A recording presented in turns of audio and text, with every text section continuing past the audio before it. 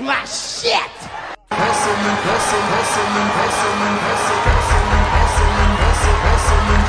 Shit. Cut it off. That's my shit.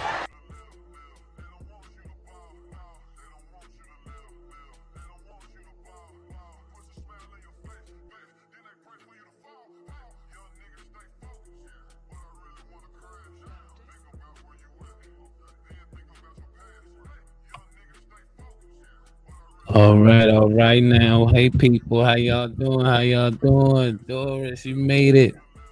How you doing? How you doing? Yes, sir. Yes, sir. Ladies and gentlemen, we got a show. Let's go. Let's get to it. We just gonna jump straight into it. A lot of things been going on. Breaking news tonight, Texans wide receiver Tank Dell is recovering after being shot last night in Florida. Team made the announcement at an afternoon post on X.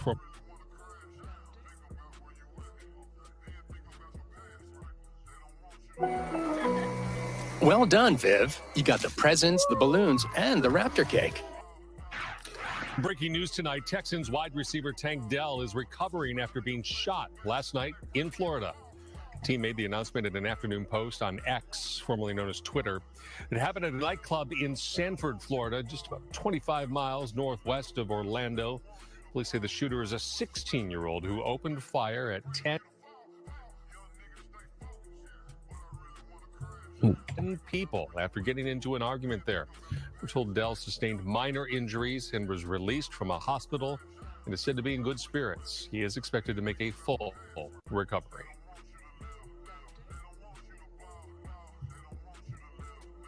I heard pop.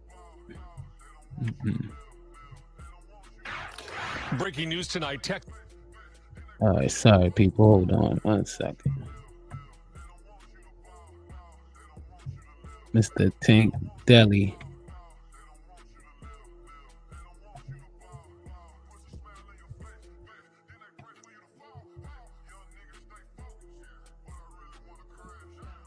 What was the...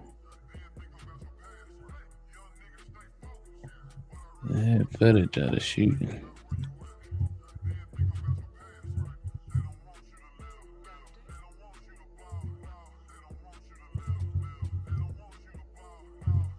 The shooter was 16 years old, people. What was he doing at the party with adults for alcohol and ass out with a weapon? Don't make any sense.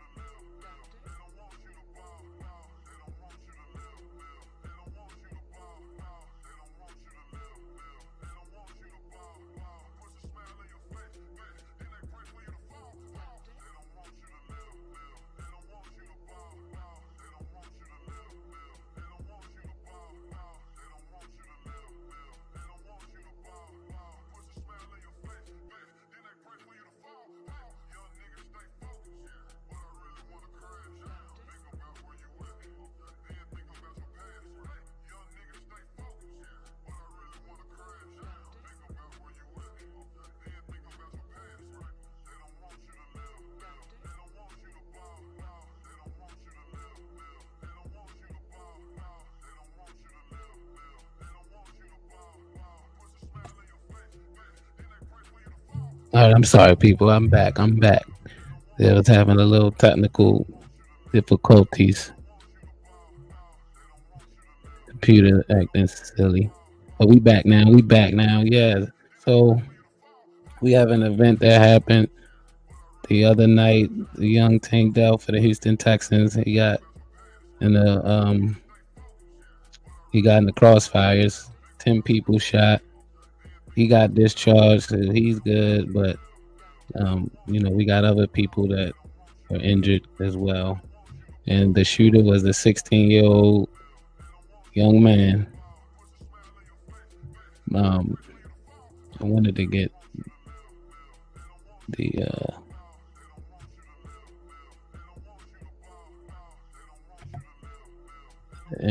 I had the information up on the young man.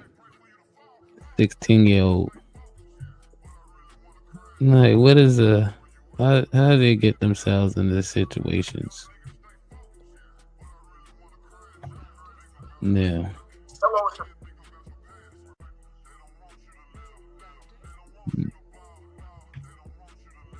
But yeah, that's unfortunate. So We want to have a moment of silence for Corey Cunningham. He played for the Giants, passed away, unfortunately.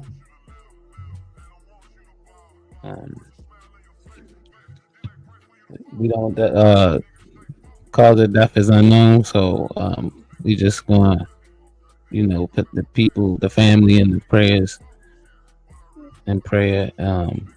This unfortunate young man, it's only 28, I believe, 27, 28 years old. It's just unfortunate. He was an offensive lineman, I think. Yeah. He was drafted in the 7th round by the Arizona Cardinals. So we got that. That's unfortunate.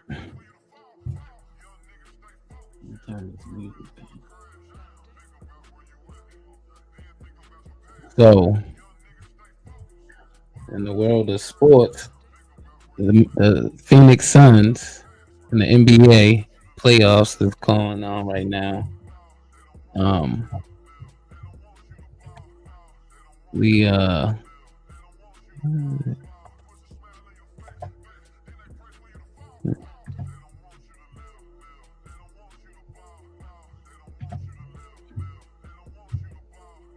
Let's see.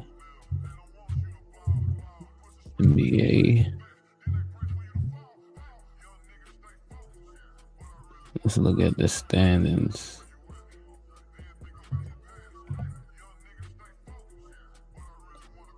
So we got the Celtics and the Heat's playing tonight. My Heat, my team. Yes, sir. Let's get it. Miami Heat on deck. They play the Celtics. They down 3-1 or 2-1. I'm sorry. This is game 4, 2-1, 8:30. We got the Lakers tonight against the Nuggets, the Denver Nuggets. The Lakers are down. They got one win. They won the other night. They almost got eliminated, but they survived. So they got another night to see what happens. I don't know. LeBron James caught a little fit the other night, and they was up by like 15 points. I seen that clip. I was like, why is he acting like that, yelling at the coach? LeBron is wild, man. He did that to Mario Chalmers, J.R. Smith. He show out sometimes. And then we got the Cleveland Cavaliers and the Orlando Magic tonight. So we got 3 games tonight, 3 heavy hitters. I think 2 teams facing elimination. The Lakers and the Magic. Actually, I think this series tied up 2-2. I believe. So we got that.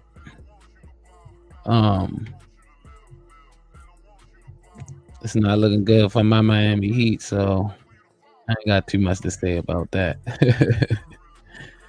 Oh my goodness. So bad. So bad. And then we got Mike Tyson said he not smoking marijuana. Mike Tyson said he's putting down the marijuana, preparing for this fight against Jake Paul. I don't know. There's a lot of chatter and stuff like that. I think Mike going to give him some problems, but I think that it's going to be close. I do believe that. I think it's going to be a much closer fight than we expect. July 20th is the fight.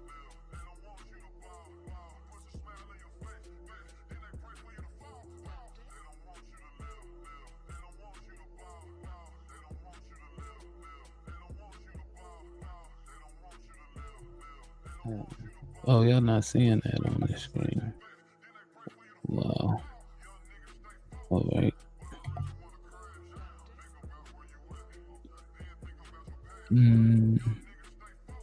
Okay.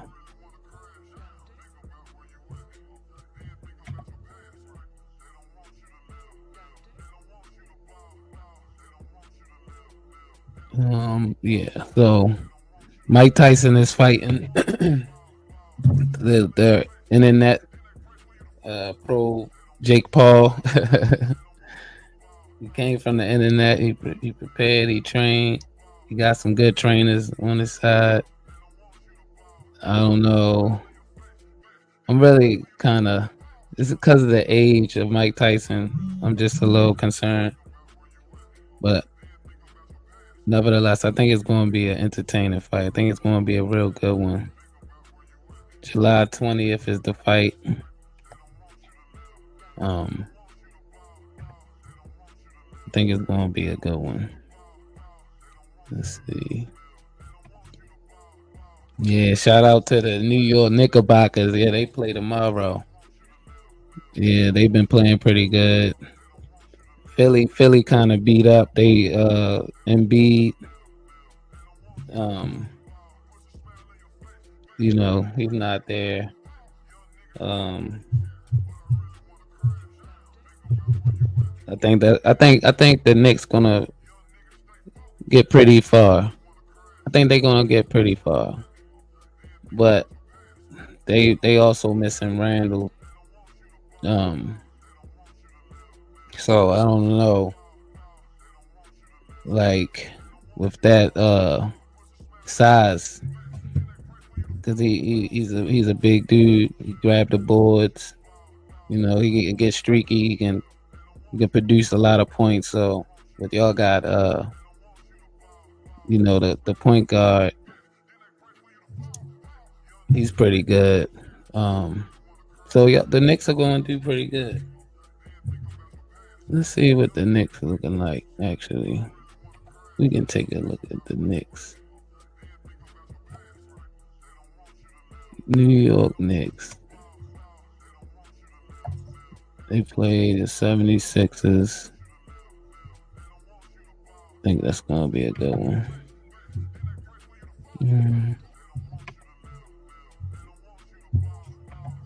Let's see what the Knicks doing.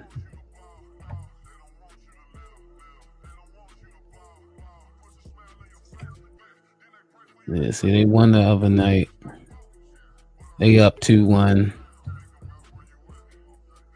97. Can't pull up the stats.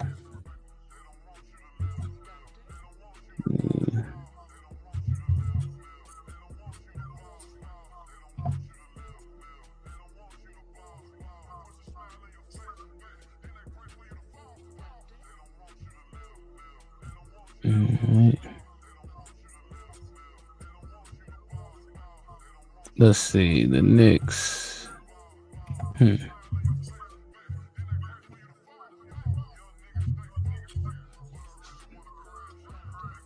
ESPN.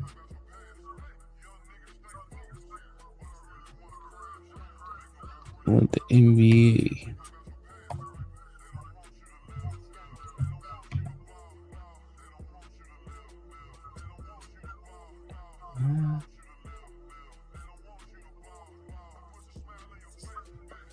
Yeah, the big story though is KD and Booker, Bradley Beal. They all got eliminated. And the rest of the players on the team, they got sent home. Yeah, swept by the Minnesota Timberwolves. That was a depressing series. Kevin Durant, he's from the DC area.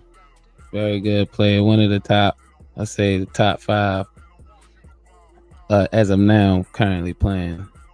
I had him higher a couple years prior, but he kind of fell back a little bit. Had a couple injuries, struggled with the injuries. And Bradley Beal, he's another one, had a couple injuries, but really didn't have a team assembled in DC, so they acquired him on the off season, but it took him a little bit to get back on the court. He was off and on. Devin Booker, he's been more consistent. He's been the consistent one, but they got rid of Ayton, so that center, that's gonna hurt him. They missing that center, so Kevin Durant ain't no big man like that. He's a scorer, so he can grab you some boards because of his lanky body, and he can, stretch out. But he's mainly going to shoot the ball, get that guaranteed points. I like Kevin Durant. He fell off though, but LeBron not my top either right now. I like well, of course, I mean, LeBron he's older now, so can't hold that against him.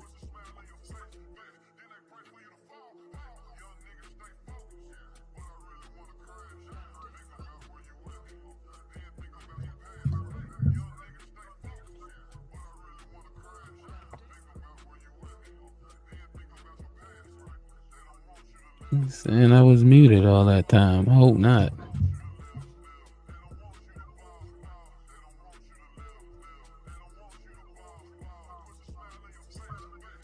Like, we gonna continue. Yeah. So I was talking about Kevin Durant and the Suns, the Phoenix Suns. They fell. They were doing pretty good during the regular season, but when it comes to the playoffs, it's a different story. It's a whole nother ball game, and they didn't fare well. Phoenix Suns. They acquired Bradley Beal in the offseason. Devin Booker, he's been pretty consistent. He's been like the only one on the team that's been pretty consistent. Kevin Durant, in my book, he's the top 5 player currently playing right now. But he kind of fell off a little bit because, the injuries he had, and he's getting older too. But more so the teams, that they were assembling with James Harden and Kyrie and all that debacle. But they finally got spread it out where they wanted to be at. The Clippers are faring off a little bit, but Dallas is a lot for them. But as far as that team, they're the first team to go down as far as in the playoffs against the Minnesota Timberwolves, and Edwards and Cat, them boys down there, they gave him a pretty good run. Yeah, Kevin Durant, he's from the DMV area, so he's coming back. It's like, no, he probably got a house in, I don't know where Kevin at, but he probably in Cali somewhere, chilling, Florida. But yeah, the Phoenix Suns, they went down. The Lakers play tonight. They face elimination, and I think that's it for right now. But there's some good teams playing right now. I think the bigger teams, like Dallas, well, they're not really big, but they got some bodies. Minnesota Timberwolves, I think OKC, they not experienced, so they did pretty well though. They playing pretty good. Oh yeah, I think they eliminated. Okay, hold on. I think they eliminated somebody. They were playing. Who were they playing? Let me get the facts right now. Okay, the Thunder play the Pelicans. Okay. Yeah, so the Pelicans are next to face elimination too, as far as a sweep. The Phoenix Suns got swept. That's a major disappointment, but kind of like you kind of seen it coming because of the chemistry wasn't there, and they haven't been played pretty good. Leading up to the playoffs, they were kind of falling behind in games. You know what I mean? Like the playoff is a different beast. You gotta be ready. You gotta be prepared. Yeah. Very good playoff tournament going on right now. I know a lot of y'all don't like basketball, but a lot of people tune in when the playoffs come anyway. That's how I usually go. The 82 games in the season, the long season. So, especially in the generation we in, like not a lot of people. It used to be fun when I was younger. It used to be fun watching the season, but I don't watch it as much either. I watch a couple games of my team, the Miami Heat, of course, but other than that, I don't really watch too much. I watch clips or highlights, a little bit of ESPN, or I used to watch, Shannon Sharp and what's the guy name? They did this show with Skip Bayless. Yeah.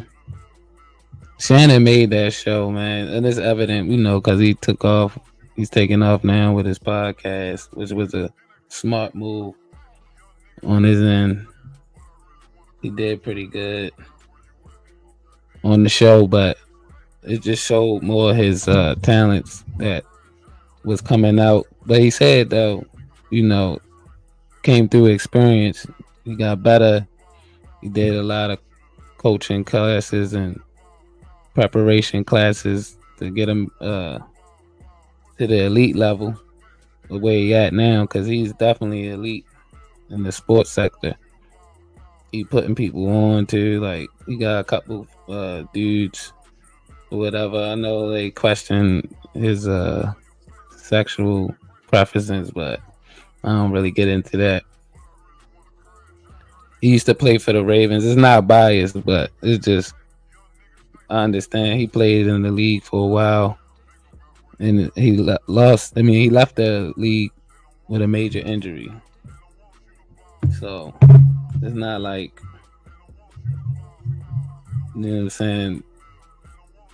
You gotta understand, like your body get beat down like that, you gonna be standing crazy. Like that CTE and all that stuff. That stuff is crazy. The people that when they lead the league, they have a lot of difficulties and stuff, like sleeping disorders and all types of stuff. So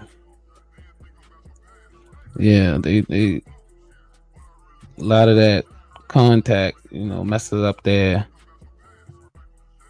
brain, and like they like always like adrenaline, like they going, so they get caught up in a lot of the hype. They get caught up in a lot of the hype, and they they do drinking. They do a lot of drinking and stuff like that. It gets bad. And players, they need. I wish a lot of them would, stick with a mentor and figure that stuff out instead of going out, partying like the Tank Dell situation that recently happened. 10 people shot by a 16-year-old. Can y'all believe that? It's crazy. Whoever would think the 16-year-old would be the shooter at a a nightclub. What was the event they were holding? I'm not sure. I didn't read that much into it. I did see like that he got discharged. I guess he got. I don't think the bullet like. He probably was hit by a fragment or something. But fortunately, he made it out with nothing major in his life. He walked away with his life, so that's cool.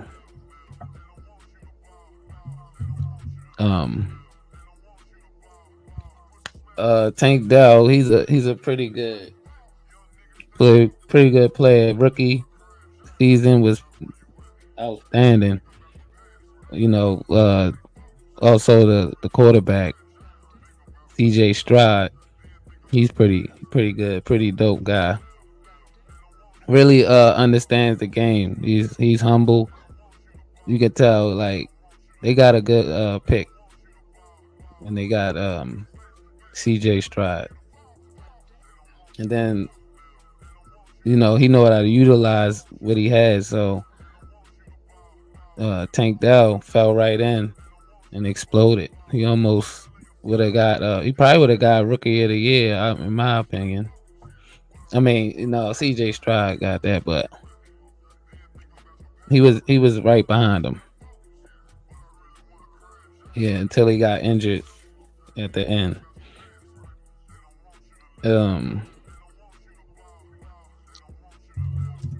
I had the footage and now I can't find it.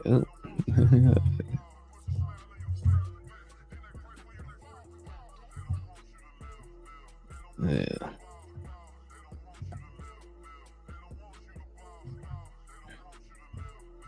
That's not what I wanted.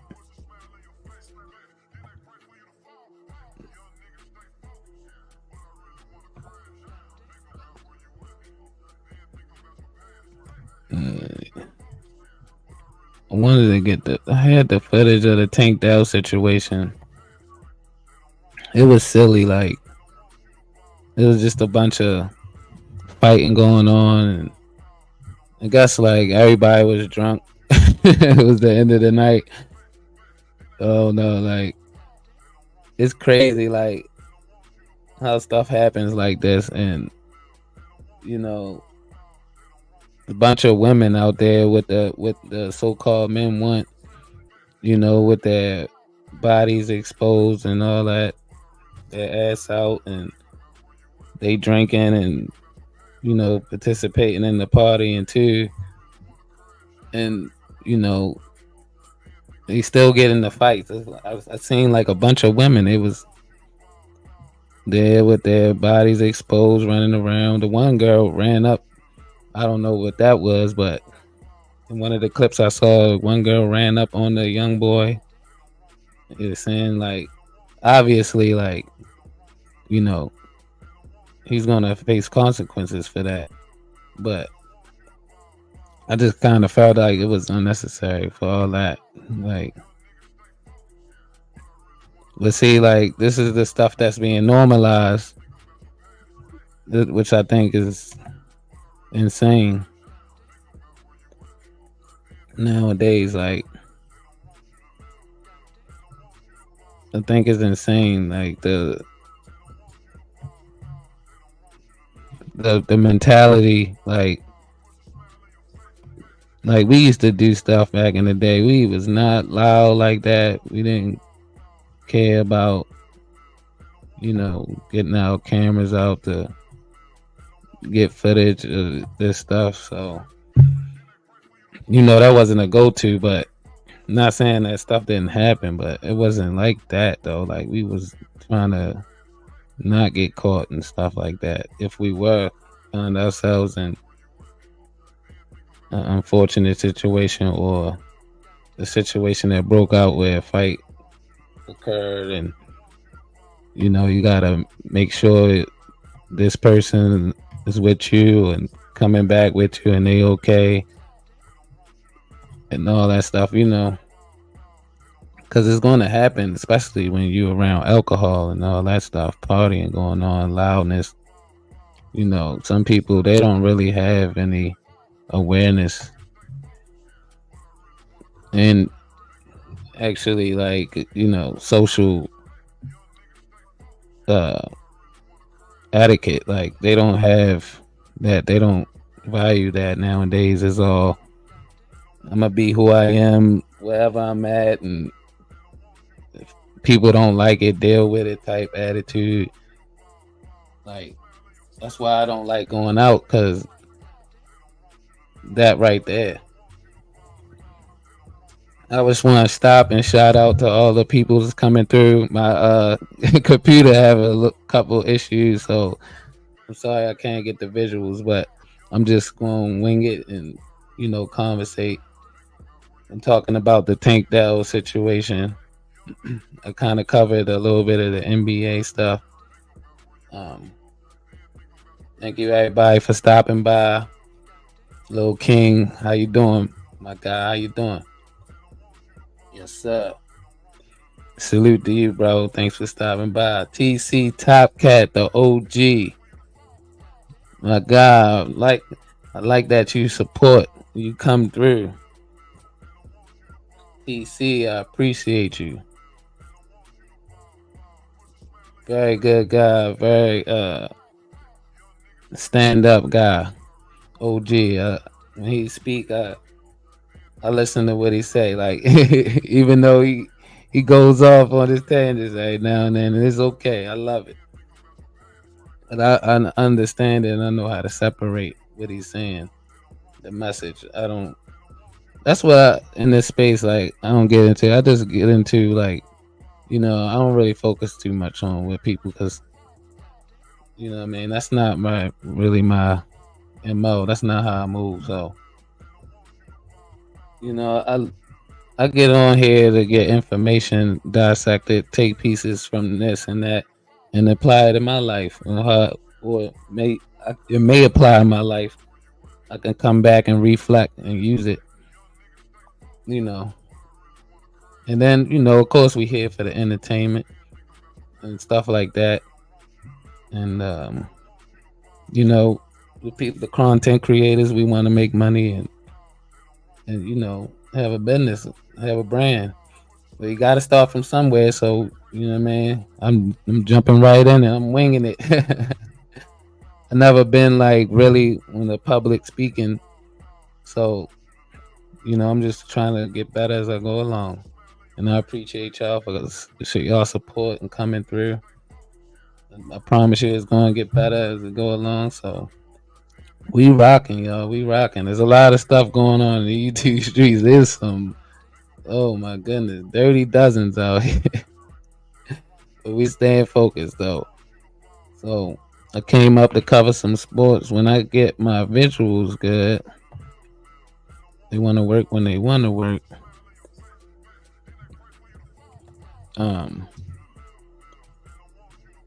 Yeah, we can see a little bit of Tank Dell highlights. Let's see.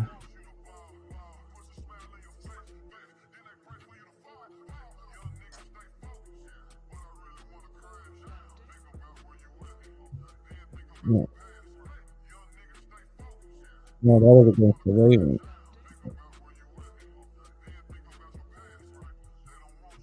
Nope.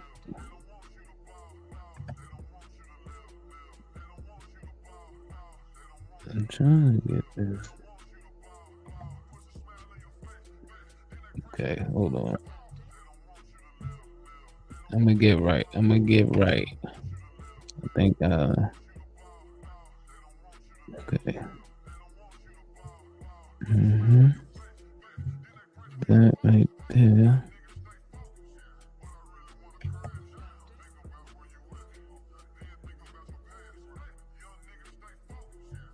And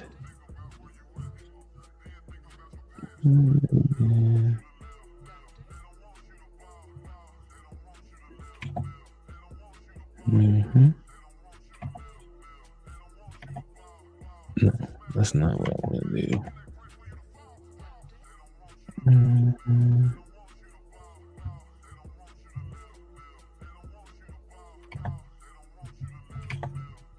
But yeah, okay. Oop.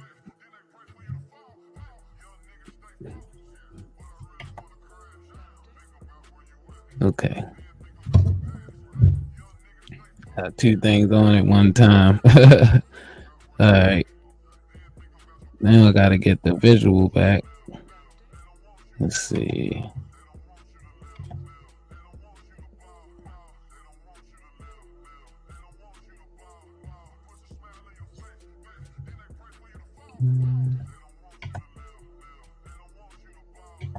Okay, yeah. Ball.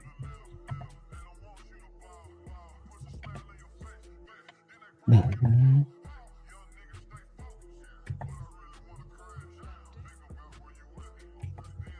There we go. There we go.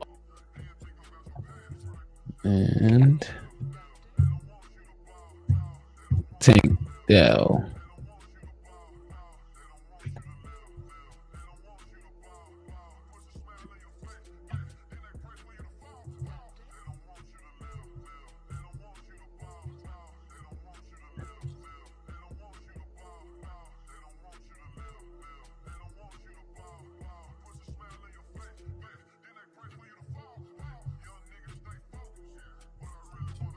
Wow, some very upsetting news. Where's that one at? See, I had it and I was having issues, and now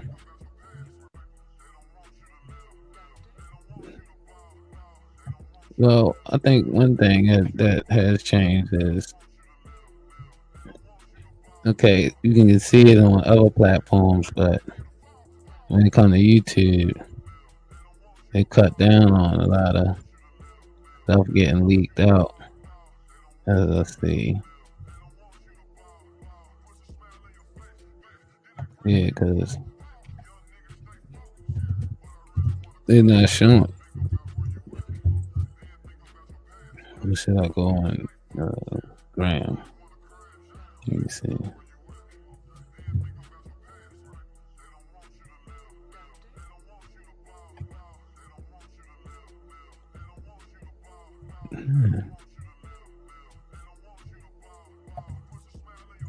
This morning, we're learning Texans wide receiver Tank. Breaking news on Texas wide receiver Tank Dell. The team confirms he was wounded in a shooting in Sanford, Florida early this morning. Sports anchor Zach Tawatari joining us now with more on this. Hey, Zach. Cheryl, a scary situation. The Texans saying that this afternoon that Tank Dell was an innocent bystander in a shooting in Florida last night. The Texans confirming that Dell was hurt in a shooting in Florida, and we've reached out to the Seminole County Sheriff's Office to try and learn the circumstances. Dell broke onto the scene last year, was a star wide receiver for Houston as a rookie, undrafted free agent out of the University of Houston. Dell suffered a serious ankle injury late in the season, but was rehabbing in hopes of returning this year. Now, a statement from the Texans says in part, "We have been made aware that Tank Dell was a victim of a shooting in Sanford, Florida last night. He sustained a minor wound, but has been released from the hospital, and he's in good spirits." We have also reached out to Dell's agent for comment and are waiting to hear back. All right. Thank you, Zach.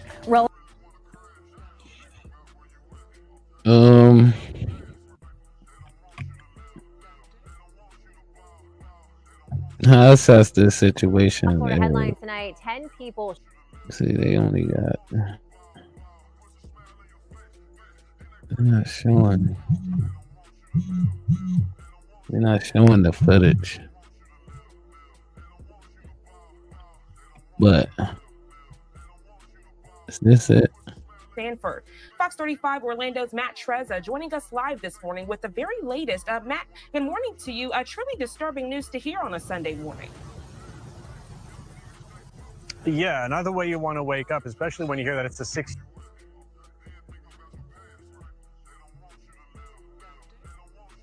Make sure you don't get ripped off when doing maintenance on your vehicle. So first you're going to plug it into your OBD port, and then after he's going to tap.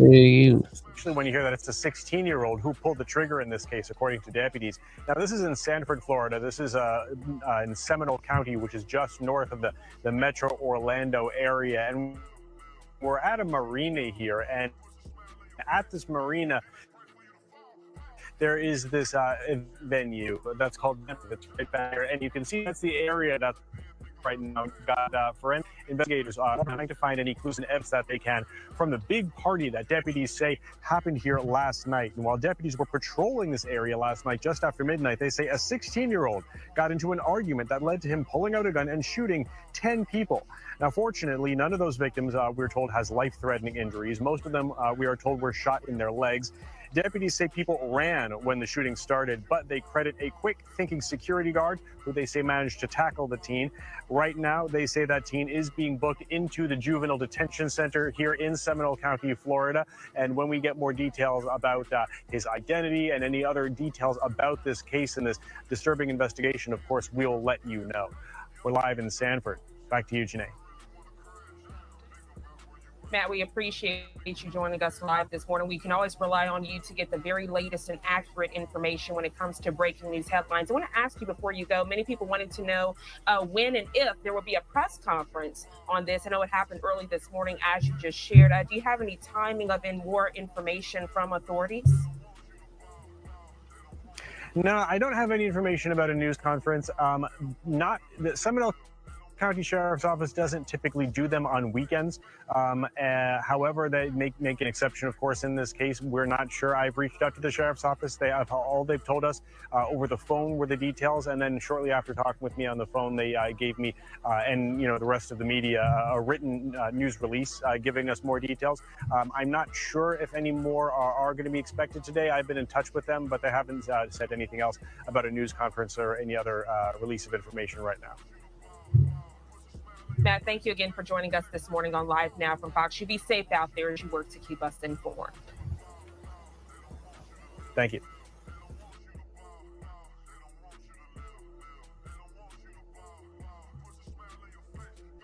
Yeah. As y'all can see, the picture of the young man, I don't even understand that situation. That's crazy. I mean, I do, but it's just unfortunate that the cycle continues. The cycle is always it's not as prevalent, but it's still like when you see this stuff, it's like, come on now. It's like, come on now.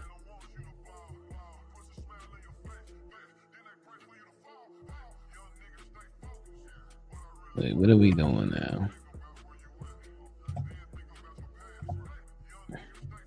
Like, what are we doing now? Like, you got 16-year-olds with the weapon. The 16-year-old got the weapon at the place where we supposed to be entertaining ourselves. And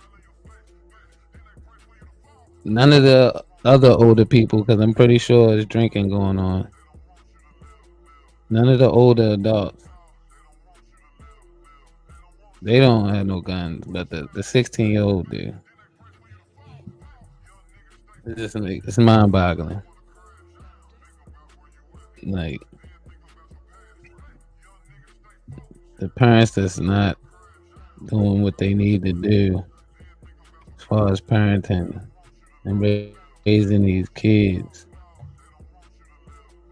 I just don't understand how they.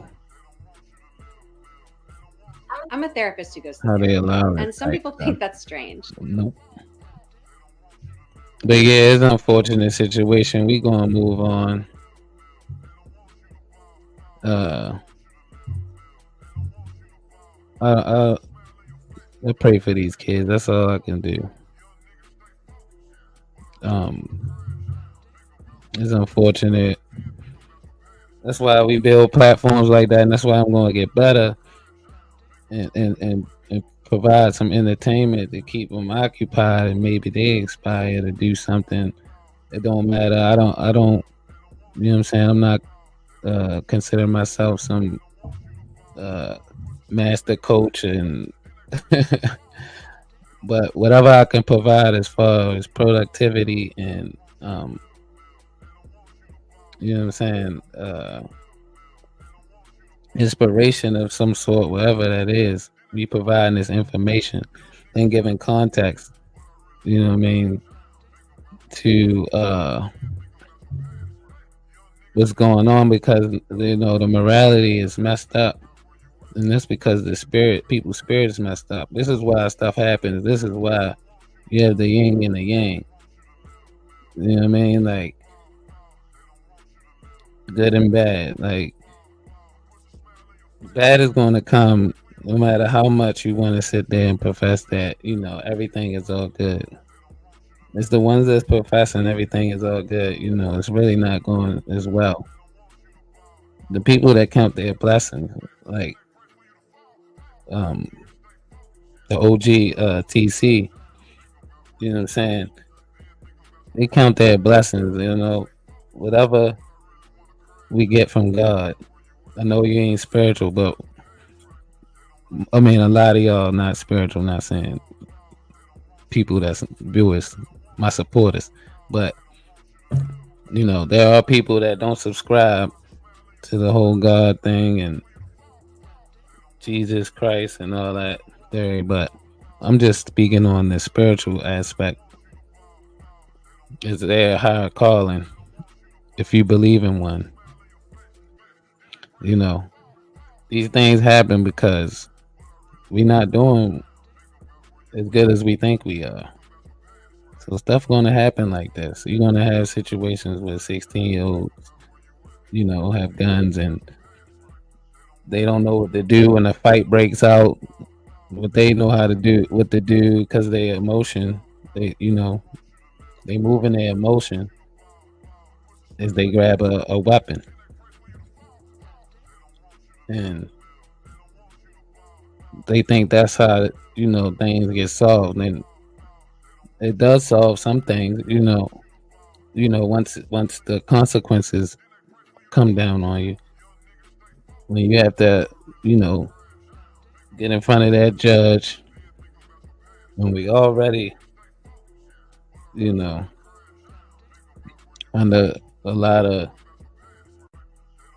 unnecessary scrutiny and viewpoints and perspectives and stuff like that on how we conduct ourselves as a whole, or as a mass.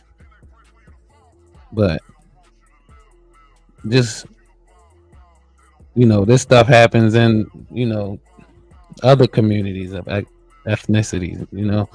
I'm just saying, when we doing the stuff that we doing, like, things go left. It's because that's the balance. It has to happen this way because we gotta learn. Some of us gotta learn the hard way. Some of us learn, you know, the hard way and still make it out. But some people take that as a badge. You know, sometimes it's not a badge. That's what a leader really. I mean, I ain't gonna get into all that, but you know, the stuff we put out into the world, the energy we put out, it comes back around. And that's the spiritual part I'm talking about, that people that take for granted. They out here doing whatever, you know, and you know, the years going by, they not being productive to anybody around them. As far as putting not just the knowledge, the wisdom into the character of a person. And that's not being applied often these days because we more focus on our image of what we see. We see this is how people portray themselves under the flashy lights. You know what I'm saying? To be almost undefeated, per se. And you know, we all take some type of L's, but it's what we learn from it. If we fortunate to learn from it, you know, because in a lot of situations that could be it. You don't get no second chance. But we are here for a reason. I believe that I don't really get into like a lot of the negative. I kind of let the negative bounce off. Like I kind of, joke about it a little bit in a way, because a lot of people get caught up into it. So I kind of take it differently, but I know a lot of people can't handle it so much, especially with, mental health and all that going on. But I just wish we be more responsible, and the people that, we can't change their mind, or we can't influence them or say anything or do anything. You know what I'm saying? Because things going to turn out how they turn out. It's just what we do with it. Let's just pray that people get wiser and use some discrepancy and balance and the power of balance in their life. It's not all about the hype. Hype is not real. So I just want to get a little bit into that. Speaking of the undefeated, oh man, I know some of y'all heard this. Is that you? We're going to get right into it, y'all.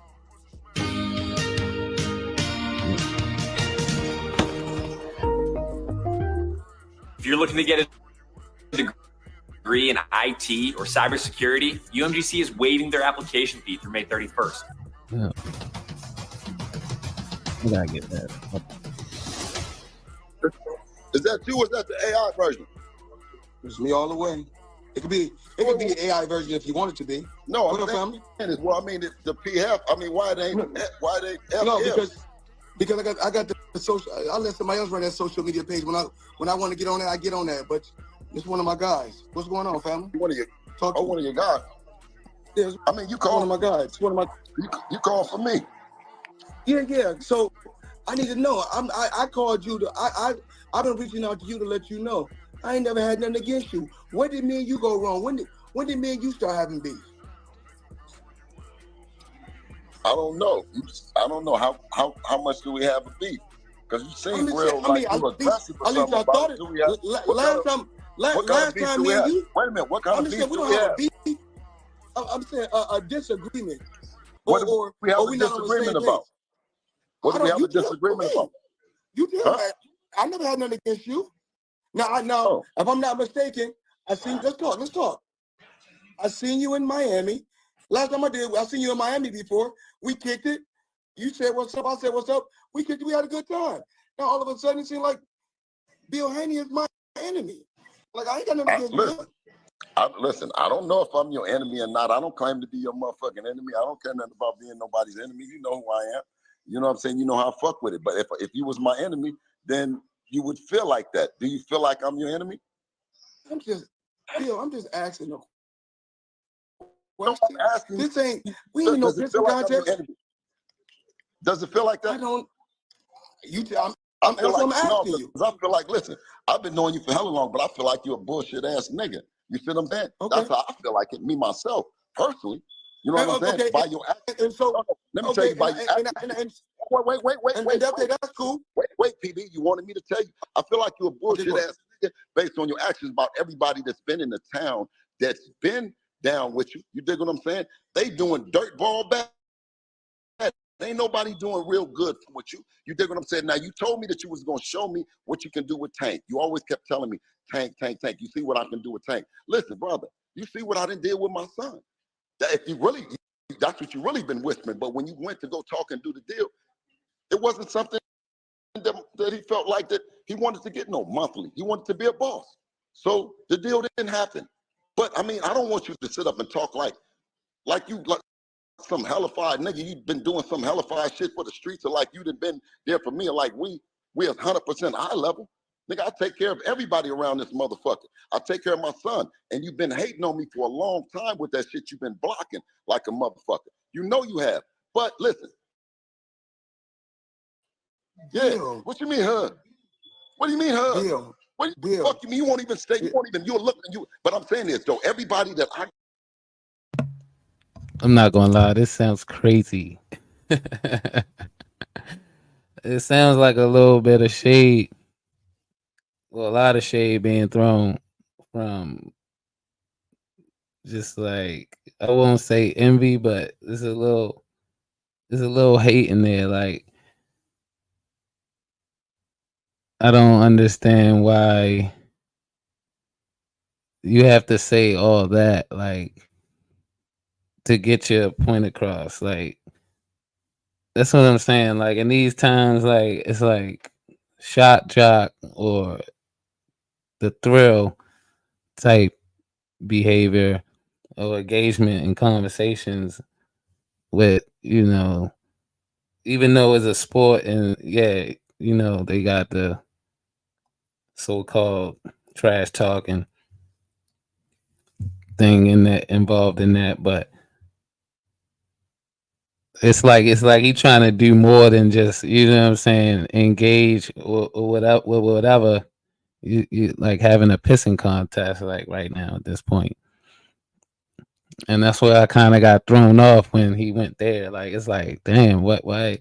And you can see it on Mayweather's face, like, damn, why is he talking like this? Like, what the hell? Like, this sounds crazy, man. Got something against, or maybe just like you said, I'm gonna say it to their face. And you know that's the kind of nigga I've been. Listen, you've been carrying that bullshit that you've been doing for nothing, nigga, and I'm not gonna kiss your ass. Nigga, you know I'm not gonna kiss your ass. Period. Hey, and Bill. listen, for every nigga, Mac, Bill, you had the Mac, floor. Listen, I'm saying, Mac. Bill, when can I get the Mac, floor? whether it be Bill, Mac, when can I get the S floor? Mac, no, okay, I'm gonna let you get the floor. Whether it be Mac, whether it be S Mac, whether it be all the bad niggas, whether it be my nigga from up the way from Oakland, you know what I'm saying? Rest in peace, nigga, a lot of niggas. You know what I'm saying? So you popping it, so nigga, when I pop it, what's the problem? Because other niggas don't pop it. You know what I'm saying? You pop it 1,000 times. Nigga, you was talking about that sparring shit. Nigga, you beat niggas up in sparring. I didn't watch you beat niggas up.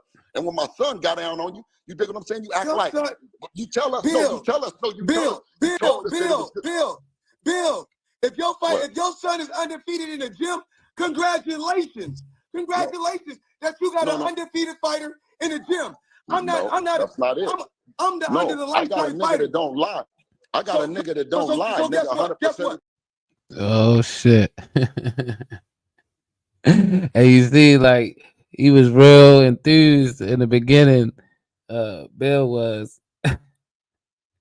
Yo, Mayweather's just like, you know, there's been a lot of jokes of questioning his intelligence, but like, you could tell, like, whether it's intelligence or just a business mind, you can tell Mayweather has a business mind. He just said a few words and it kind of touched Bill. Like, it touched Bill. Bill was like, ooh, okay. That was a real slick under jab right there. And you messing with the champ, so you gotta tread. Like, I kind of feel like this is like a Meek Mill type. This is a Meek Mill type approach. Like, no Diddy. Like, come on, man. Like, he got real quiet. That's a bad look, man. At the time, Can I ask you a question? Bill, let me ask you a question. Yes. What's my record under the lights? What's my record under the lights? I'm gonna tell you, but listen, what's your record in life, nigga? No. Yeah, Get nigga. down to it. Yeah, what's my record? What is nigga, my what's record? my record in life? Nigga, what's your record under the lights? Nigga, every 50 of your opponents My will record say, in life, my record in life is undefeated. Nigga, listen, huh? You said what? You said in life My you record undefeated. in life is undefeated. Nigga, come on, man. What are you talking about your record in life? Nigga, who you talking to?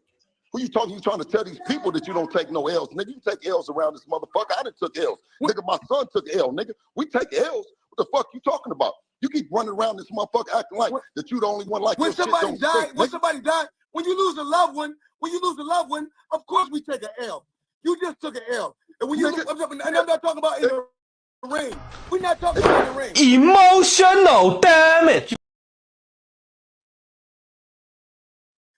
And I know I'm Remember not this, this, Bill. I ain't never been no ring. I ain't never always, been no ring. Bill, I've always You been keep flexing that respectful. punk ass 50-0, nigga. I'm 50-0 in these streets, nigga. I got love in these streets, nigga. Fuck your 50-0 with that boxing shit, nigga. That shit don't mean nothing. Bill. I ain't gotta we ain't gotta have a pistol contest. Bill, I ain't gotta talk to you crazy. You know why? I just pissed a little bit longer than you, nigga. What you talking about? We started pissing. Oh my God. Nigga, what are you talking about? Bill, at the end of the day, listen, I called to find out what is your problem with me? Because I don't have no problem with you. I'm for the streets, nigga. Do something for the streets, nigga, and then I'll be cool. I'm cool. I'll stop saying something, nigga. If it was some hellified street niggas that was up around you to say, nigga. This is why I stopped shopping on Amazon, and you should too. Don't spend another dime on Amazon. He got us, then nigga, I'll be, you know what I'm saying? But other than that, I talk shit, but I don't mean nothing. I'm just doing some comedy shit, my nigga. So Bill, I don't just like you, it's just comedy shit, my nigga. Bill, is me and your ultimate goal is to help our kids go to the next level, or is our ultimate goal is for us to go against each other? You tell me. I don't know. I mean, are you helping your kids? I don't know. You know what? You can see my work. You can see my work. You see what I do. You dig? You come up in there with that slow drag talking about that 50 under the lights. Nigga, fuck the lights, nigga, and that 50 You know that shit don't mean nothing in the street. If you ain't really pushing that line and your kids all right in these streets, nigga, you a hoe ass nigga. You see what I'm saying? Nigga, if you ain't out, if your kids ain't walking around and they mobbing in these motherfucking streets, nigga, and they all right, nigga, then don't nothing else matter, nigga. Bill, it's not about the streets, Bill. I said, Bill, it's not about the streets. That's why you got out the streets, Bill. That's why you got out the streets. I learned from my dad not to even be in the streets. But listen, I ain't coming up in no suburbs, Bill. Listen, I'm still in the streets. Listen, I'm still in the streets, and if I see your kids, wait a minute. If I see your kids, wait a minute, nigga, if I see your kids in the street, what you mean nothing to glorify? Nigga, I'm just seeing. Hey, I ain't fresh. I ain't fresh. You're not fresh. At all. Just take No, sir. You just gotta take your L, bro. Sometimes.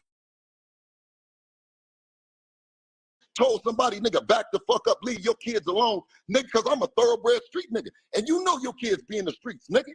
They can do whatever they want. Squares. But they squares. Yeah, you said they'll do whatever they want to do, you clown ass nigga. What you mean your kids can do everything? And you got $150 million. I didn't say that.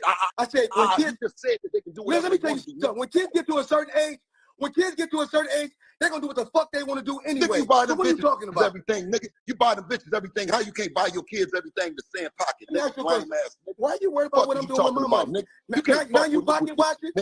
Nigga, I'm a pocket watching. Oh my God! Wow!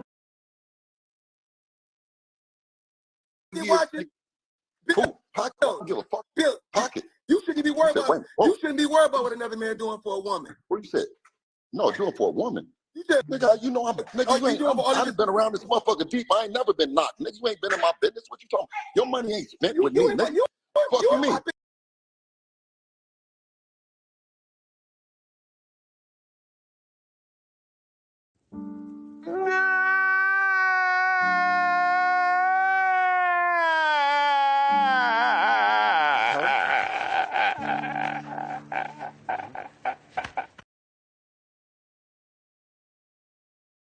You bringing up my name always. No, what I'm saying is I'm talking about with the bitch. You ain't never got mine. You know what I'm saying? So what are you talking about? We've been in this business on pocket watch. I ain't never had to pocket watch, nigga, with you. Because the bitch ain't never came in and told me you was doing nothing. Fuck you talking about? Huh? I'm buying Bill. I ain't Bill. Buying a motherfucking thing. I said, nigga, if you can buy something for bros, wait a minute. I said, if you can buy a lot of fly shit, you can buy your kids freedom to do whatever the fuck they want to do and walk around this motherfucker proud because they came from a boss. Bill, I want to tell you something, Bill. When kids get to a certain age, Bill, they're gonna do they're gonna do what the fuck they want to do. And when kids don't want to listen, that's when you disconnect yourself from them. Period. Well, I don't care what. Guess what, PB? When you got real niggas that's in these streets, that's real men, and I see that they're your kids, and I tell them, and I tell the streets, hey man, listen, that's not good. They don't need to. Do you know whose baby that is? That's a Mayweather kid. That's what I say. But Bill, you don't. No. But they don't say that shit. Huh? Hello? Yeah. You don't even say thank you for that, my nigga. Bill, let me tell you something. You don't even say thank you for that, though. You, Floyd, I'm saying you don't even just say thank you for that, though. That's Because you're a rotten ass nigga, my nigga. You always talking about some money and shit. That's what I'm saying is you can't fuck with me. Bill, we not even on here talking about no money, Bill. Bill, we not even on here talking about no money. This ain't even about no money. This You brought the money up. Who did?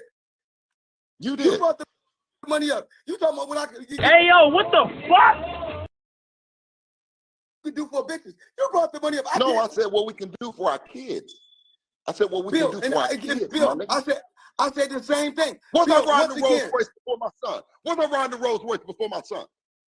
Bill, I want to let you know something. Nigga, knock it off, man. Don't nobody want to listen. I'm not gonna keep Don't be a victim. If woulda, coulda was with him. If woulda, coulda was with him, he woulda, coulda continued living. You know, me and you don't even be doing all this motherfucking shit. I'm not gonna keep rapping with you, Pete. You know what time it is with me, man, and I'm gonna keep pushing this family line. Don't be a victim. If woulda, coulda was with him. If woulda, coulda was with him, he woulda, coulda continued living. You need some help? You need some help with your son? Have I ever needed your help for anything? You need some help with your son? For some help? You need some help the other motherfucking night? You need some help the other motherfucking night? Oh, nigga, listen, your son need help tonight, nigga, not the other night. Your son needs help tonight, you fool-ass earth man. Your son needs help tonight. Your daughter needs help tonight, you fool-ass earth man. Do not campaign. Everybody needs.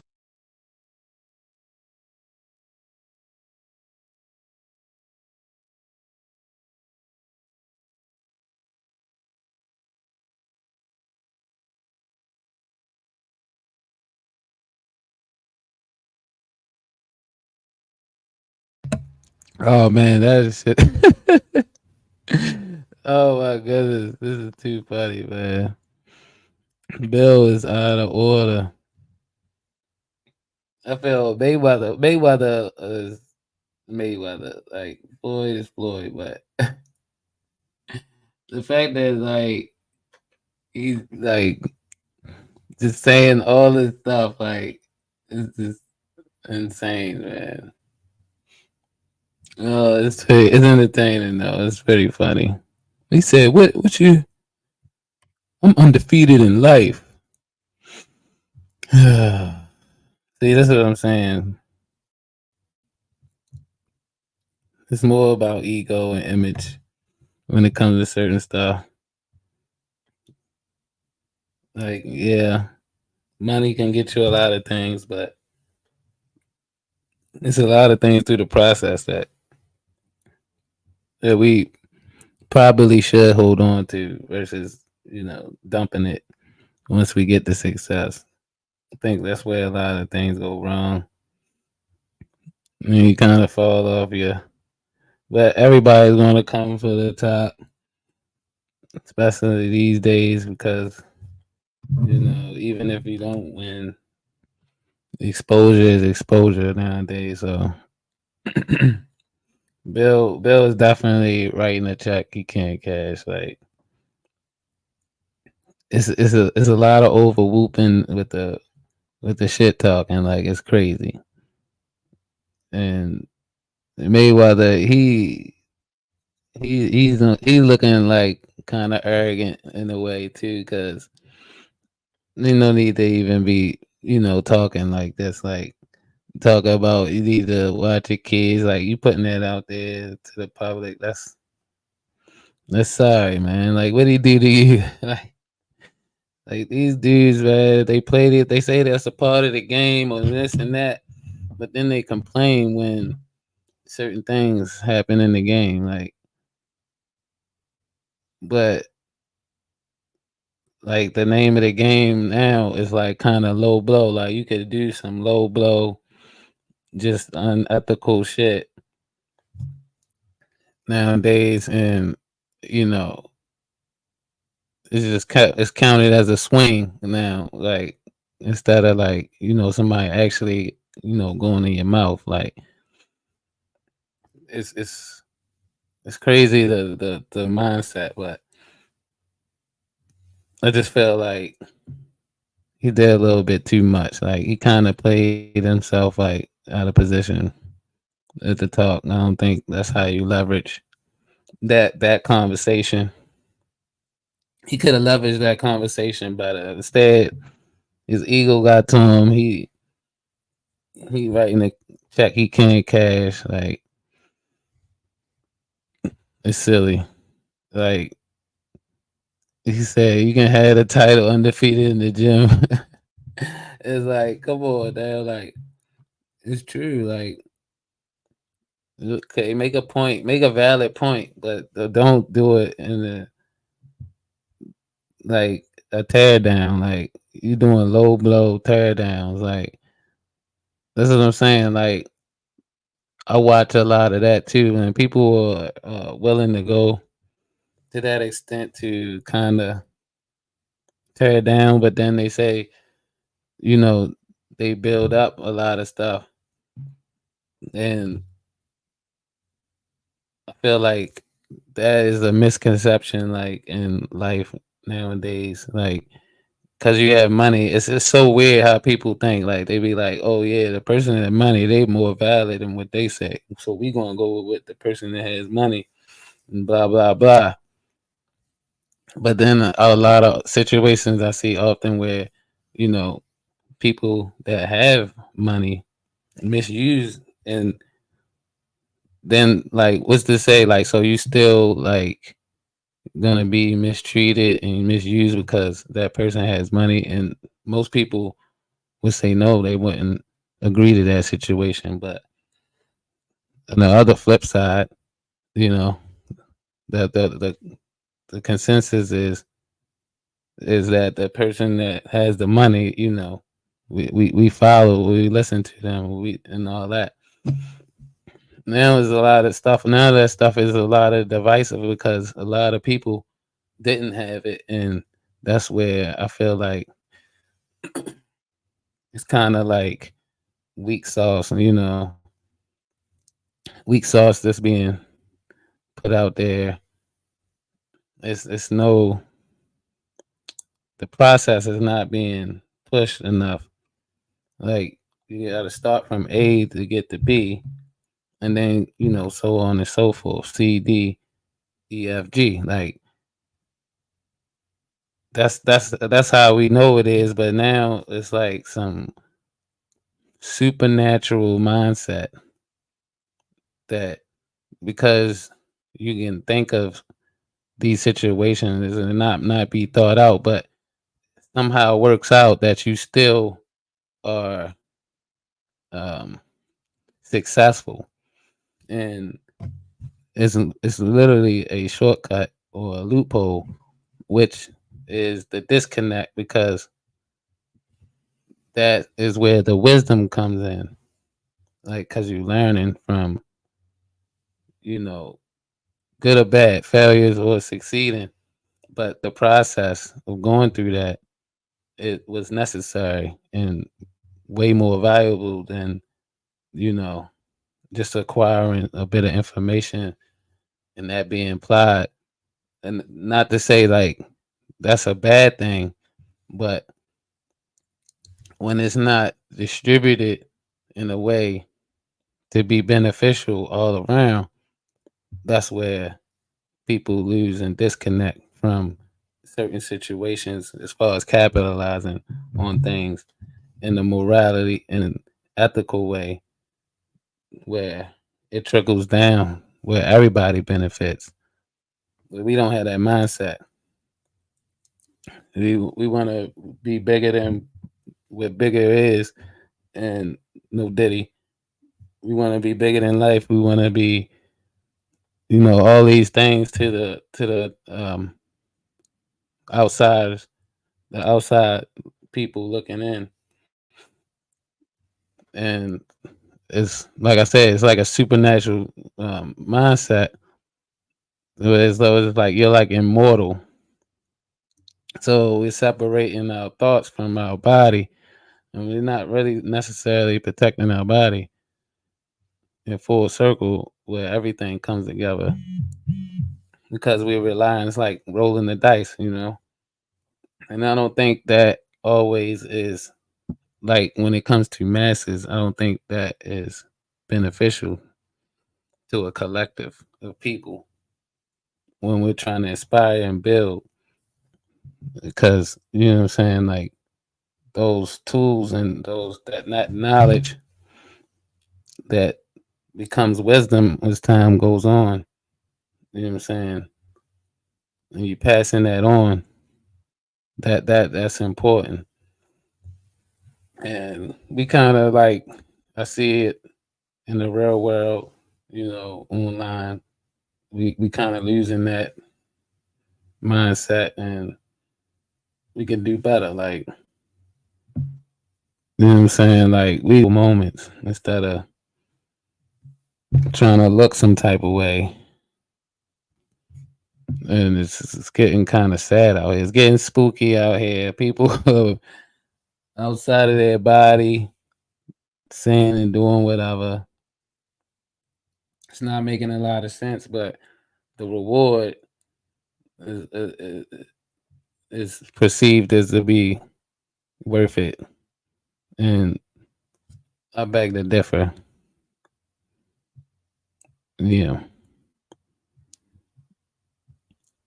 But like I said, like, because, you know, Bill, he has a younger son. And him doing that to Mayweather, who's a known champion, and like, you know, so that sets the standard, like, and rules of engagement to everybody else outside of that situation. It's just not going to stay there, because it's now brought to the public. There's a public display of these behaviors and words exchange. So now his son is going to have a false sense of ego, which he already had. And you kind of see where it came from. Like when he was talking about Garcia, Ryan Garcia, when he was talking about him, he was like, yeah, they had a clip. Were you even taking this serious and stuff like that? And the dude Ryan was like, he looked like he wasn't really like, even though you probably suspect, like he was preparing, he was, you know, getting ready for that fight, but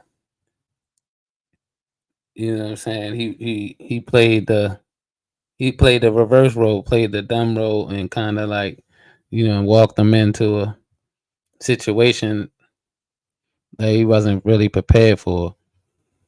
And the strategy, nevertheless, it was a strategy that was, you know, thought out, and he capitalized on it. And the dude Hangy outside of boxing, you know, he did certain interviews, and you know, he perceived himself as like some you know, a flosser or something, or a stunner, like a baller. Like he did a lot of that, and you know, it wasn't him. And that's what I'm saying. Like, yeah, and he's having success, but now it's being emphasized more, it's getting exploited more, and it's getting glorified more to where it go. Now, like, you're kind of taken away from your success. And this is where, like, these people, they got a lot of yes people around them. Like, you gotta realize this. Like, in this entertainment world, there's a lot of yes people, and this is why a lot of people find it hard to navigate and you know, travel through these endeavors, or entrepreneur, business, whatever endeavors, and they get lost because, you know what I'm saying, like, not just them doing it, it's other people doing it too. They're coming from different backgrounds, and all of this is being put together in a pot. And it's like, you know, sometimes, you know, it gets greasy, like, and it's gonna pop. Like, there's gonna be a lot of popping, a lot of grease popping. So, you know, like, it's that aspect. Like, when you kind of like research monks and stuff like that, and not saying that like ever did anything trivial to monk practice or anything like that, but just studying it and getting a little bit of knowledge from it, like, you know what I'm saying, like, and over here in the Western world, like, we glorify like the wrong things, and the way of getting it, like we kind of mask a lot of that, and a lot of people, like, they try to dim the light on that conversation because, you know, they still want to be the hero at the end of the day. They still want to look bigger than life or larger than life, look like they made it, even though that's not the situation. And that's how a lot of lives get destroyed behind the scenes, and we get lost and we thinking that, like, you know, what they portraying out to the public is like what's really going on in their lives, and it's not really the case. It's actually a lot of torment and a lot of trials, a lot of stressful and more severe issues they gotta deal with. And when they doing this thing where they put it all on themselves, like, that's where the weight, that's another spiritual thing where we put too much shit on ourselves, and we as men or women think we gotta overperform in certain things, but not like without not losing a part of ourselves. You know what I mean? It's like an ego trip with a mixture of rage. You know, like these people raging egomaniacs, just, you know, contaminating the energy that's being spewed out. And there's a lot of misconception and unhealthy mindsets being passed around, bounced around. And you can obviously see it when you go on the Instagram, Facebook, or whatever platform you on. You know, it's a lot of filtered thoughts that's unfiltered thoughts that's being passed around, and it's not being properly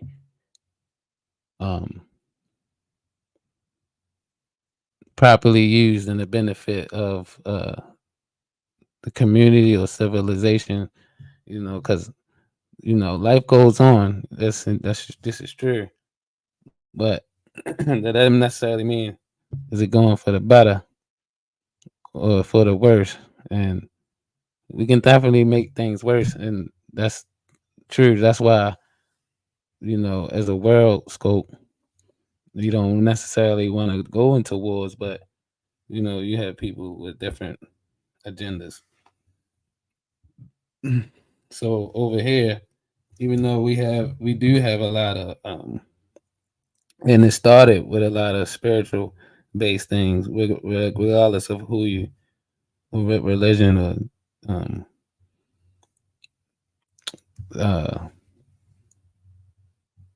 non-denominational, if you're Christian, if you're Baptist, or you know, Catholic, whatever. You know, they believe in a God or a prophet, whatever. But and all those, and a lot of those, is to spread a more positive life and image in life. Certain religions, when I break it down, I could break it down in a way like where people, you know, they have a lot of knowledge on things, and I'm not claiming to be some professor or super smart dude, whatever. I'm a C- student, but I do research and have a little bit of, you know, knowledge and things and wisdom. And this is because, like, you know, growing up, I kind of tend to be around the older folk. So when the older folk, I know there's a like a thing, like almost like with the police, like especially if people of my age, and if you go around Like they just automatically have like how police have stereotypes in the hood. Like there's a lot of people that just say they don't like the police, but some of them don't even live a life where they even have to worry about the police, or they don't have a record or go to jail or whatever the case may be. They don't find themselves, in the situations because they wasn't brought up, or they were, brought up in the area, but they expose themselves to certain people. Now they putting out this image that, oh yeah, because they said it. Like I'm gonna say it too. Like it's just how you carry yourself. Like you don't just like I'm not like let's see, I'm not like super passionate when it comes to the police discussion. Like I believe that there should be a structure of police and laws to abide by and stuff like that. But I don't have a disdain against them. I don't like wish them, like I've heard some people wish death on police, and like an officer ain't do nothing to them ever in their life. Like they never had a situation, but maybe their friend had a situation, but it wasn't a situation where somebody was killed. Like I grew up in an area where like people were getting killed by the police. Certain people, you know what I mean? Like that did happen. Like either with gunfire or tasering or beating somebody to death, or like we had with the Freddie Gray and all that. So there is sort of trust issues with the police, but we don't view like really in reality, we don't view all police as like corrupt, bad police. Just like I don't view all people as such. But when you display a certain behavior and a certain posture and temperament and stuff like that, and I see a consistency and identify it, like I'm gonna go off of that. I'm gonna tend to go off of that because you know what I'm saying. Like I said, a lot of people do the over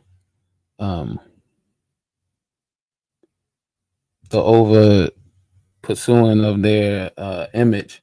And you know what I'm saying? I'm just like a person, I like to keep it real. Like, you know what I'm saying? Like we gotta be doing nothing stupid, crazy with somebody, endangering their lives to have fun or to have a moment. Like, I don't need all that. We can just kick it and have a good time, whatever we do, whether playing sports or fishing or going out to an event, festival, something like that, dance, whatever the case may be, traveling. Like I enjoy things like that, little hobbies, like, but you have a portion of the world of people that they want to be all that, in a bag, and that's being oversold or upsell more than actually the process to actually be the person that you are or potentially could be or potentially are, and giving back to the land and the world, even though we have a lot of things structured, differently in different places, you know what I'm saying? So, we have to take that into account, of course. And not everybody, has the same intentions, but like that's what I'm just want to speak more of that, like preparation, progress, like that's in the title. That's why I'm taking a little soliloquy to like, this conversation, I wanted to get into that a little bit. And, it is like, be the best person you could be in this life. But, I think it feels better when, you do it in good taste and, like to benefit others. And I seen a lot of that in this space. That's why I like a lot of people like Team Fatty. Salute Team Fatty in the building. And Doris and Andrea Nicole and Ray Midnight and DJ Ham, Aaron O, Anton Daniels, Anger Man. Even though they have a certain delivery, everybody had their own little different delivery. But like when it comes to Fatty and those guys, like I have friends that's like them, and not all the way to a T, but they have different characteristics. And that's why I'm drawn and identify with them. No Diddy. But I identify with them when they are delivering their message or their perspective. As they continue to grow and experience things in life, as they going on it through other people. So I can recognize that and I can see that.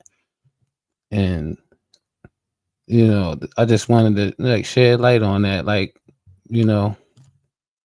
consistency is key in this life and anything you do. But people are, beautiful in their own way. But we also gotta recognize a lot of things are being over enhanced. Like they got the BBLs and the dudes just making all this money, 6-figure guys and all this stuff. It's not everything was what it's cracked up to be, is what I'm saying. So like we just gotta help maybe apply a little bit of balance and what we push out in the world. So what I mean, I tend to hold a little bit more integrity with things. So, but I am a comedic guy. I like to have fun and laugh and stuff like that.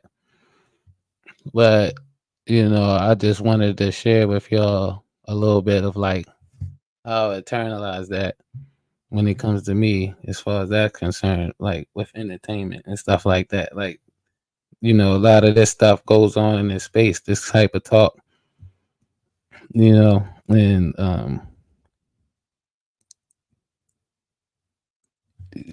people, they like Bill Haney, nobody's saying he's a bad dude. It's just saying like what he putting out is not like necessarily beneficial to him and the people around him. He kind of played himself a little bit as far as like whatever he was trying to get out of this situation, this conversation. And I can see that in a lot of things in life and approach with certain people, like and giving them certain energy and stuff like that. So I just wanted to share, like, we can get back into the shit talk. Ass nigga. You see what I'm saying? Nigga, if you ain't out, if your kids ain't walking around and they mobbing in these motherfucking streets, nigga, and they all right, nigga, then don't nothing else matter, nigga. Bill, it's not about the streets, Bill. I said, Bill, it's not about the streets. That's why you got out the streets, Bill.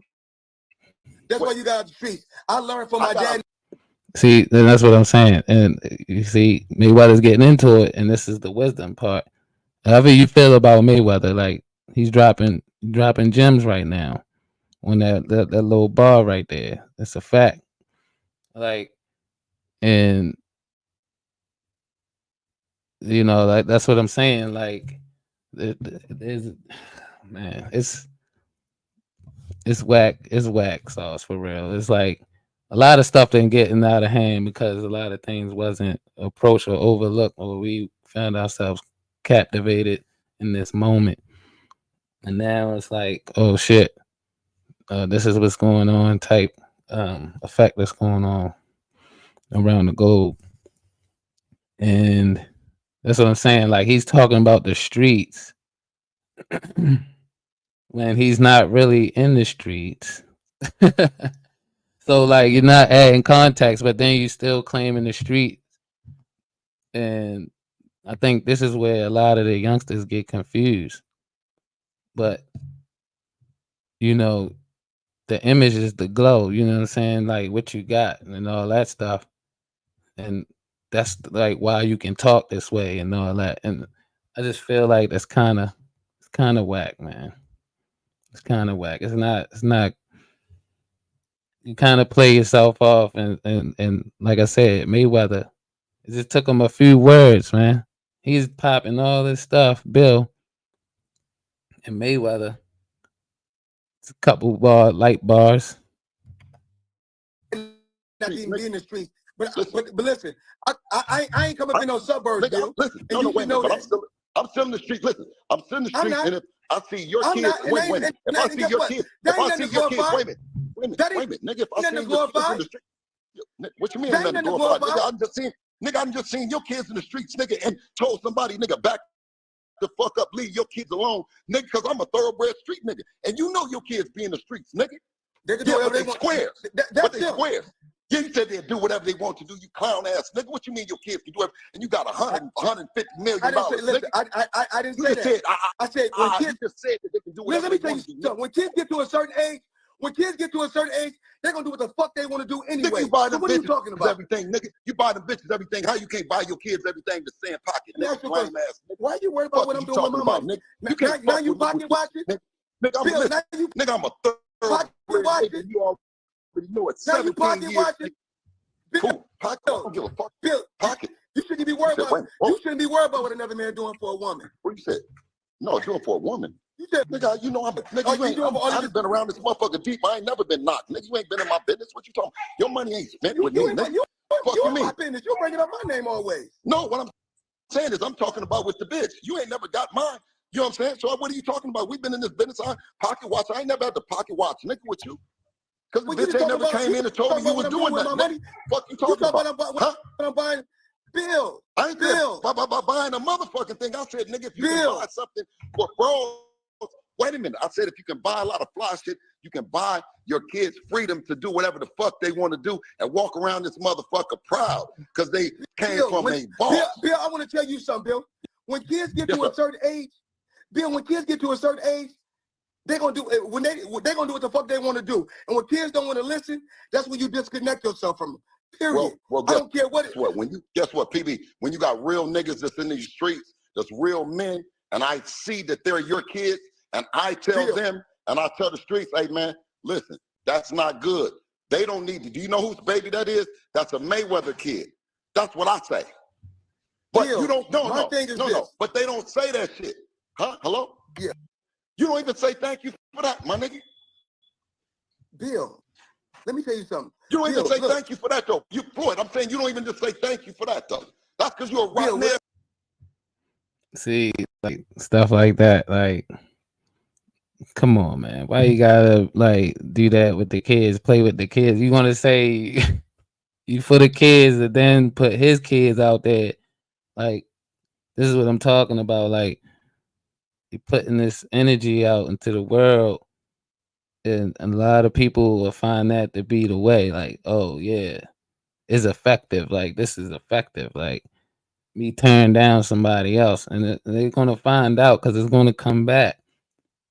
It's going to find its way back, you know, that it's not so much so, you know, and look at how what you did and what you said affected a lot of things, you know, as far as the trickle down. And I think that's what a lot of people lack as far as like the effect of things and what you say and the message you put out. Like, I say this is entertainment, but like I swear on everything, like there's a lot of people that I've come past and they have this mindset, whether in the corporate world, you know, entrepreneur, we're working a career job, whatever. Like, it's not like they have like a hood mentality or something like that, but they have this type of just energy about them, and like they lack something, or they put down something and is disconnected from what they actually saying. Like, dude, do you actually know what you're saying? Like you that's not respectable. That's not respectable. You saying you care about the kids, you doing this and that for certain kids, you holding it down, and then you're gonna turn down his kids. And they might all hang around or might know each other or whatever the case may be. Like, this is just a recipe for Yes, nigga. My nigga. You always talking about some money and shit. That's what I'm saying is you ain't fucking with me. Bill, we not even on here talking about no money, Bill. Bill, we not even on here talking about no money. This ain't about no money. This You brought the money up. Who did? You did. You brought the money up. You talking about what you can do for bitches. You brought the money up. I said what we can do for our kids. I said what we can do for our kids. I said the same thing. What's I ride the road first? Then you gonna say, "What can we do for our kids?" But then you say his kid not safe. Like, what are you talking about? Like the mind manipulation people do, man. This shit is sad, man. Like people harbor, like you could tell when somebody harbors a lot of stuff, negativity, certain things that impacted them negatively in their life. And you just see it come out like in their words, in their posture, like you think that's cool to say at the end of the day? Like, come on, man. For my son. Was I riding the Rolls Royce before my son? We gotta do better. Bill, I want to let you know We gotta do better. Listen, I'm not gonna keep rapping. You know me, you don't be doing all this motherfucking shit. I'm not gonna keep rapping with you, Pete. You know what time it is with me, man, and I'm gonna keep pushing this family line, man. Welcome to the family. Tell me. It's the Haney business, and listen, it's gonna keep on continuing. You need some help? You need some help with your son? Have I ever needed your help for anything? You need some help with your son? Oh my goodness, that reaction is priceless, bro. You understand? You need some golly, man. Both of them, man, they doing a little too much, man. But Mayweather fucking oh my goodness. Mayweather touched his soul for a second, man. He tried to lighten the fall, man, because his son took that loss, man. It's not that bad. Like, I mean, you know how the internet's gonna be the internet. We all know this. Like, the internet's gonna be the internet, man. Like, we get it. You trying to soften the blow. You gonna pop your shit to the champ. You know what I'm saying? The undefeated champ. You gonna overwhoop by saying all this and that, and you gonna throw the kids in there, throw the kids under the bus, all to be shut down by one response. No, you need some help the other motherfucking night. You need some help the other motherfucking night. Oh, nigga, listen, your son need help tonight, nigga, not the other night. You need some help with your your son? needs help tonight, you fool-ass earth man. Your son needs help tonight. Your daughter needs help tonight, you fool-ass earth man. See, I didn't say it, he did. Like, this is what we talking about. Like we trying to push that there's no line these days. Like, come on, man.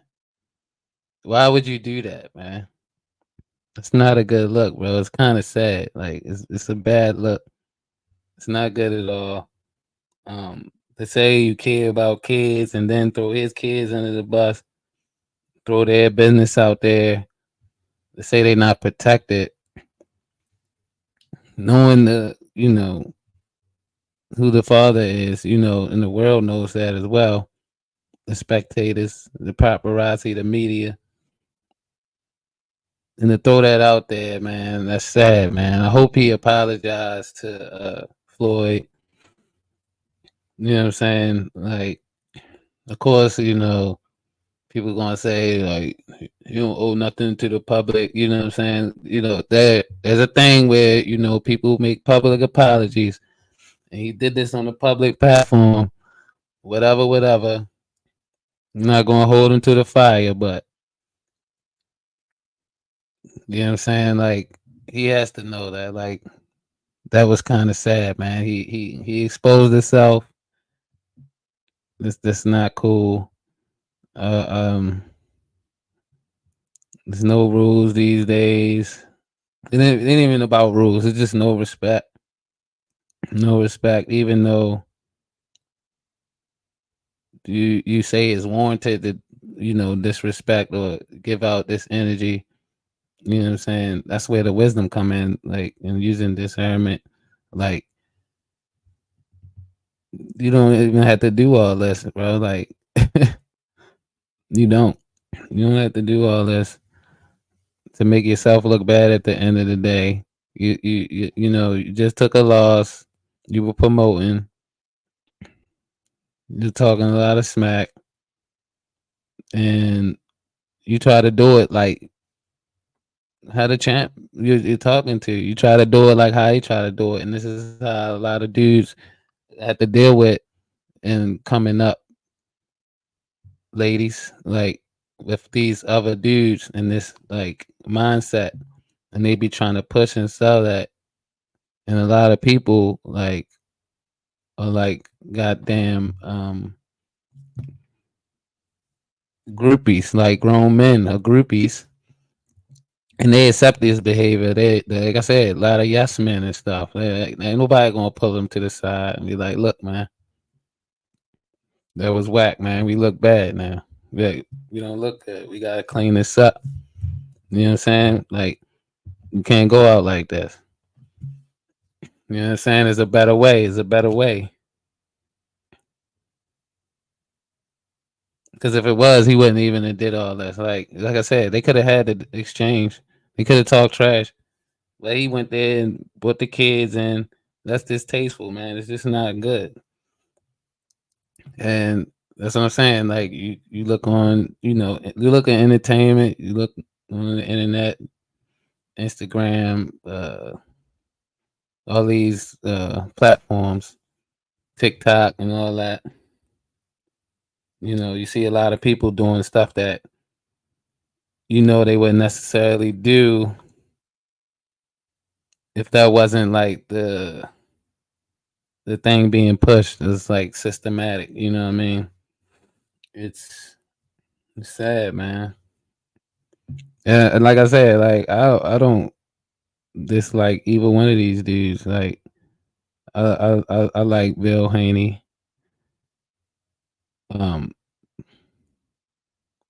I don't like hold him as like a as a iconic figure or anything like that, but you know what I'm saying? Could I grab some gems from him? Probably. But like me being around him, if that was an opportunity or some situation where it was that, and we was doing business, I would be easy. Like, you know what I mean? I wouldn't be so quick, because he's showing that he don't know how to conduct themselves. Like, because you're gonna find yourself around people. Not everybody like is a fighter with their mouth and all that. You know what I mean? And that's not even to say like the physical. You know what I'm saying? They're just not like as, you know, gifted and jibber jabber. You know what I mean? They not advanced in that. That don't take nothing away from them as like their success in their life or whatever the case may be. But you know what I'm saying? Like, it's just like, come on, man, we gotta do better, man. Do not campaign. Everybody needs. Listen, my son needs me today, tomorrow, and every day. And guess what? So does George. If he need me, I'm gonna be there for him. If he need me, I'm gonna be there for him. No, nigga, you was just popping slick, and I pop back at you, crazy fool. Yeah, if he we need don't me, need guess you what? for dog Guess shit. what? We don't need I you never. for And then guess what? shit. Anytime I ever talked to Devin and helped him, Devin, guess what? It was all total love. Period. It don't sound like that. It was. It was off love. Period. It don't sound like that. And you know that. You know that. Yeah, I don't think so. Now, I don't think so, people. But no.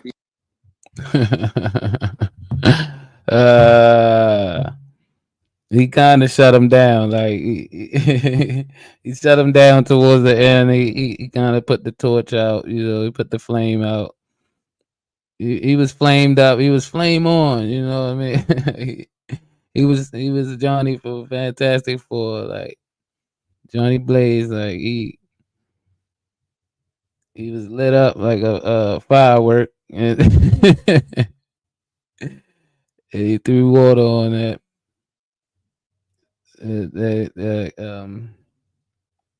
Yeah, it just didn't work out, man. How he thought. I don't know what he thought.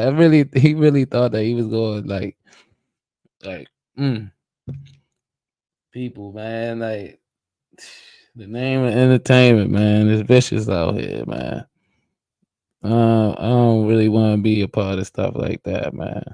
I like entertainment, like, you know what I'm saying, like, and like Fatty, like his chat, man, he is like, you know what I'm saying, he's more like he can be, you know, a little dark, but it's not like distasteful. I don't really find a lot of stuff. I haven't found anything really. Like, he's pretty moderate, and you know what I'm saying, he just delivers like an edge, like a funny edge. That's all. There's a lot of people, you know, they're more performative, and you know, I like relative stuff. That's my entertainment, stuff that I can relate to.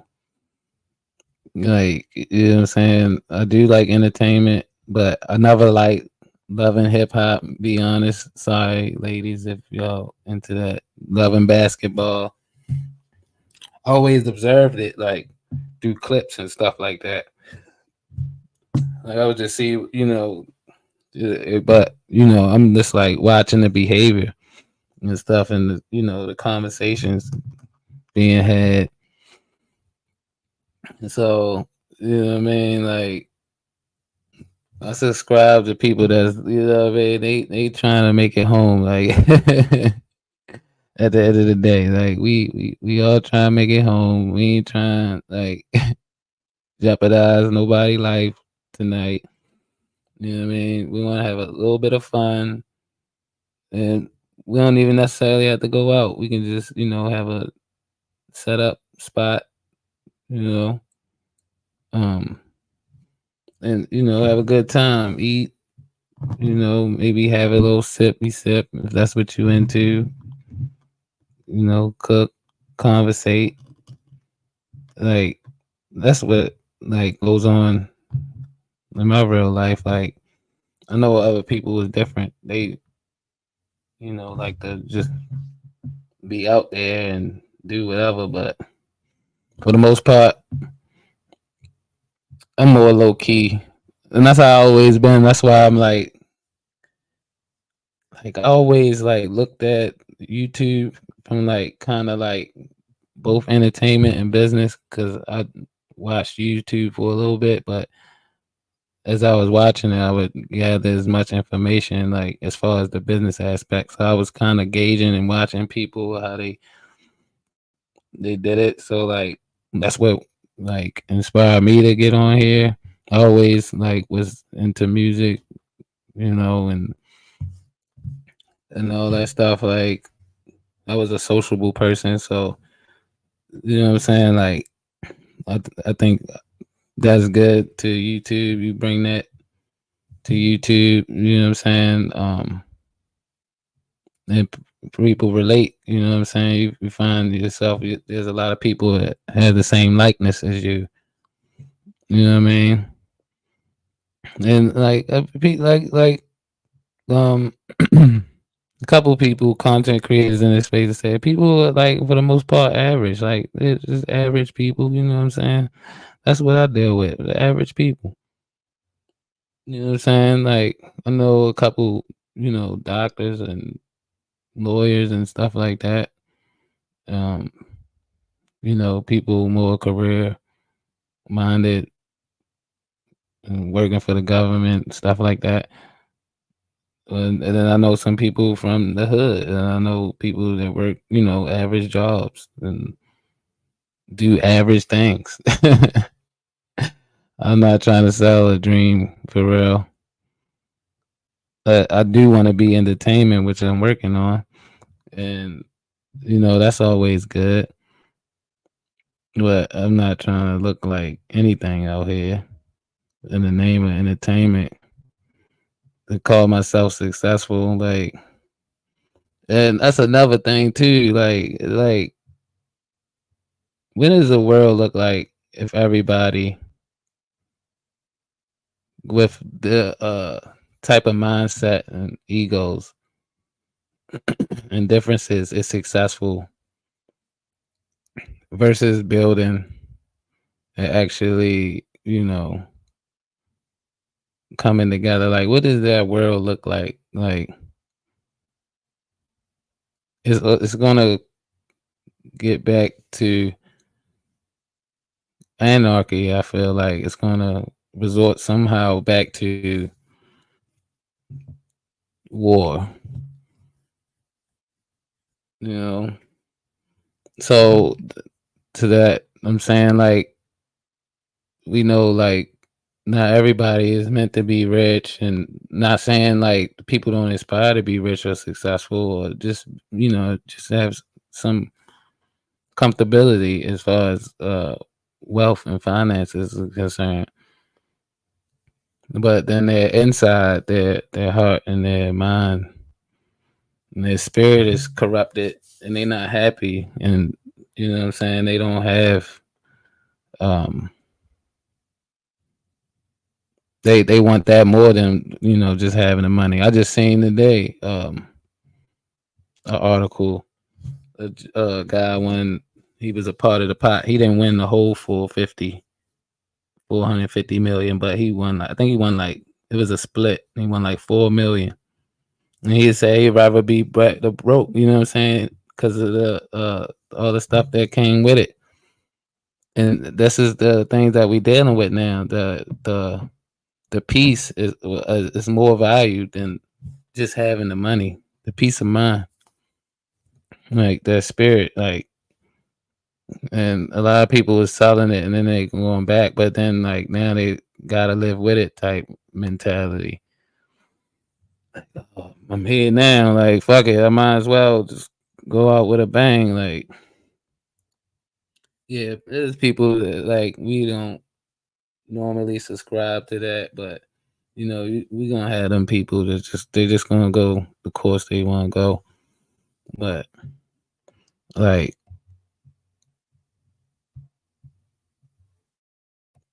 I'm not one of those people. I can't sell myself short just to say or act like, what I mean, I have this happiness, or this, I found my purpose to be happy and comfortable and this and that. And I think the average people understand that's why you don't hear more from them, because you know what I'm saying, they actually fell and live in that peace of mind. There's some people that's compelled. I don't think that they're necessarily trying to save the world. I think that they're just trying to spread some beneficiality to the people that they can affect, if they can affect them, because we don't know, you know what I'm saying. But then you had the caveat on the other side. You know, they recruiting the wicked people, the people that's wicked hearted, and they're not right. You know what I'm saying? It's not that they're sick in the head. They're just wicked and they're corrupt. You know what I mean? They corrupted. And it could just be that way because their life didn't turn out the way they wanted it to. You know what I mean? They ain't even necessarily had to do wicked stuff or do a bunch of terrorizing things out here. But you know what I'm saying? They still have that emptiness because the world didn't tell them, like, slow down. Certain people around them didn't, give them that what they probably could have used or needed, at the time to evaluate something better. Because I'm more like, I just believe in the structure of percentages of getting better. Like, that's what we strive for.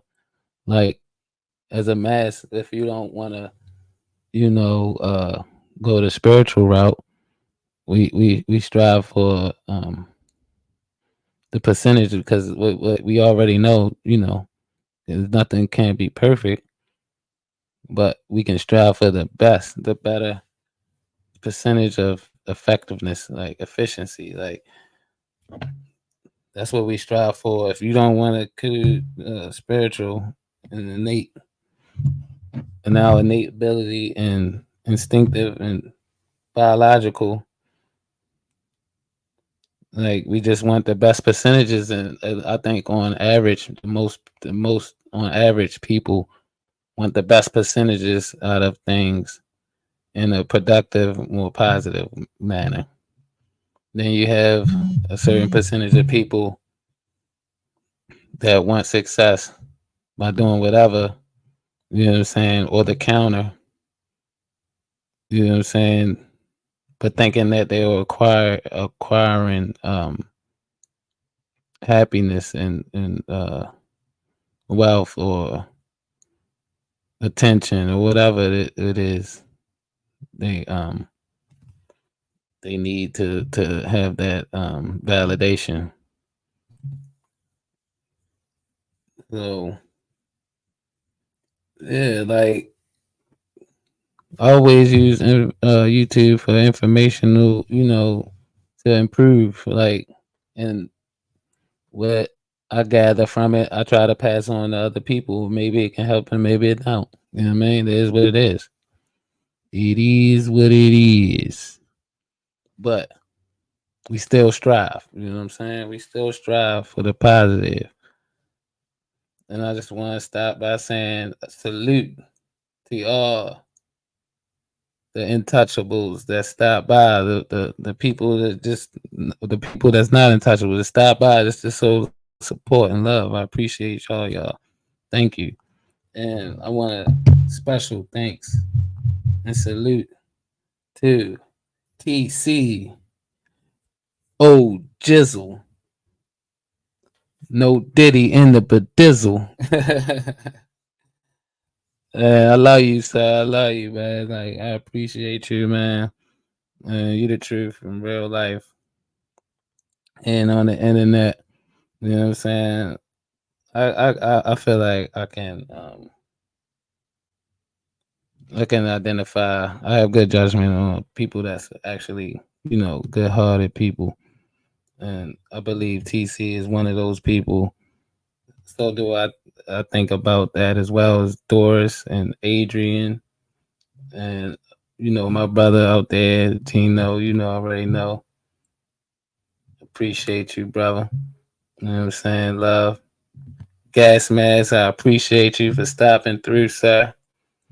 Lil King Friday. Appreciate you for stopping by.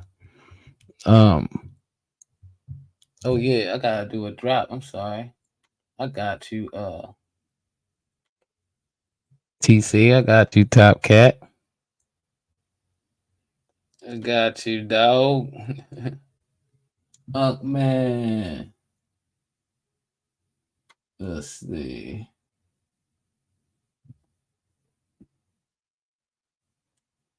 I gotta get some. I gotta get a special intro for you, TC. I gotta get a special intro. You the truth, man. TC, he donated to the Cash App. I think he said, appreciate you. Let's get it. Give it to me, give it to me.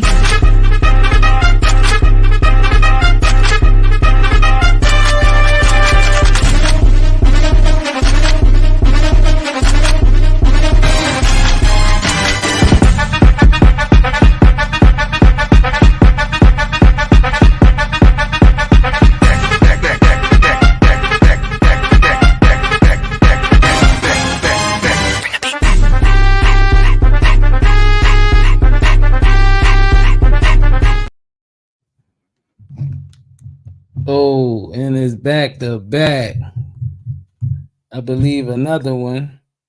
But we got the OGU Empire for the gang. I appreciate you. I appreciate you. Much respect. Respectfully. Yes. Intellectually. We gonna drop them gems.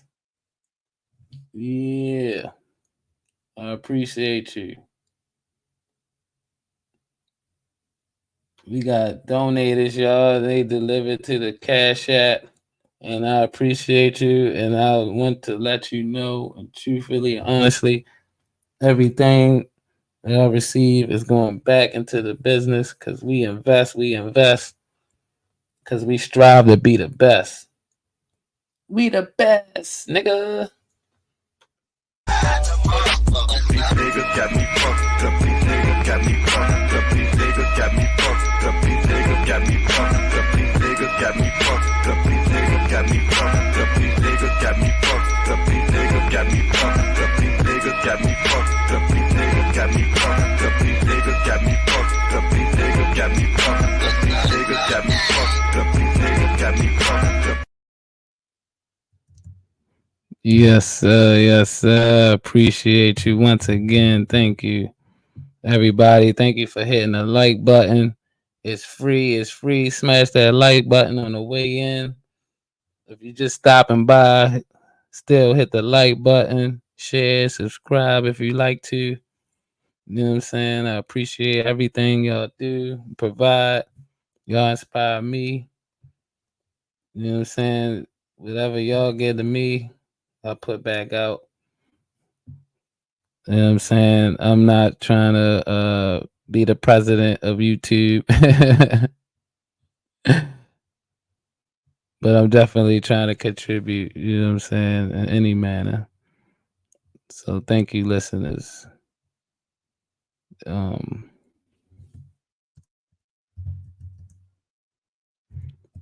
gonna get into Mike Tyson.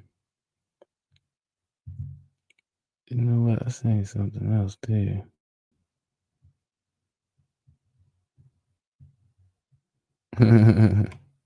I like Mike Tyson, yeah. All right, legendary boxer Mike Tyson is getting back in the ring. He's 58 years old. He's facing off against YouTuber turned boxer, 27-year-old Jake Paul. Why are you not investing in tax liens? No, seriously. Why are you not investing into one of the All right, legendary boxer Mike Tyson is getting back in the ring. He's 58 years old. He's facing off against YouTuber turned boxer, 27-year-old Jake Paul. Now, the last time Tyson fought, that was back in 2020. That marked his first professional fight in over 15 years. Tyson recently released a pretty intimidating training video that shows you don't want to be punched by Mike Tyson. Take a look. One more.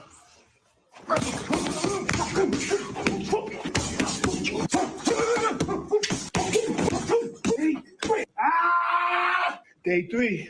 You still want with me? All right, the fight's going to take place July 20th. It's going to be in Arlington, Texas, streamed on Netflix. Here now with more. Former heavyweight champion, the one and only Mike Tyson. Good to see you, my friend. What's up, Sean? Listen, will you please promise me you're going to kick this guy's ass and shut him up, please? Hey, I will do just that for you. So you going out? Yeah, Mike, man, Mike. See, like I want y'all to pay attention to something real quick. You know what I'm saying? Like when I played that Bill Haney, you know what I'm saying? Pay attention to like these gentlemen, like, you know what I'm saying? Like I said, the real champions, you know what I'm saying? They had that champion pedigree. Like few words, man. You heard the response. I'll do just that. That's simple. Nah, oh, you know, this little punk. This is the mature Mike. You know what I'm saying? The veteran, the seasoned Mike. You know what I mean? The real seasoned Mike. You're gonna do it for me. All right. I watched your training video. I know you're in super shape.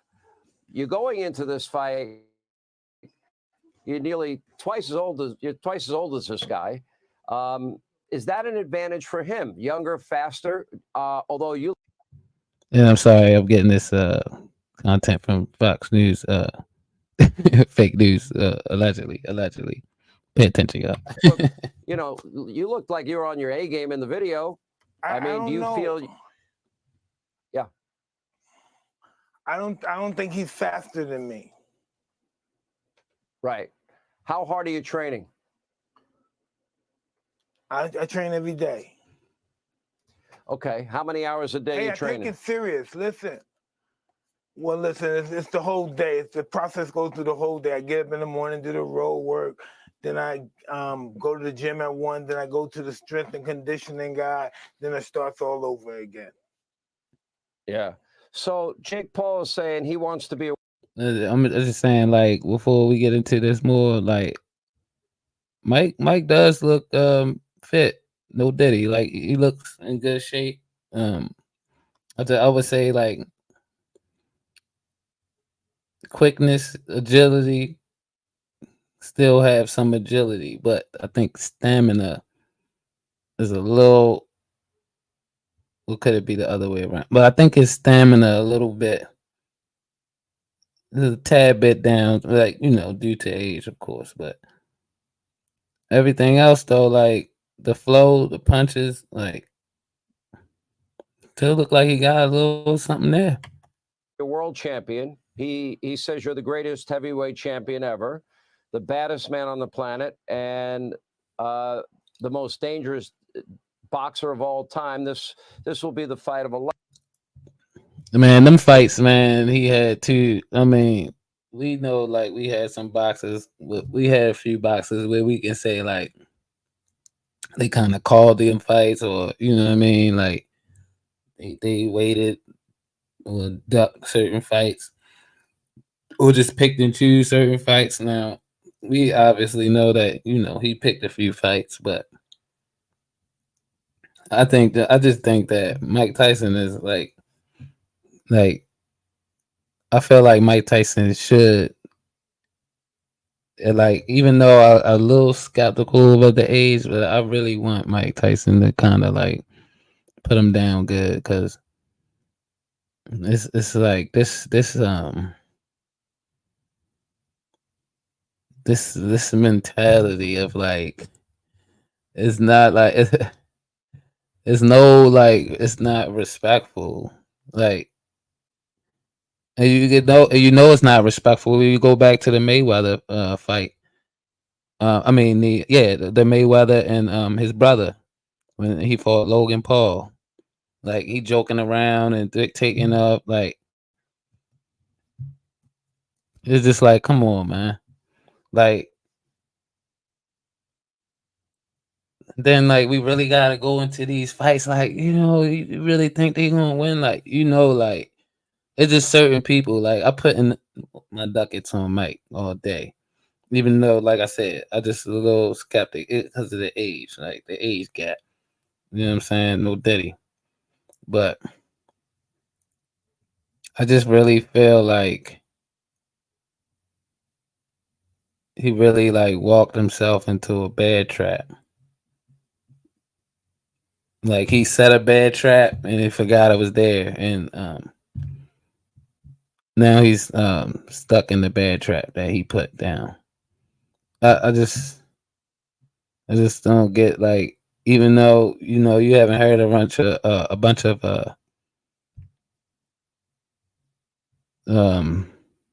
jaw jabbing going back from on that tip, but I don't think Mike going for that too, because like he's older too, like, so Mike cares about his image and what I'm saying, his legacy. I think that's why he, like, calm, kind of simmered down. The old Mike, he was vicious, man. He was vicious with the jaw.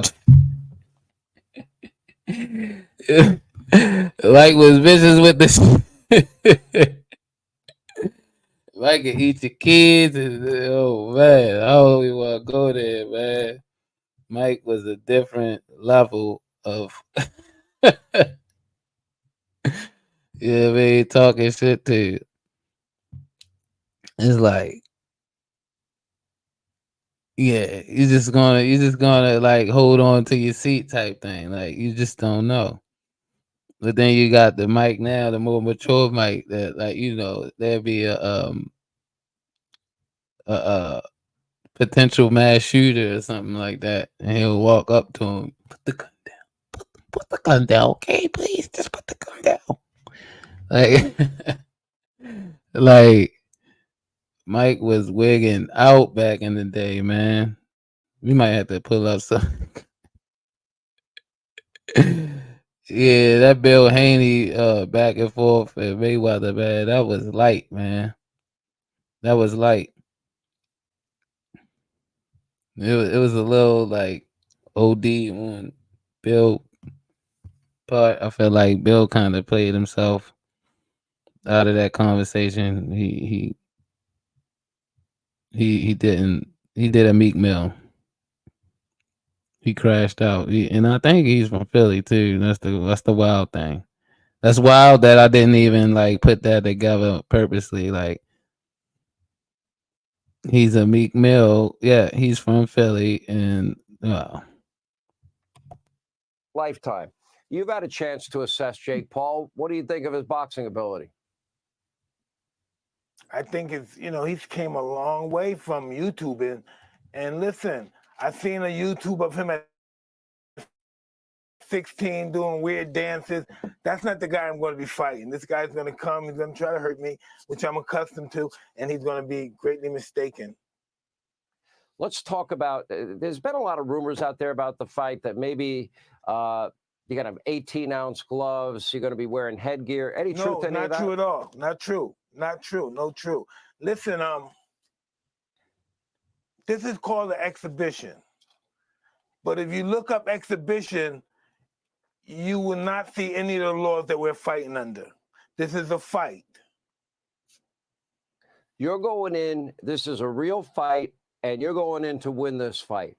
What is bringing you back? What is luring you back in? Is it kind of like the last Rocky movie and you got stuff in the basement, you need to get it out?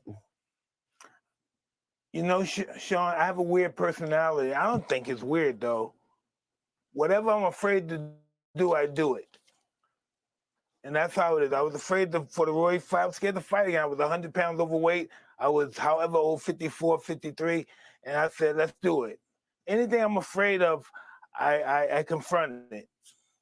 And that's my personality. Like right now, I'm scared to death. But as the fight gets closer, the less nervous I become because it's reality. And in reality, I'm invincible. I think the people hearing that Mike Tyson is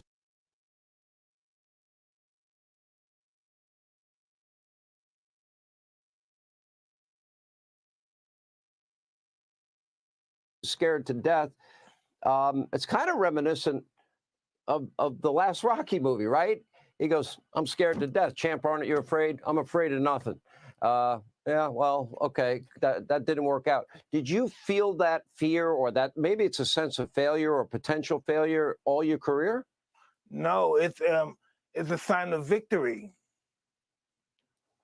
And that helped drive you through all of those matches, all those wins you had? I always believe that adversity. I always believe that adversity or nervousness, it like pretty much catapulted me into success. If Right. I didn't have these So- feelings, I wouldn't go into this fight. I have to have these feelings to fight. Without them, I would never go in the ring. Yeah, I hope you don't have those feelings of fear about me one day, because I don't really feel like getting in the ring with you.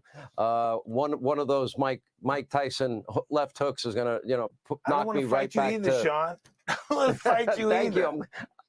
Well, Jim Gray, our mutual friend,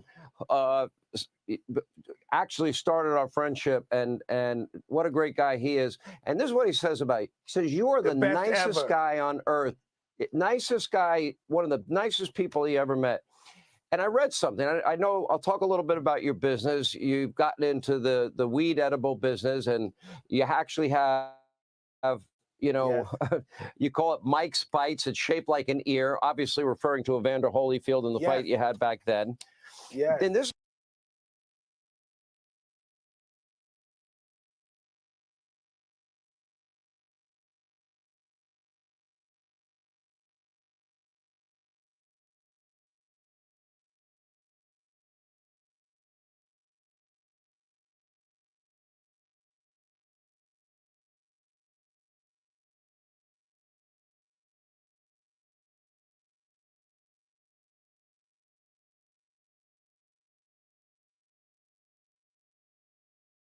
is what you said that really interested me. You said that it makes you a different person, and you want to offer this medicinal help to others looking for emotional and physical relief.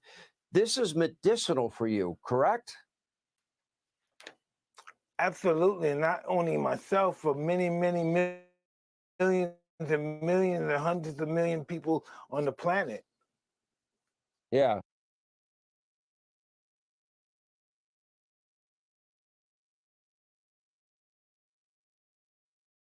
You actually said if I don't use it for a week or 3 days, you're a totally different person. And this is what you said about yourself. You're not a likable person. What happens if you don't have the medication? I don't know. Maybe it has something to do with my tripolar tendencies or something. But I don't think I'll be smoking for this fight. And I think I'm going to be really, really irritable and nasty.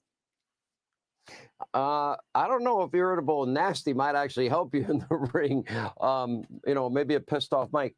Let me ask you this. So you're launching this new line. Is this something would you take this before the fight, for example? Normally I do, but at this particular fight, I think I'm going to go pretty raw and, naked. Yeah, without all of it. All right, so the fight's coming up. You're training. Do you have any dislike for Jake Paul? Like, you want to teach him a lesson? I will do just that, but dislike him? No, I don't. I do not have no grudges against him. He's beautiful, and no, it's not from that perspective. This is from my point of view of grabbing glory. Never for money, only glory. I would never risk my health for money. Yeah, and you obviously feel like you're in the best shape. I know I speak for a lot of people. They want to see Mike Tyson. I'll be in They better want to shape see Mike July Tyson 20th. win this fight, and my guess is you're gonna. This is gonna be a great night. That's for sure. Definitely one for the ages. I believe you as well. Mike, I'm looking so forward to it. I respect anybody that gets in the ring of the octagon. Great respect.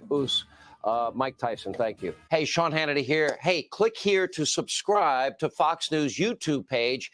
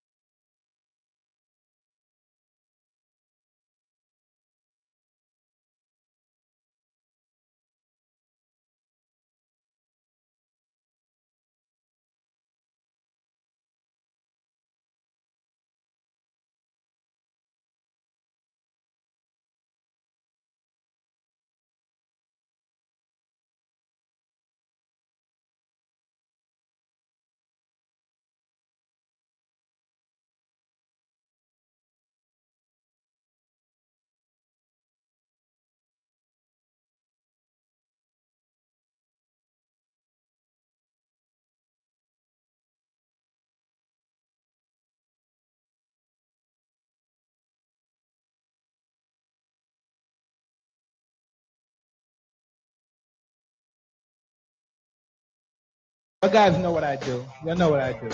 I put people in body bags when I'm right. So we know what's going to happen.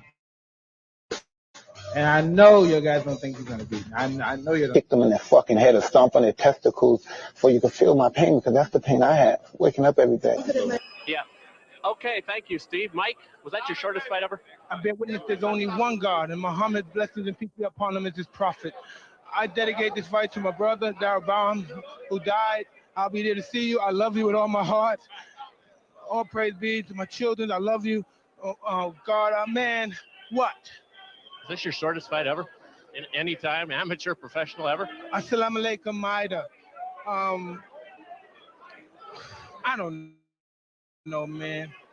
Yeah, Lennox Lewis. Lennox, I'm coming for you. Mike, is it frustrating to train like you did and then have this in 7 or 8 seconds? For this fight, I only trained probably 2 weeks or 3 weeks for this fight. I had to bury my best friend, and I dedicated this fight. I wasn't going to fight. I dedicated this fight to him. I was going to rip his heart out. I'm the best ever. I'm the most brutal and vicious and most ruthless champion there's ever been. There's no one can stop me. Lennox is a conqueror. No, I'm Alexander. He's no Alexander. I'm the best ever. There's never been anybody as ruthless. I'm Sonny Liston. I'm Jack Dempsey. There's no one like me. I'm from Nairclaw. There's no one that can match me. My style is impetuous. My defense is impregnable. And I'm just ferocious. I want your heart.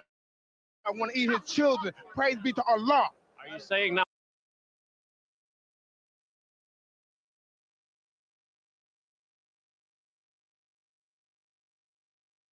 Mike. Caught up with this other piece of shit, Don King, who's just a wretched, slimy, reptilian motherfucker, right? This is supposed to be my brother. Lord Jesus, did he say impregnable? I can't, Mike. My black brother, right? He's just a bad man. He's a real bad man. He abused you, and he would kill his mother for $1. He's ruthless. He's deplorable. He doesn't know how to love anybody. That's just the way he is. Because after I kick Stewart ass and give him a slow beating, nearly death, I'm going to take whoever's the win after that, the Holyfield Douglas fight, and then regain my title. And hopefully I can fight Ray the Ruddock or this other guy, George Foreman, before he die of, rigor mortis. Yeah. Lord Jesus. Goodness. Holy, Mike. Oh, Mike is vicious, man.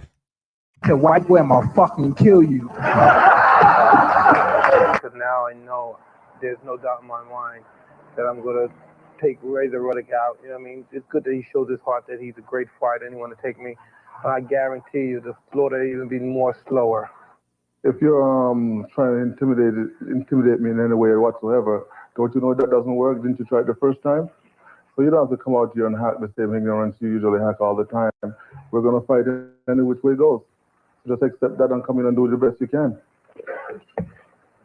How dare you talk to me like that? You should get up and kneel to me now, and I'll spare you the night of the 28th. Francois Botha, 6-1 underdog. Are there any concerns on your part? I don't know anything about that. I don't know nothing about numbers. I just know what I can do. How about kill this mother? Okay. How about the 19 months off? What about it? What about it? Does it pose any problem to you? We'll see. I doubt it seriously. You take into the ring a lot of rage. Does that work for you or does it work against you at times? No, who cares? We're in a fight anyway. What does it matter? Well, for example, rage against Evander Holyfield worked against you. Well, it. It's a fight. So whatever happens, happens. Mike, what? Yo, Mike ain't had no patience, man. He ain't had patience to put words together, man. He just ain't having it. He said, fuck putting words together, man. I'm gonna rip his fucking head off, okay? Why do you have to talk like that? Well, I'm talking to you the way I want to talk to you. Do you have a problem? Turn off your station. You know what? I think we'll end the discussion right now. Then we could. You got it. Have a nice fight, Mike. Oh, my. Damn, Mike. Oh, my God. Wow. in the beginning, in the beginning. Off. Tell me what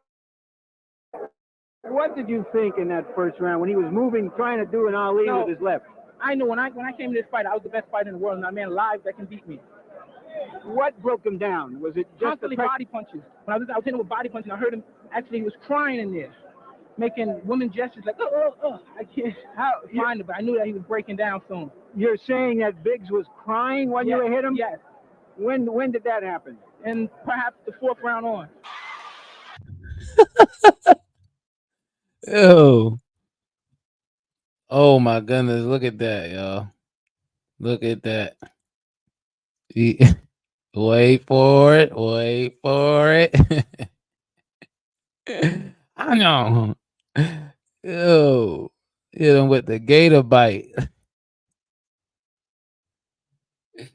Yo, Mike Tyson, different level, man. Different level. Nuts.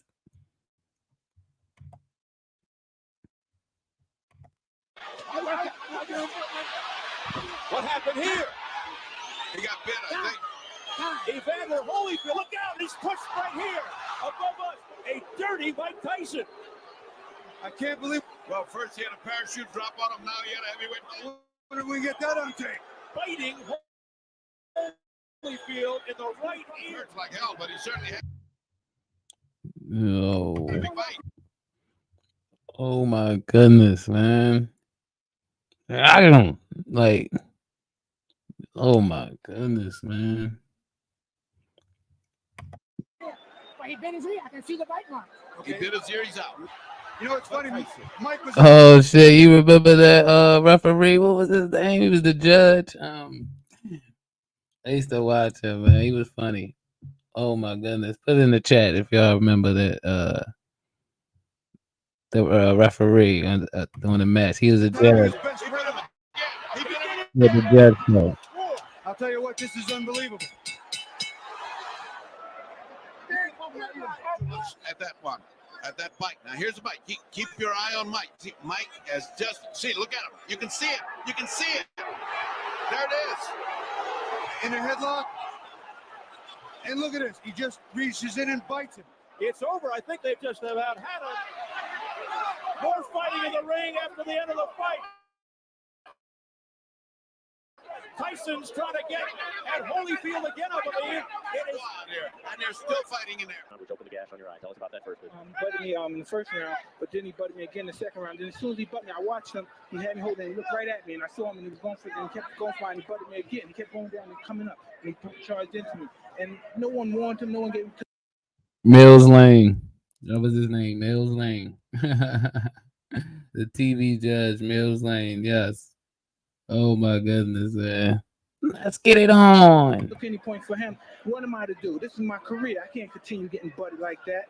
I got children to raise, and this guy keeps butting me, trying to cut me and get me stopped on cut. I gotta retaliate. Yeah, that was Mike's argument during that fight. That's why he said he bit his ear, because he kept headbutting him. Evander was particularly known for this certain move. He would lean in and headbutt you, and refs would rarely call it. Now immediately you stopped. You stopped fighting immediately right there, and you turned to Mills Lane and you said what? And the result was he did nothing. But what did you say to Mills right at that time? I don't remember. I told him that he butted me, but I know I complained about being butted, and we complained about the first fight. Listen, Holyfield's not the tough warrior everyone says he is. He got little nicks on his head, and he quit. I got one eye. I got one eye. He's not impaired. He got ears. I got one eye. Big day. If he take one, I got another one. I'm ready to fight. He didn't want to fight. I'm ready to fight him right now. Mills Lane stopped the fight. It wasn't Holyfield who stopped. Oh, he didn't want to fight. Let me ask. We don't know what Mills did. Don't put nothing on Mills. Well, Mills said he stopped the fight. You bit him. Was that a retaliation for the eye when you bit him in his ear? Regardless of what I did, he butted me for 2 fights. But you got to address it, Mike. I did address it. I addressed it in the ring. Why did you do that, though, Mike? I mean, was that the proper response? Look at me. Look at me. Look at me. Look at me. I gotta go home. My kids are gonna be scared of me. Look at me, man. What are you going to do now in terms of your career, Mike? Will you continue to fight? I'm gonna make sure you talk about me. Your grandkids and kids after that are gonna know about me. I'm gonna make sure of that. They're never gonna forget about me. Vince, you know what I mean? These fellas, how dare them challenge me with their somewhat primitive skills? They're just as good as dead. King Mike Tyson, Razor Ruddock died.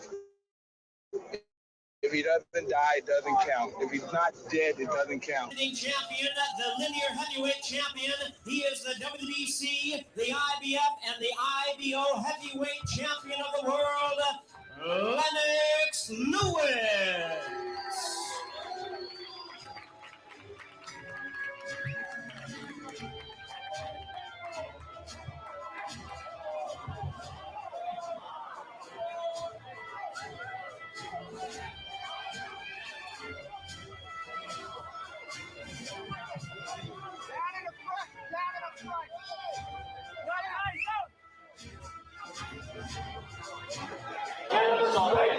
Mike was a savage. He straight teed off like.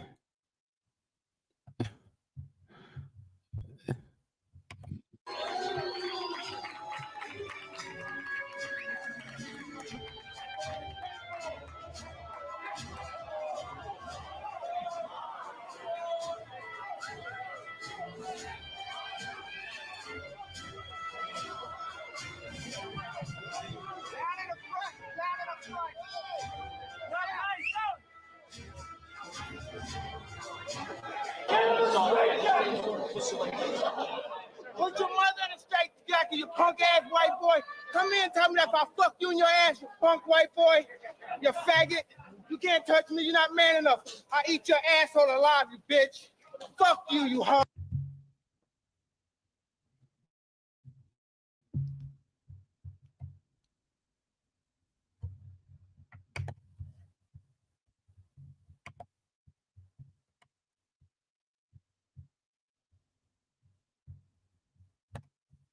No Diddy, you know.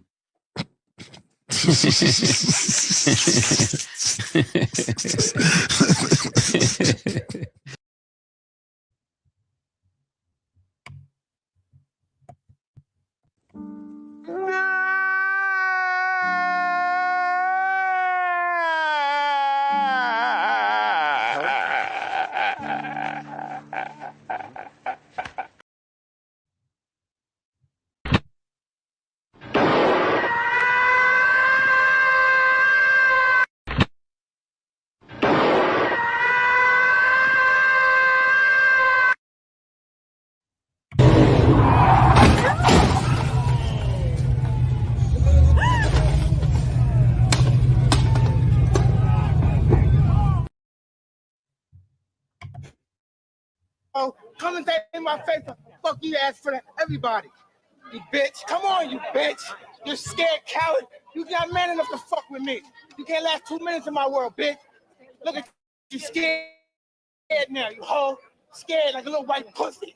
Scared of the real man. I'll fuck you till you love me, faggot. I never dreamed of living this long. I never dreamed of fornicating with as many beautiful women as I did. I'm having as much money as Criticism that you've received. What's your feeling about the criticism? These guys never fought in their damn life, and still they're going to be they're psychologists and say, I'm a Swami, and I could look at Mike Tyson's brain and I tell from by the way he's acting, this is what he's thinking, which is, you know what I mean? And the only thing that's unbelievable is that the public believes this, you know what I mean? And they believe this, and these guys are idiots. I mean, they never fought a day in their life, and then but these are the same guys that talk about me on television like I'm some Dylan Moore, and I don't see them on television. People don't tell me. They say, "Hey, Mike, how you doing? You look in great shape. You look good, man. Boy, man, please, man, get in my face and Mike, I think you're an individual. They can't say I'm a bum. I'm not a good fighter because you know what I mean. 3.5 years and 11 defenses proved it. You know, they can't say that. So they could say, Mike, you're a hell of a fighter, but I think you're a dog. I hate your attitude. I hate what you stand for. You know what I mean? Or whatever. I mean, have the guts to say that. Lord Jesus. Goodness, Mike. Mike wasn't, he wasn't for no games, bro. Wow. That's it. It's like kind of like, damn, that was you back in the day. Goodness. The thing about Mike though, he just didn't want nobody to play with him, and I think there was a lot of people fucking with him. Like Don King, you know how that turned out. He ended up, taking a lot of money from him. It was his manager, I mean, we suspect that Tyson wasn't financially literate. You know what I'm saying? So he got taken advantage of. I mean, he was a hell of a fighter. He was knocking people out. He getting dividends off the win, but not all the money is actually there. So yeah, that was unfortunate. Like how he was managed and stuff, but shit. Kind of goes hand in hand. Like you put out, you get back what you put out. Like Mike can calm down now, but he was vicious, man. He didn't have a filter, and I think in turn, he had to be humble because that money is taken away from him. Like that's how it really goes in life. It's gonna work itself some way. Like that energy, it's gonna come back, and you gotta answer it. You know what I mean? Even though Mike was a hell of a fighter, he had his moments. He had a bunch of issues, a lot of legal woes going on. He was going to jail. He'd been in prison. You know what I mean? He was sued, fighting a bunch of people. Yeah. I mean, he still get it. And then recently, he was on the plane and the dude was antagonizing him, carrying on, doing the most, trying to get a rise out of Mike. And Mike kind of lost his cool, even though like he had 1,000%, 1,000% of, defending himself or, get his space. But the reality is, he's the target too, like in the same sense, because people know that, you do something to trigger him, he'll most likely put them paws on you, put them hands on you, and then they can take you to they can then take you to court, take you for all your money. So, I mean, like, then we got. I mean, you see Bill Haney had some words with Floyd, and then Tank then had some words as well. If you're looking to get a degree in IT or cybersecurity, UMGC is waiving their application fee through May 31st. Tuition is actually affordable.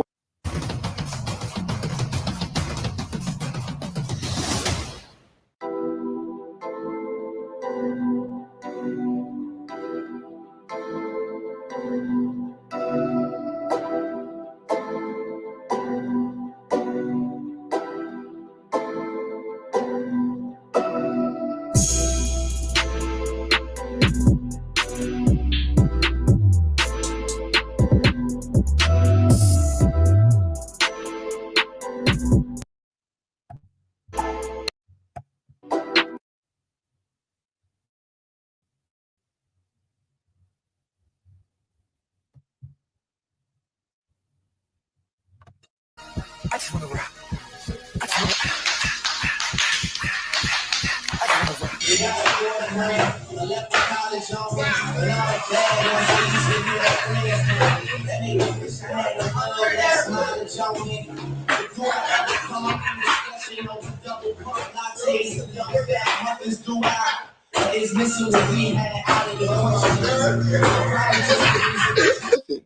I made so many sacrifices. Y'all looking at the end. Y'all looking at the end results.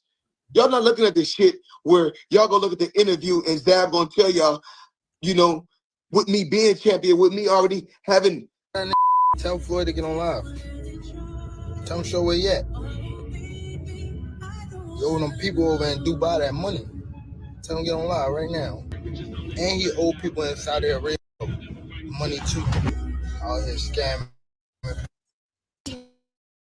Online right now.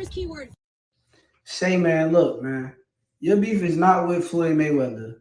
You sit here beefing with Floyd. It's a fighter out here that's been calling your name that want to fight you. Gervonta Tank Davis, let's make the fight happen, man. I'm tired of tweeting. I'm tired of talking about it. Stop ducking me and let's make the fight happen, man. Come on. Tank, how's your relationship with Floyd now? Is he still a part of your camp and crew or something? Floyd outdoing him. He always been like that. You know what I mean? I gotta focus on what I'm focusing on. He already did what he had to do, bro. For sure. I ain't gonna lie. Me, if I did what I like what he did in the sport, I ain't gonna lie, I'd be the same way. Yeah. You know what I mean? So I don't follow him for like stand to himself and things like that. But it's also a part of me type thing, like come back and help too. You know what I mean? So yeah. It's much love to the whole Mayweather promotion. I mean, ain't no bad blood type of shit. And a lot of people think like when I be tweeting on Instagram, I be mad. I just be talking shit. You've been tweeting a lot more recently, bro. Why is that? Yeah, 'cause I'm in camp. Yeah. I'm in camp, man. So I wasn't in camp. I wasn't be tweeting. So what does that mean? You angrier now? You're trying to talk more? Yeah, I'm angry. Yeah.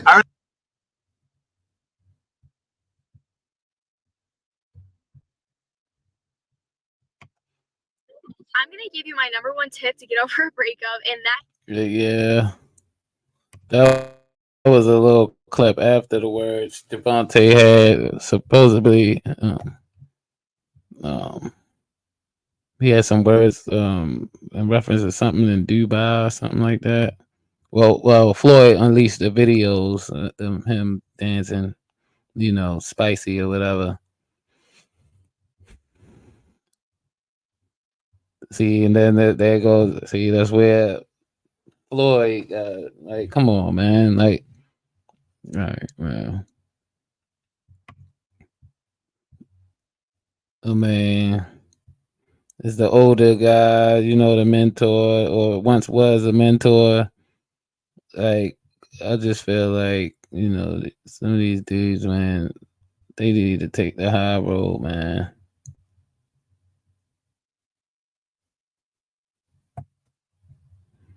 Oh man, need to take the high road, man. Like, Tell him show where he at. You owe them people over in Dubai that money. Tell him get on live right now. And he owe people in Saudi Arabia money too. Bro, out here scamming people.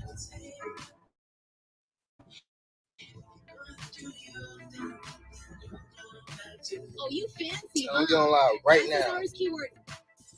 Fancy, FANCY. Our free Hits 97.3 app, or even hits973.com.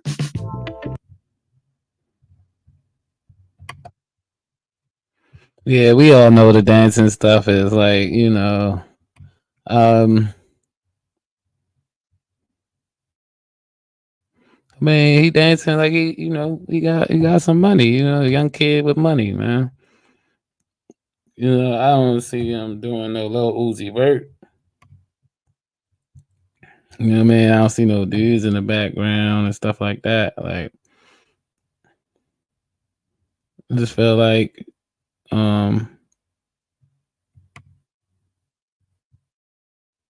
it just could be handled better, man. Like, Floyd, you doing too much, man. And that's where they're coming on you. And I know Tank decided to go his way and do it his way. And not be under your wing per se, but you know what I'm saying, he was young once, and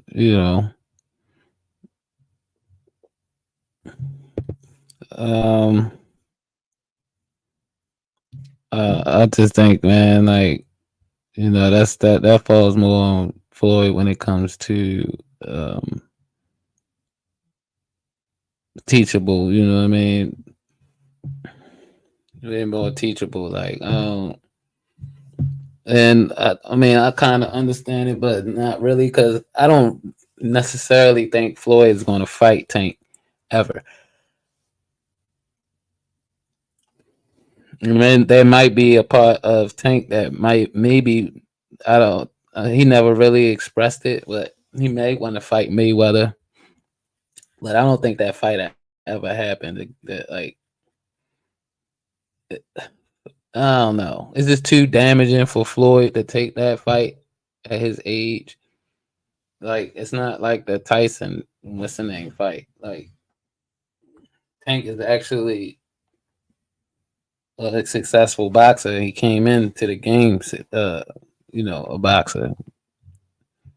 You know, so plus he had like real live like trainers. You know what I mean? Like, yeah, all type of trainers. You know, under Floyd's wing. Yeah, you know, Adrian Bronner. Yeah, and it's obvious he learned from, you know, a lot of these different boxers and styles. So I think that Floyd, you need to chill on Tank for real. Let it be. That's all. I mean, I just think that it's a little unnecessary, man. You gotta let these young boys shine a little bit, let them learn. Just like you said against Haney, you was like, yeah.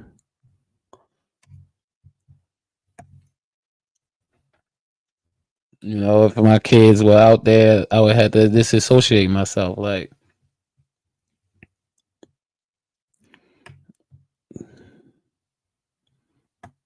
there's certain things that's petty and unnecessary for certain conversations, dialogue. I just feel like we can get better at that. We can get better at that, man. All right, so we got a draft that just you know, we just finished out the draft this past week. Starting Thursday night was the draft. Let's see, the first I guess we can go with the first 10 pick. With the first pick in the 2024 NFL Draft, the Chicago Bears select Caleb Williams, quarterback, Southern California. There he is, a Detroit cheer for Caleb Williams, hugging his family, and he is the first overall pick in the NFL Draft. Kid who went from Oklahoma to USC when his coach Lincoln Riley went there. Followed him to USC, immediately won a Heisman Trophy. Starts here with Caleb Williams. When I asked the guys in their personnel department, what did you learn about Caleb Williams from the end of the season to when you really got to spend time with him to now? Next, but Caleb makes the walk out. He will cross that stage, give a hug to Roger Goodell, and become the future of the Chicago Bears. And this is a guy who has been in the spotlight at USC, who has been in the spotlight of college football since he took over midway through the 2021 season, replacing Spencer Rattler as a member of the Oklahoma Sooners, then followed Lincoln Riley to USC. And sets him apart, the elite arm talent, the ability to throw across the body. That's usually not going to be something a quarterback coach likes a lot, but he can get away with it. He's got the ability to reset on the move and create a new pocket outside, or just fling it while he's on the move, throwing left and right. And then finally, his ability as a dynamic runner. It says right here, and I happen to agree with this, his ability, Bucky, to not just win inside the pocket, but to get outside of the pocket and make big plays happen is something that really sets him apart. So Caleb Williams from USC now to the Chicago Bears as the #1 overall pick. Bucky, it is the easy pick presented by Bud Light. Yeah, I mean, look, this was an easy one. It was an easy one going all the way back to the fall. This was the guy that was the presumptive QB1 of this draft class, going all the way back from the time he won the Heisman Trophy. Washington Commanders, DJ. This has just gone from an unwatchable offensive product to must-see TV. When you put this playmaker at the helm of this offense, going to be led now by Cliff Kingsbury. He did this the hard way, guys. This was not someone who just jumped on the scene in college football and took college football by storm. He earned his way. He got better. He changed schools. You talk to the folks at LSU, first one in, 5 o'clock in the morning. He's bringing wide receivers in there, using the virtual reality to be able to study coverages, study route combinations. All of that hard work Sound like he's gonna be legit, y'all. work culminates in a Heisman Trophy, and now he's the second pick of the draft. What I love about The Jaden first pick Daniels was is a quarterback that out of you just USC. spoke about. I covered him when he was And then we got at Arizona wide State. And there receiver was so from- much optimism and hope for Herm Edwards, you remember, and that staff. And then all of a sudden, COVID kind From of LSU. derailed that program. That the Pac-12 did not deal with COVID very well. They had a half. Made from his time at Arizona State through his time at LSU. Touch, accuracy, timing. He displays that, consistently drops the ball down the bucket on those deep throws. Has the vision where he can throw within. Throwing outside the numbers to me can be a little bit of a problem, and sometimes pushing a deep ball, it'll come up a little light on the gas at times. But I love his command of the offense, and I love the way he gets himself protected at the line of scrimmage, which is a very underrated skill for quarterbacks coming out of college. He commands the field like an NFL quarterback, and Like that's a what commander. I really. Yeah. He does. I didn't, but that's why you're in the lead seat. You work up on these puns. You missed it. He said pilot. Come on. I've been missing all the sleeping on all these. these. Might be happening between Arizona and other teams, or they might stick and pick, but at least we're about to hear who the latest New England Patriot is. With the third pick in the 2024 NFL Draft, the New England Patriots select Drake May, quarterback, North Carolina. So it is the 21-year-old. Talking about a superstar in this league. Well, that's right, because you got to have that fit check before you're on the ISO cam. Afraid to try to find a creative avenue to get the ball out. I just mentioned the mobility. I mean, it's a big part of who you have to be in today's NFL. You've got to be mobile enough to not be a statue.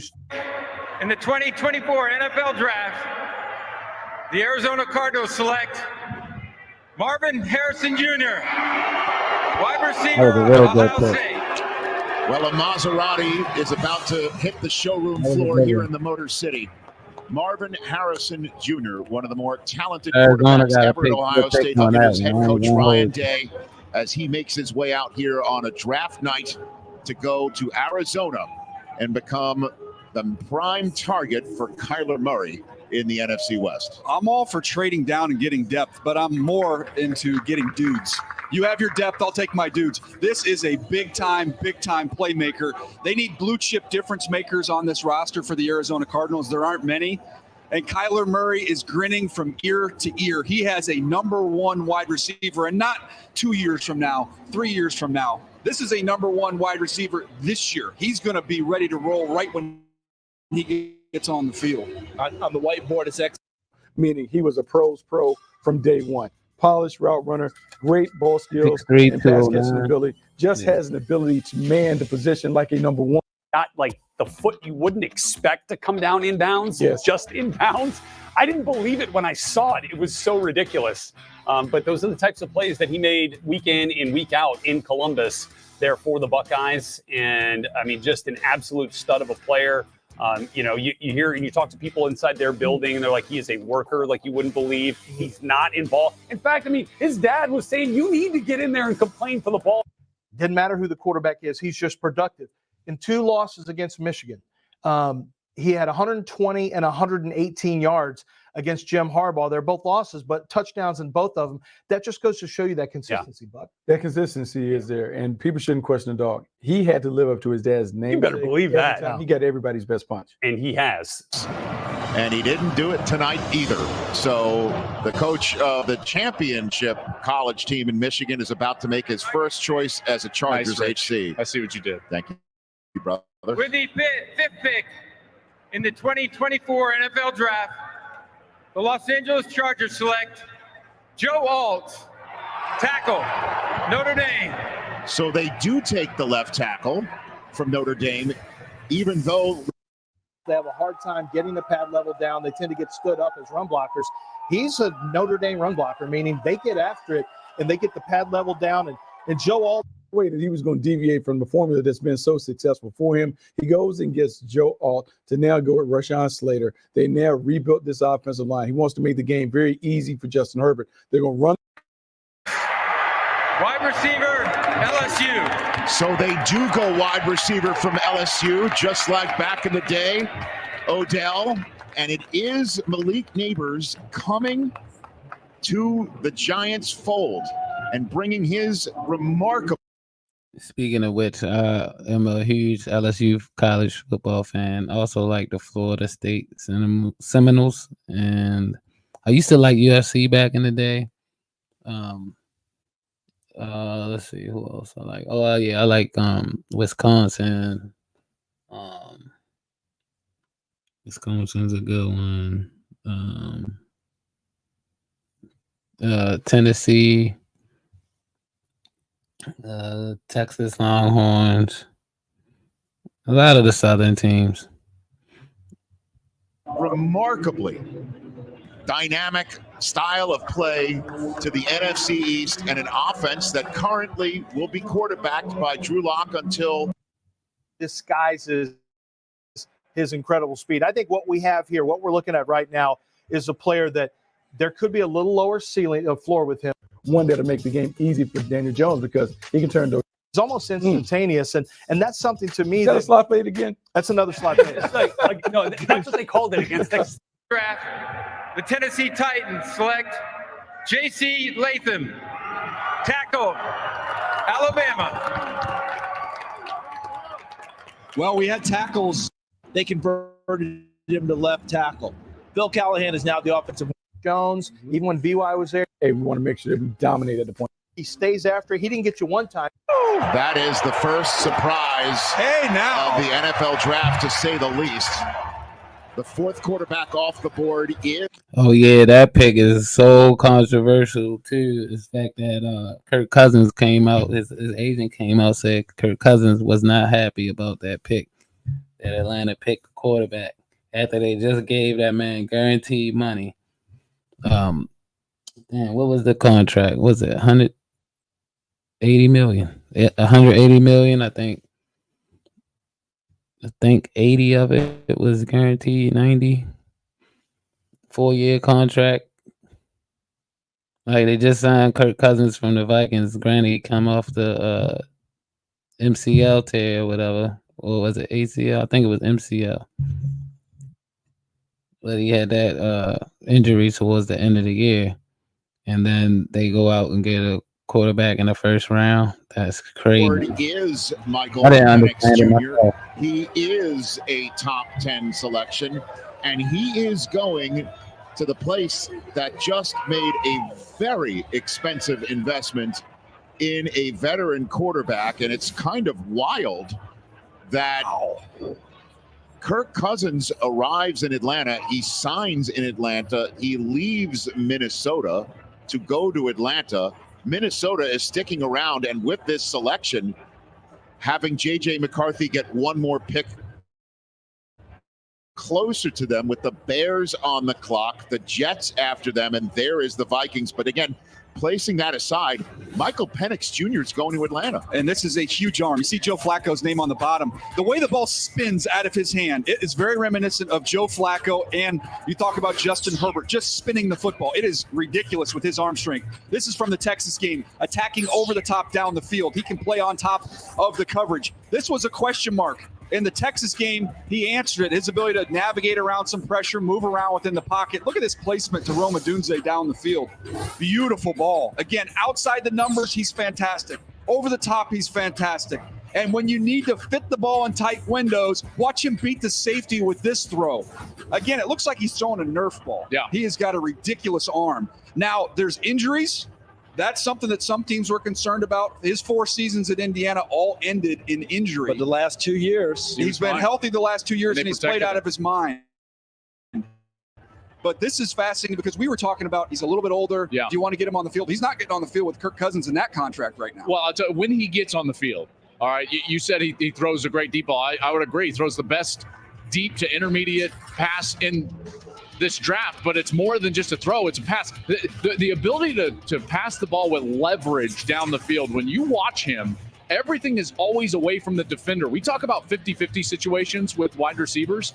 Well, he gives his wide receivers better odds than that because the ball is always in the proper spot down the field. And I think that's an incredibly rare trait. He's got long arms, big hands, and he spins it as well as anybody. When you just look at a guy that takes the ball and is in the pocket and controls the game from the pocket, there was nobody better in this draft. The Atlanta Falcons select Michael Penix Jr., quarterback, Washington. Let's go. What? Let's go. Check out the fam cam presented by Icy Hot. Michael Penix is an Atlanta Falcon. My goodness. The surprise of the draft, without question. The fourth quarterback off the board to a team nobody expected to take a QB. Have at it, Buck. So no one expected him to take a QB in the top 10. Thought about maybe in the second round, but Michael Penix Jr. in Atlanta. You're thinking about Kirk Cousins. You think about the firepower and weapons that Atlanta Falcons have. You need a big-time playmaker, someone that can throw the ball down the field. There's no one better in the draft at throwing the deep ball than Michael Penix. Let's go. And when we go back and we look at the playoffs, when we watched them versus Texas, we were talking about this dude being an absolute deal. Yeah. Surgical precision, the way he carved them up. Didn't have the same kind of game in Michigan. I feel like that impacted the way that people viewed him. But when you look at the tape, super clean, pushing the ball down the field, pocket awareness, anticipation, timing. He has all of that. And if you want someone who can operate from the pocket, Michael Penix was your dude. So it's early for some, but it certainly makes sense if you love the quarterback that can deal from Look the at pocket. my guy outside the pocket, too. He makes some good movements within the pocket, showed you some athleticism in his pro day to put some of those injury concerns to rest. Dude ran 4.4, okay, at his pro day. And then, boy, he was absolutely surgical throughout his career at Washington. Had a phenomenal connection with Kalen DeBoer, his offensive staff there with the Huskies, even going back to his Indiana days, and now is franchise QB in waiting for the Atlanta Falcons. And this is a guy who's 24 years old or 23 years old. I'm trying to figure out what we're doing here.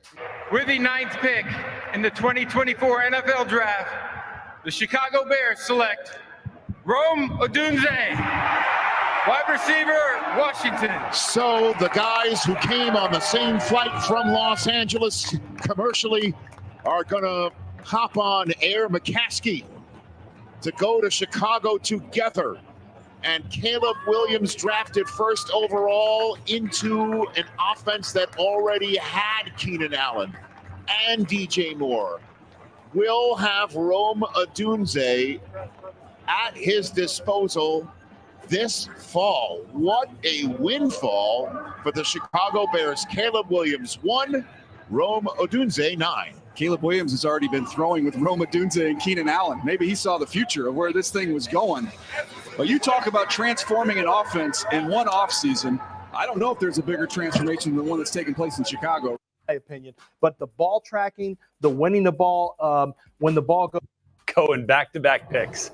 Penix at 8 to the Falcons, and now Odunze at 9, whose new quarterback shared a flight to Detroit with him. Good news is Zachary died after a battle with cancer, a cancer that was discovered after he was injured during his second deployment to Iraq. We salute him and thank his family and TAPS, the Tragedy Assistance Program for Survivors, which offers care to those grieving the loss of a military loved one. I'm now going to turn this over to Sergeant Ewing's nephew, Asher, who will announce the pick in honor of his uncle.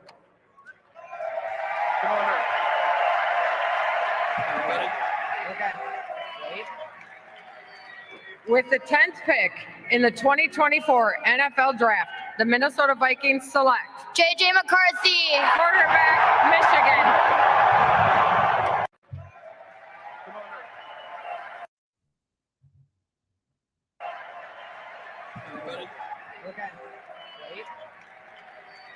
With the 10th pick, He is going to Minnesota.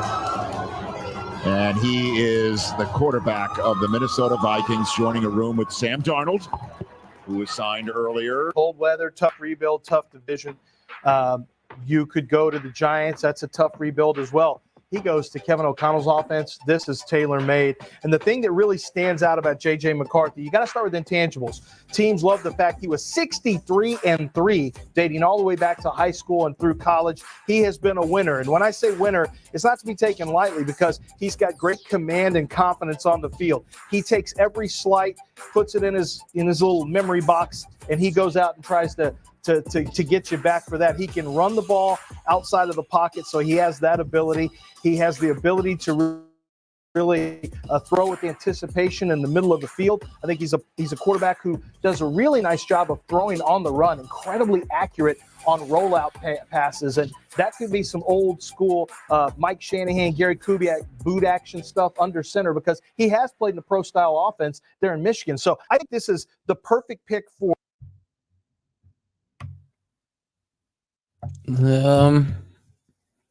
If I was to grade them picks, I would say they were pretty good picks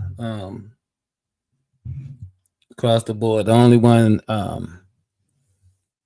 is the Atlanta pick. I didn't really understand that too much, unless they're going to use him for leverage something else later down the road. But yeah, and they definitely pissed off Kirk Cousins to the utmost. Yeah, that. But like I said, when I first heard that announcement, I was like, "What? Like, they really? This is what they went with? Like, all right, okay." Wasn't expecting that at all. Like, how you sign that guarantee? And that's the thing about Atlanta. Like, I'm not really like a big Atlanta fan, but like they were making progress the last couple of years. Like, you know what I'm saying? They just needed a quarterback probably this past year. So they got a quarterback in Kirk Cousins. But then they turn around and grab what's his name? Turn around and grab Paddocks. The 2024 NFL Draft is in the books, and it was a banger for the Baltimore Ravens with Eric DeCosta and John Harbaugh putting this team in the right direction heading into the 2024 campaign. On this edition of Ravens Rundown, we're going to save money with Snapshot ProView. Instant savings on your commercial auto insurance and vehicle management tools at no extra cost. Rundown. We're going to run through every pick, recap it all for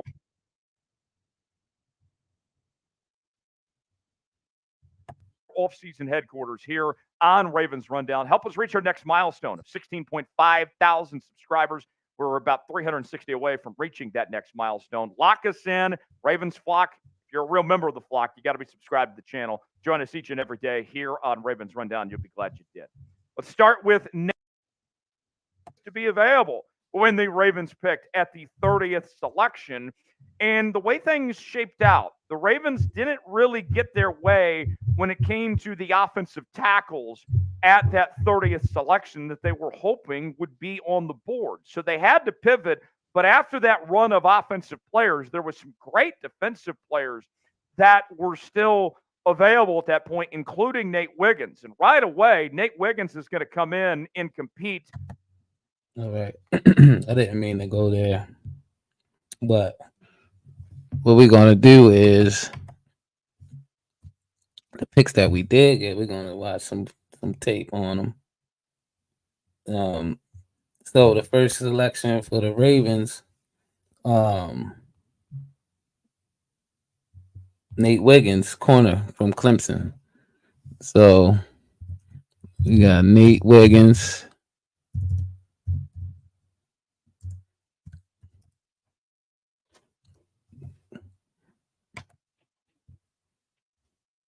Let's see what the young boy got to offer. It looks pretty solid, like a pretty solid pick. I know Clemson is a pretty good collegiate team. They've been dominating for some time. past 5-6 years, they've been pretty good. They made the championship last year, I believe, and won a year before that. That's third best in the ACC. Third down and long. That's third best in the ACC. Third down and long. Thompson to throw. Now flushed. And thrown away. Intercepted. Nate Wiggins. And he will score.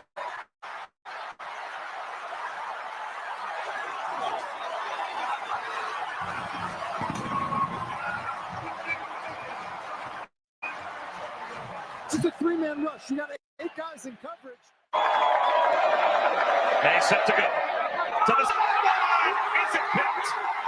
Juggling interception is made by Nate Wiggins. He chips the route and picks up Drake May. That should be the final man. Had their face masks tangled up. Had to be separated as Hampton breaks free. Amarion Hampton down the sideline. Home run speed for Hampton. Touchdown. We'll see if he had this ball all the way through. Look at him, Tiki Barber in it, holding it up tight. Let's see. Oh, it looks like it might have came out there at the end. Nate Wiggins punches it out at the very. Leonard on second down and 10. Taking a shot, got single coverage downfield, incomplete though. Trying to hit Jordan Moore. Nate Wiggins was running with him. On third down on this drive. May. He wants a deep shot, hoping for Tez Walker. Incomplete. And now a decision again from Mack Brown. They were hoping for a flag as Nate Wiggins ran step for step with Tez Walker. In motion, 2 tights to the left. Play fake. Emory Williams sets. Shoots it downfield and batted up in the air by Makuba, or Wiggins rather. Nate Wiggins. Williams to throw. Loads, shoots it again for Kobe Young. Caught! No, dropped. Nate Wiggins was there. It looked like Young had it for a moment, couldn't hang on. It looked like he had it in fact. 4th down and 10, 18 to go. They brought pressure. Travis deep down the middle and incomplete. Looking for Keon Coleman. Double coverage. Where Notre Dame's in town. Irish ball, first play of the 4th quarter. Hartman, a clean pocket and an errant pass. Just trying to hit Holden Stays, the tight end. Might be where I'm going with the football. Here's Williams.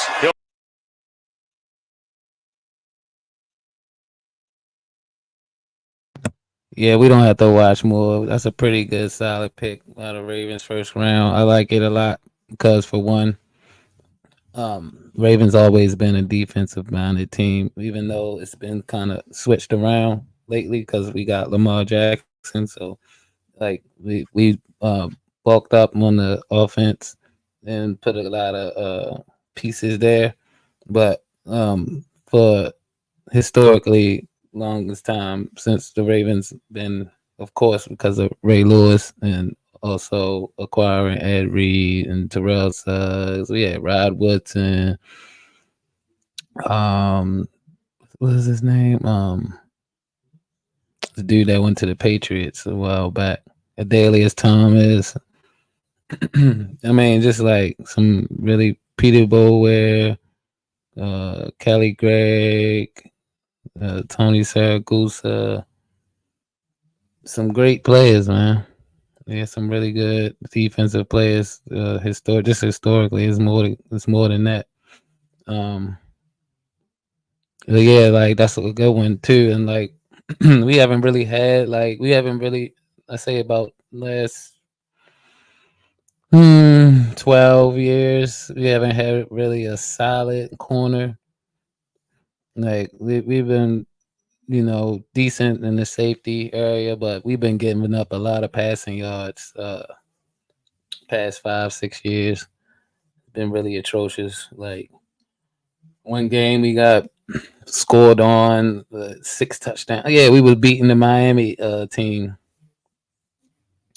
It was Lamar against Tua, and we was doing pretty good, man. Like, and all of a sudden, third quarter, Defense just breaks down. They score fourth quarter. I'm sorry, fourth quarter. He throws 5 touchdowns. It's like, come on, man. Like that was a major factor in our defense. Like as far as passing, like we was getting sliced and diced. And now, like with Nate Wiggins coming in, like hopefully that strengthens us a bit. I think it will. I believe it will. We still got Kyle Hamilton out there. What's the other guy? There was another corner we had. I know we got rid of Geno Stone, which was like leading the interceptions in our team last year. He went to the Bengals, and then Patrick Queen went to the Steelers. So we have I think we used the 4-3 or the 3-4. I think we used the 3-4 defense or the 4-3. I think so, but like the nickel defense, like we big on linebacker play. That's why we get beat a lot too, because we never really had a for sure corner, like a shutdown corner. We had a go-to, and like Humphreys. This is one of my favorite, but due to injury, kind of fell off a little bit. I think this upcoming year he'll be back healthy and helping the defense out a lot. But yeah, like since that, certain players they get injuries, they're not the same per se. So you know what I mean. He's still a major contributor though, because his IQ is still there, so he can still be in places. And he was never like bad in coverage or too far off. Like I think the injury kind of played a factor in his ability to like switch, like you know what I mean, because he was really good at that. He could switch, his body around and position himself to defend very quickly, but after that injury, not so much. So I think he's trying to get it back. He's working to get it back. Yeah, he's for sure a Raven. But we haven't had a corner like in a while. We had Jimmy Smith for all those years, and even him, like he battling a lot of injuries. We had Nadarius Webb. It's pretty good, but he had his time. He had like a 3-4 year window. And he was just like a role player, but like a good piece in his role. So hopefully this young man comes into and contributes to the defense. We need it. And that's what I like about this draft in particular. I'm not trying to spoil it, but like I think like we were like the top. I definitely think we were the top in the draft. Not saying like we got the very top, but we definitely made a mark. And that's like been a historic thing too as well. Like, before Isaac Newsom stepped down, he was pretty much our scout recruiter. Like he would get the players that we needed, and he was pretty good at it. You know what I mean? He had a little hit and miss like for like a couple years, but like throughout his career though, he's been outstanding. Like he knows who, like he knows who, and he knows who needs to be on the squad and be a Raven, play like a Raven. Like he has a knack for that. So then he blessed us with Lamar Jackson before he left. So we've always like been great at recruiting, especially in the defensive factor. Like we kind of missed the wide receivers throughout. Like recently, we got Zay, and we had Bateman, but Bateman he didn't turn out as much as we wanted him to. But he's still there. Actually, we just re-signed him 3-year contract. Pretty good speed and hands. But the health has just been a concern. So,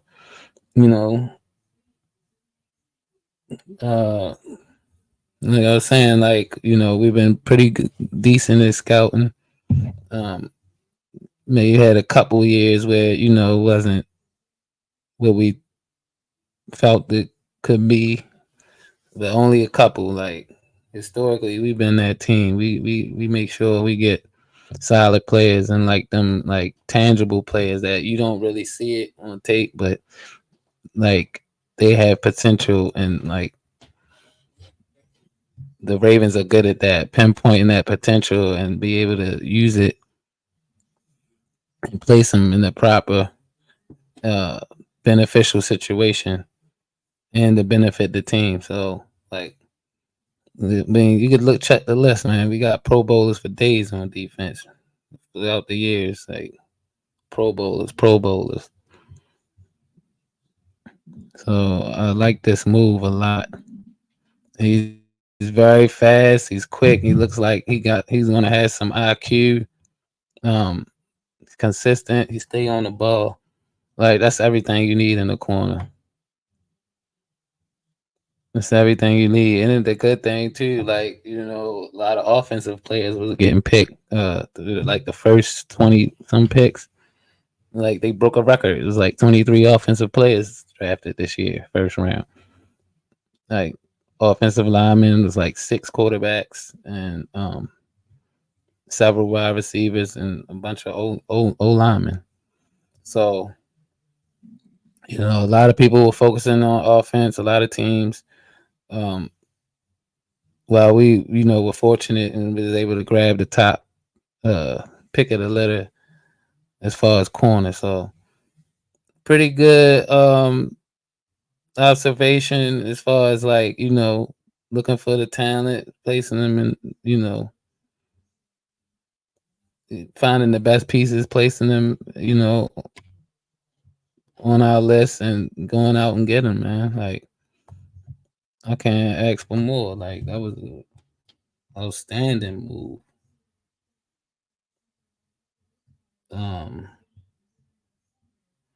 So then we also got the second round pick,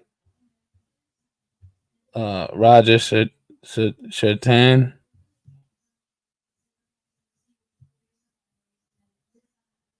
Rosenthal. He's an old tackle from Washington. Another excellent pick, something to fill the void. We lost a couple offensive tackle O linemen. So like I said, Ravens making strategic moves, grabbing players, filling the voids that actually needs to be fixed, and not, you know, going out reaching for players to super capitalize, to, like, you know what I'm saying, like stick to the recipe. It's been Ravens history. You know, and then, you know, since we have you know, Lamar, you know, signed to this deal, this solidified contract, you know, we got to protect them. So what better move is to get a guy that's gonna, you know, contribute to keeping Lamar healthy. That's what we need. So I'm grateful for that move too as well. I guess we can see a little bit of tape on him.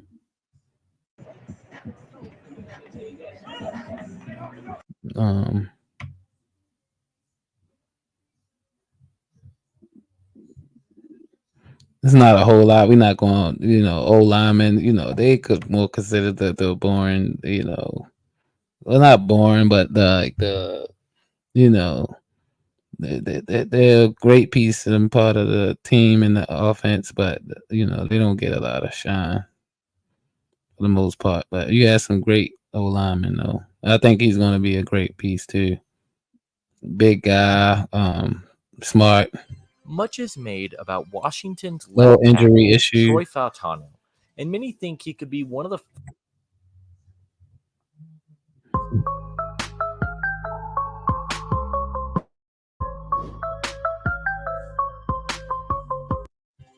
Much is made about Washington's left tackle.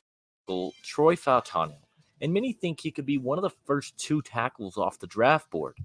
But Washington's O-line as a whole was absolutely fantastic.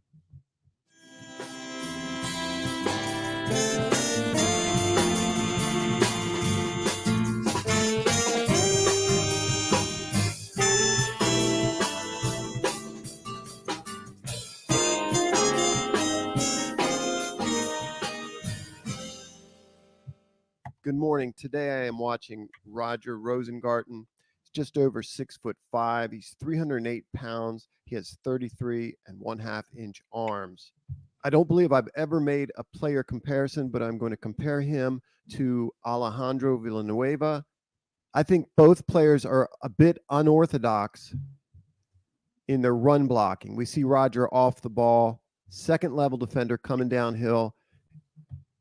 He's just going to throw his hip and his right arm into this defender and run him. Roger has great movement skills, very athletic for the position, quick feet, getting into his kick slide, easily adjusting to this inside rush, shoots his hands. You can see he works his feet and hands together nicely on this rush. Again, we'll see him having to adjust and slightly recover inside. Plays this under control. Shoots that inside arm. Grabs cloth, leans on him, washes him down the line.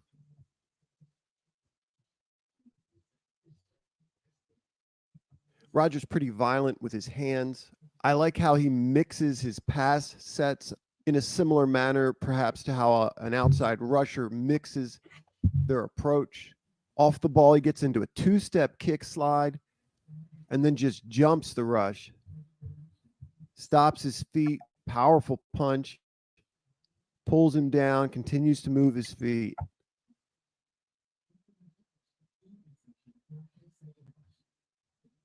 Watch on this rep how he attacks the inside arm of the edge right there, gets him off balance, works to get his hands inside, controls him, and then finishes.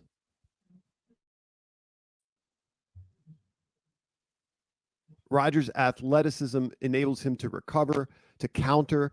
Even when he's beat, we're going to see a pretty good spin move. And then Roger counters with one of his own and is able to square up and protect the quarterback. Watch it again.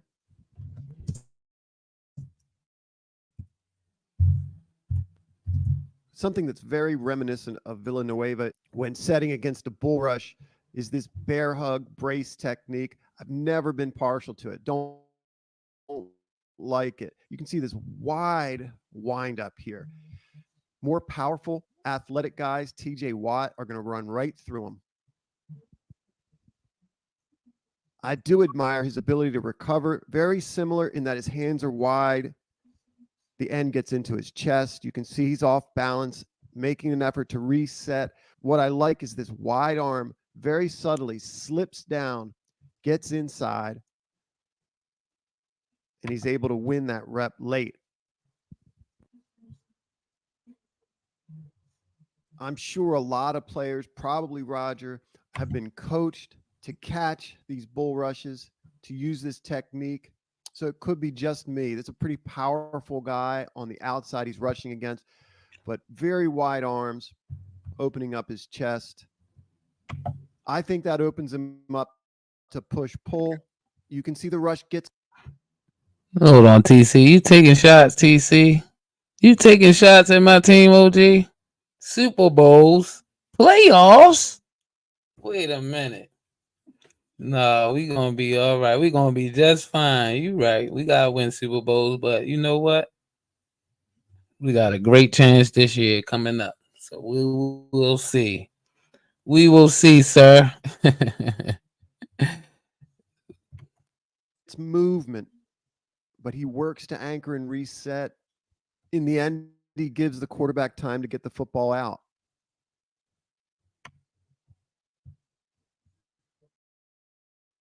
I've noticed, especially with guys who are athletic, have active feet, when you see them stop their feet the way you see it here, my sense is that they're in between sets.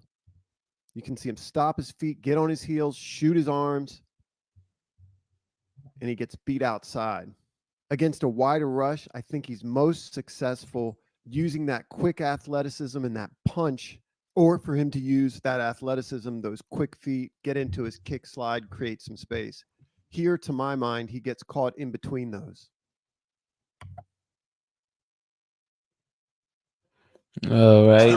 4 o'clock That was the old lineman. Snap off, and it goes nowhere as they run right into the teeth of that front. Now, our third pick was a DE, Adisa Isaac. Adisa Isaac from Penn State. That's not far from here. From what I saw, it looks pretty good. Pretty solid pick. As they run right into the teeth of that front. Yeah, I mean, it is tough. Guys, if you're looking to go back to school, UMGC is waiving their application fee through May 31st. They have over a Front. Yeah, I mean, it is tough. He's going to be a high pick. Loss of 9 brings up a 30-15. Petrus steps away. He's dropped. On the sack, knifing in. Adisa Isaac. Yeah. One step forward, that's to set it up. Now back inside hard. And you take the inside shoulder of that guard. The guard wasn't able to turn on him. Well executed. On 2nd and 2, nowhere to go this time for Evans. Direct snap. Cam Porter buried behind the line. Hakeem Beeman came through first.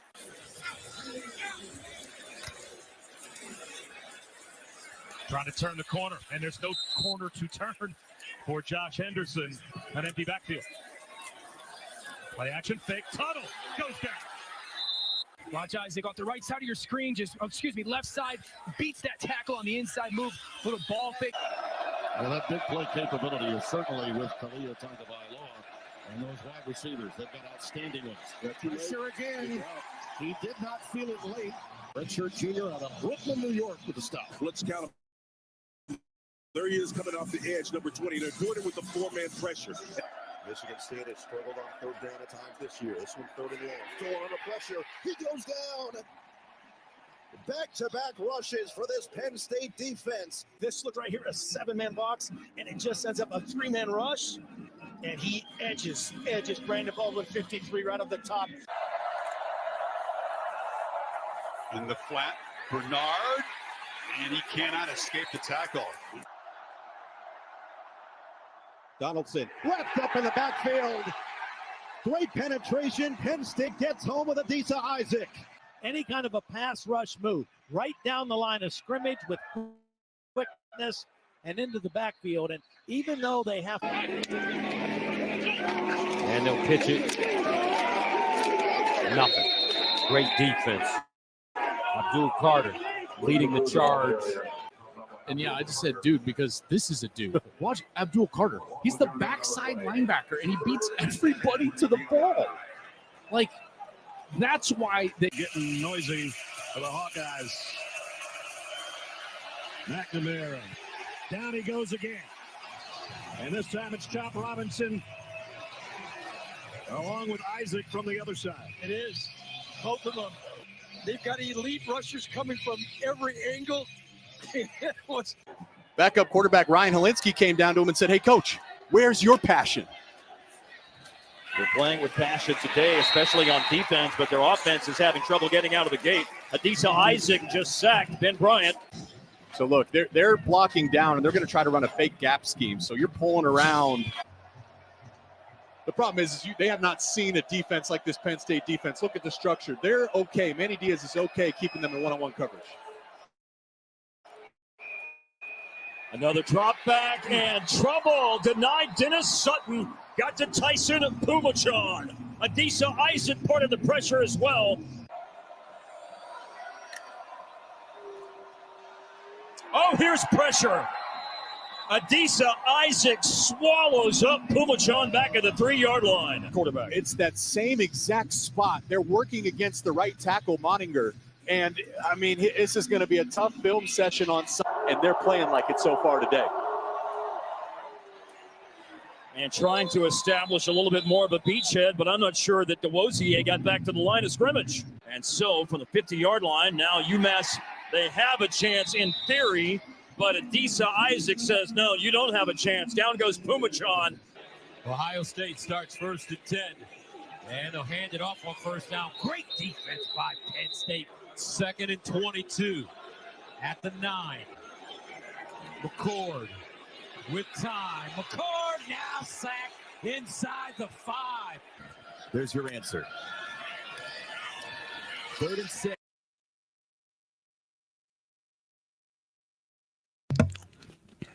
Yeah, that's a little bit from Isaac. Pretty good player. Sorry, I'm eating right now, but but Doris, hold on a second. Like, can't win them all now. Can't win them all, Doris. Like, y'all went on to beat Tom Brady twice after that, as I recall. Yeah, so we beat y'all in the Super Bowl, well earned, but yeah. Y'all got y'all two with the great Tom Brady. And you had Peyton Manning's brother, Eli. So I don't want to hear it. Down he goes again. Another sack of Tunga Bailoa. They're going to drop out here. You're going to bring the linebacker, Carter, and you know what? He and Isaac are going to meet at the quarterback. It is an illusion of pressure. It is so frustrating for a quarterback. They'll give it to him straight ahead, and he's ambushed in the backfield by Adisa Isaac. The redshirt senior from Brooklyn, New York. It was not a timeout, what we have been told. And here's J.J. McCarthy, and he's chopped down by guess who? Adisa Isaac. And his athleticism. Watch this closing speed from Adisa Isaac. He's dropping into coverage, and right here, he just takes out the legs of the quarterback. Watch Donovan Edwards in the backfield. He's a great receiver. And they give it to him. Bottled up and goes down for a loss again. Adisa Isaac. His Penn State defense is excellent. Michigan staying on the ground. They've done it several times now on 3rd and long, trying to avoid that pass rush, which was so dominant early in the game. And they're behind the chains here, 3rd and long. Run it on 3rd and 28, see if they can get some of it back, and not a whole lot. They're going to get to the 41. Adisa Isaac will trip up Mangum. 53 seconds remaining in this 3rd quarter. Kate Hauser stays in there, and the first down handoff is going nowhere. Back to the line of scrimmage for Michigan State. And Caden Hauser will go back to the air. No, he won't. He'll go down again. Like I said, another great pick by the Ravens. Another strategic piece that was needed. We needed an edge rusher. We lost to Javian Clowney, who was pretty good. You know, we was hoping he would come back, but it didn't work out. You know how that money go. They go where the money at, some of them. He was a good fit in the Ravens organization, but he chose to go elsewhere. So we had to fill that piece, and we got a great one in Penn State. So he's not far from home. Well, actually, I don't know where he's from exactly, but it's not far from Penn State where he played. So that's pretty good. The Ravens are good at that, man. They have like good instincts. Then he gets somebody ferocious, like he has like that ferocious type drive, like ability to just succumb like almost anything. Like he got that dog in him. You can tell the way he gets through the line and then takes him for a loss, like a lot. He was doing this against like real collegiate good teams, like certified teams. So I give them credit. Like they got another good one, like another excellent pick. another one.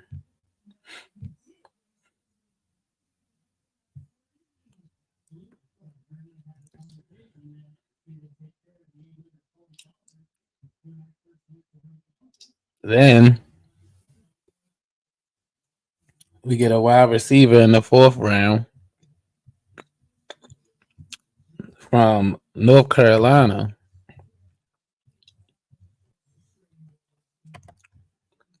And, people we know that, a lot of these players that get drafted, even first rounders, that don't guarantee that they'll make it, and have a great career.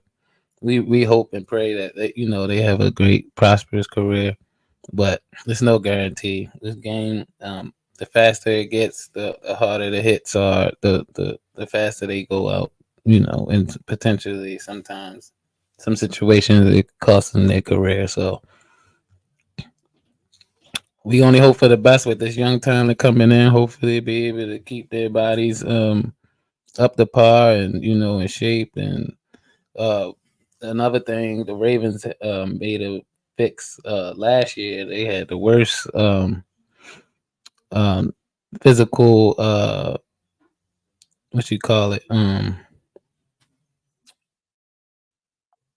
it was the personal, the personal training or the training situation where they rehabilitate and will keep their bodies in football shape. Yeah, we had the worst the year before, but we got that position filled. So these players, now they get attended to correctly, they already being treated, with a certain type of effort to keep them in good condition, because we need them out there on the field. Like I said, them players, they can play 6 games straight and go out the 7th game, and then their careers in question. So, but we're hoping for the best as far as that. We're hoping that, they don't get no significant injuries as less as possible. But we have this wide receiver coming out of North Carolina in the 4th round, which is pretty deep. Excuse me, it's pretty deep in the draft. It's getting deeper in the draft now, so we almost done here. But Devontae Walker looking pretty good. I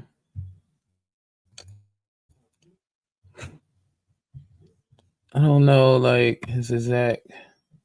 Maybe they'll give us some right here. The replay was pretty quick. As well.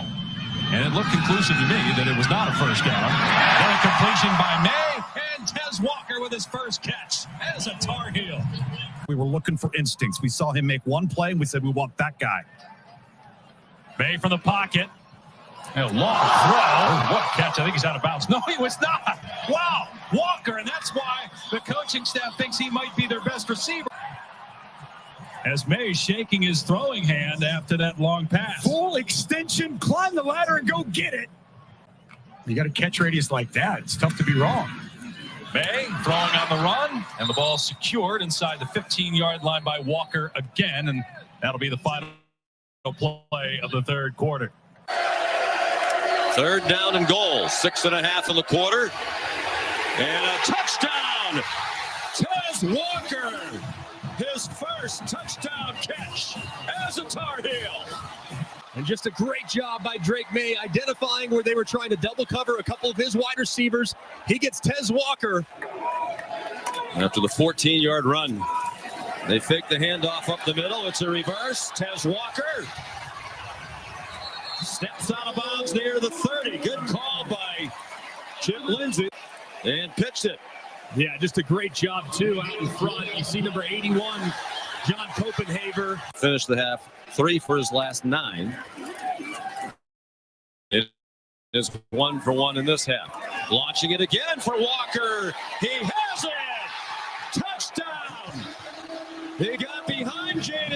Davis without being held that time. During last week's game, he was still learning plays on the fly, and teammates were explaining routes to him right before he would run out onto the field, but that's not an issue tonight. He is much more confident, and the first thing quarterback Drake... This would be about 50 from here. May protected well this time. It's Walker again. Tez Walker, third touchdown of the night. Walker comes right behind him. And as he's running at full speed, you see the run after catch and just how strong he is. And Drake May has to love what he's seeing from his new weapon.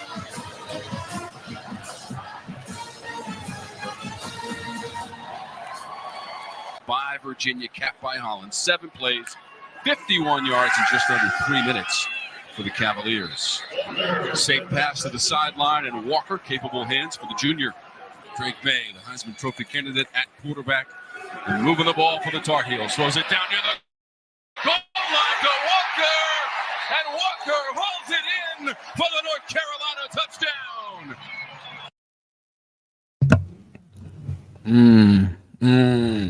I really like this pick. I know I've been saying that, but about every pick, but like I really like this one. Like I said, like this was a strategic, planned out pick. Like good, solid picks. No, not like reaching too far. Trying to whip up this recipe of a player like out of nowhere. Like this look like they've been having an eye on these people, and like they actually got like the players, the quality players they needed. Tez Walker, like he's like one of the rare, bigger wide receivers we had in a while. We haven't had too many actually like athletic, big, solid wide receivers with the size and the height. So I'm excited about that one. That's really good. Now the thing is, with the Ravens, we got to be honest. Lamar is not the traditional passer, but he does a very good job. You know what I mean? So, we're gonna see how that works out. No, that doesn't mean Lamar can pass, and Lamar can, very well, use him and actually give him the ball. I don't think that would be an issue. I just think that with him being new, it probably won't come into later in the season.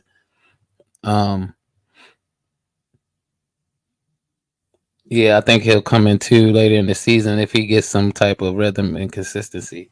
So I like this pick. Another great pick. Like they on the money this year. Like I can't complain. Another corner after this. After the wide receiver, another 4th round pick. TJ Tapper. Okay, so we got TJ Tapper, a cornerback out of Iowa State. Man, the Ravens, man, they had like we needed desperately corners. We needed edge rusher. We needed O lineman. And we could use a wide receiver. We don't really have any wide receiver. We got rid of Odell. We re-signed Aguilar. We got Bateman, which was like, they're good and they could be really good, effective players, but they're not like playmakers. Like this guy that we just got from North Carolina, he looks like he could be a top tier, at least, maybe wide receiver 2 tier type tier. I really like that move, and I like this move that we double up, like we doubled up on the corners because we've been really getting abused in the corner issue. The pass, like we have some like curse or something, a temporary curse. The last 3-4 years, 5 years, you can say. Yeah, we just been atrocious, man. Like cost us a bunch of games. Defense has just like collapsed. It's mind-boggling. Like the point of collapse, like they did certain games. Like like no running game going on the opposite side. Passing is pretty solid. It's getting shut down. You're not even getting first downs. And then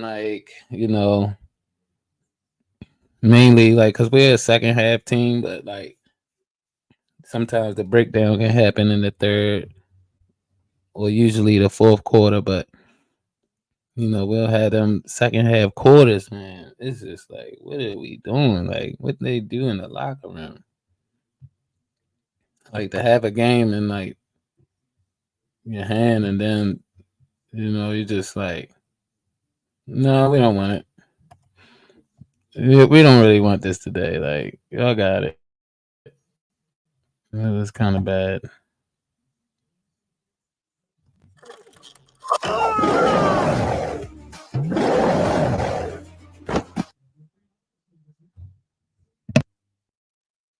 Moment Bowman's been waiting for. Over the middle and picked off. It's TJ Tampa. That will do it, ladies and gentlemen. Heck of an effort to tie this game, but just forces it in there a little bit too hard. And what a heck of a play coming underneath with that good length and good speed. This Carries for 16 yards.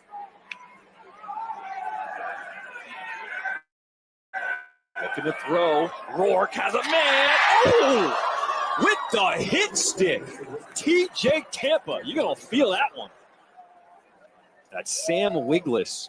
He is still down after this play. What a hit, Rocky. And I think that ball just floated a little bit. Had he gotten the ball down and driven it into the chest, hitting right between the numbers, he could have held on the game.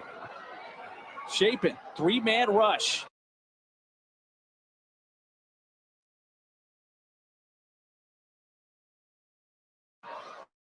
Throws, caught, immediate hit, and dropped, but hanging on to the football.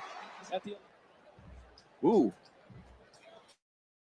Now he is technically a defensive player there.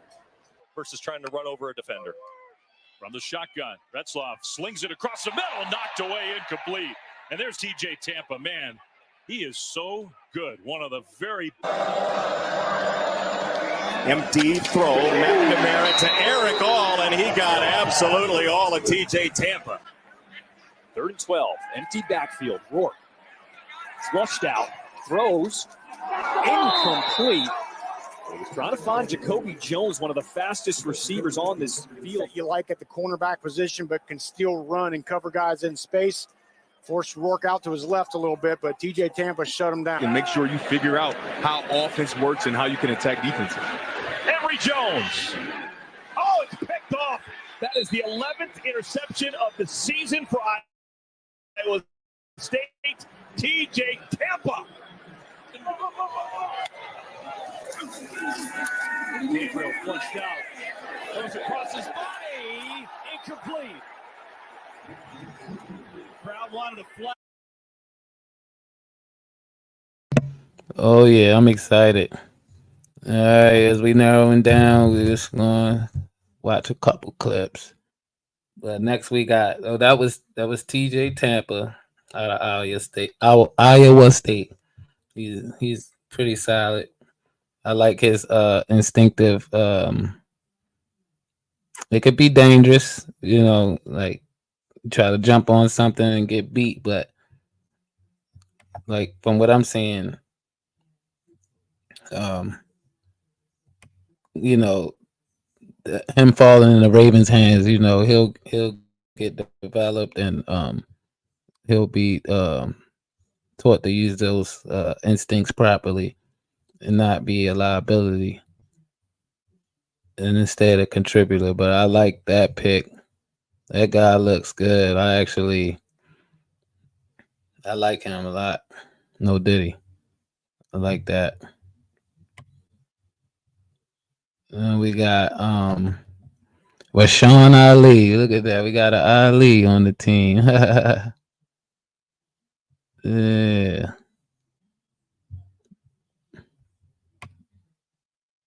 Let's see. Where is...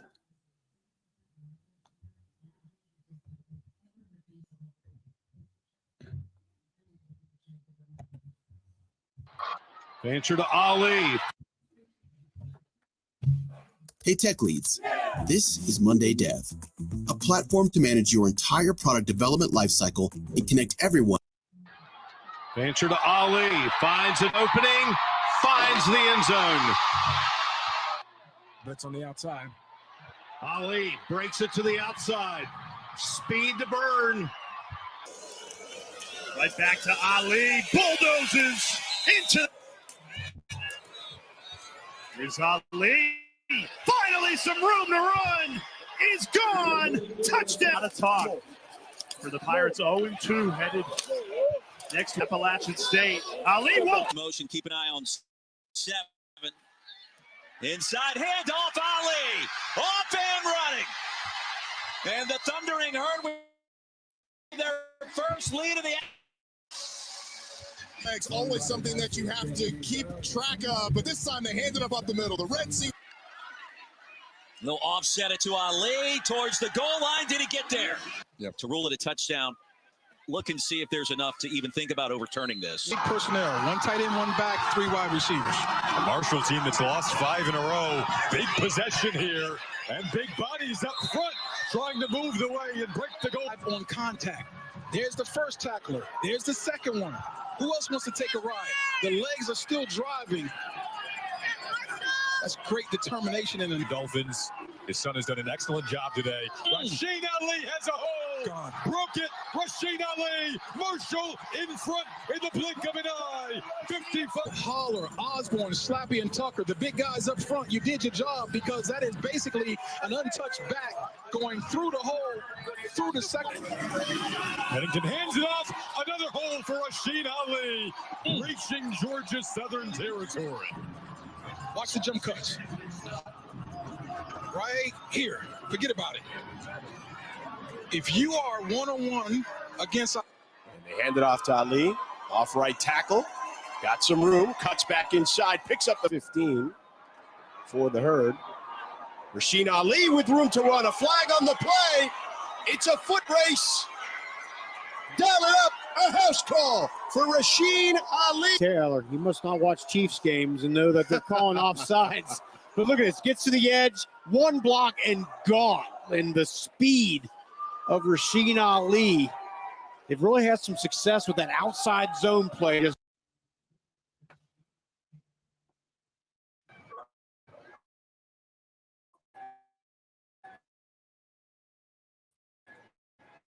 Second and short again for the Wildcats. Leary. Brown is pulled down just outside of the. Leary. 3rd and 6 to the end zone. What an gets caught there. Well, if you're looking for characteristics of Clemson corners, that would be 2. Here's Leary. Hit as he throws, and it's Key. Dane Key breaking free. Down the near sideline, and like they will in the Rose Bowl. Here is Leary on first down off the 25. Wide open is Jordan Dingle, the tight end. Down the far sideline, Dingle trying to make a move. He'll cut it back. Does he hit the pylon? They're hitting a double post combination. It's covered up fairly well, but Dingle just... Here's Leary on 2nd down. Throw sideline for Anthony Brown. From the 48. Play action again, and Leary in rhythm. Another completion, and Dane Key breaks away. Leary on a line. Intermediate again, right to midfield. Beyond Brown in motion. 4-man rush, and Leary steps up. Stumbles forward, and he's out past the 50. He's got 4 receivers in the pattern. He's a pocket collapsing. He gets out of there, and he's going to run for the first down. And even further past the 30-yard line. Off the play fake, Leary, corner to the end zone. For Kentucky, they go with a little 321 loop pass right. Loop that quarterback out. Designed to forget. Brown at 6'1", going the other direction. Davis out of the back. Pressure coming. Leary hears the footsteps, leaves the pocket. Dances inside. There's a flag down in the secondary. Leary showing off his wheels, and he picks up the first down. About his team's identity. Got to be physical. And it's going to pay off with a touch in the FBS, and they finished 129. Good protection, sets up the dump off over the middle. Pass is caught.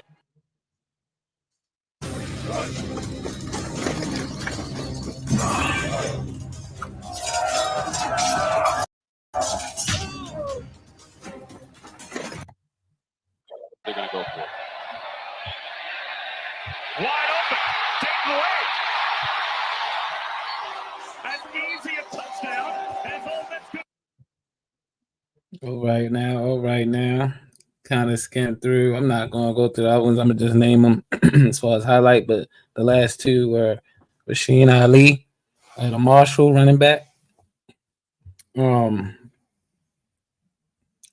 think they just got him just for depth because we got, we had to let a couple guys go. J.K. Dobbins, he went to the Chargers, which is Jim Harbaugh, Chargers, the brother of John Harbaugh. So, and then also, Gus Edwards. Both of those guys went to the Chargers. So we still got Derrick Henry, Justice Hill, and that young guy Keaton Mitchell, who was pretty good, but he got injured. I think he tore an ACL as well, broke a leg, something like that. And the other guy was Devin Leary, quarterback out of Kentucky. That's just for more depth back up, just in case. And Nick Samet, a center from Michigan State, 7th round. Then we got another 7th rounder, Sanusi Kane, a safety from Purdue. So, other than the last three, like an A plus for me. Filled in the positions that we so desperately needed corners. We got O-lineman, wide receiver, which is very needed, much so wide receiver. Running back for depth. Other picks were more for depth purposes, which is not bad to have. A good thing. Lamar shouldn't be alarmed. They got a quarterback. Got to have some type of quarterback, backup. I think we still have Huntley, but he's been a pretty good backup for us so far. He's been decent. So I'm excited. I think we have a lot to look forward to this season. Speaking of which, too, I play fantasy football every year. I won the fantasy last year. I'll probably show you some pictures. I got the I took the record and all that stuff, so I have receipts. Let's see, some of the people I had on my team, I was strategic with it when I did it. My fantasy football league. Oh yeah, the prize was $500. So I won $500, $50 in 10 players.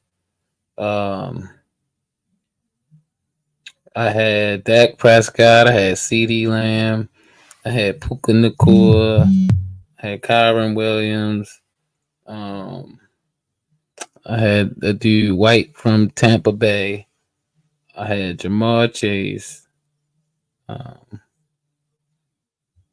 What running back I had? I had a dude White, Kyron Williams. Oh, I had Saquon Barkley.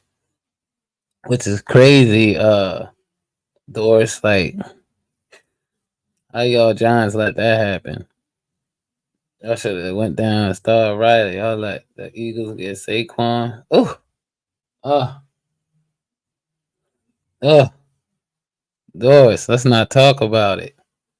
How y'all let that happen? But it's funny too, Doris. One of my good friends, he's a Cowboy fan. You know how delusional they are. We know. Yeah, but he was he tried to play it off, but you could tell he was hurt by that. He was like, "What? Saquon went to them." Not gonna lie, it was a good move, good pick. Um, I kind of find it humorous, but I just think that yeah, I always said Saquon went somewhere else myself. Like, not even in that division, just somewhere else. But it was a good pick. Yeah, they getting Zeke back. Yeah, I was reading that earlier. You're right, Doris. Yep, they getting Zeke back.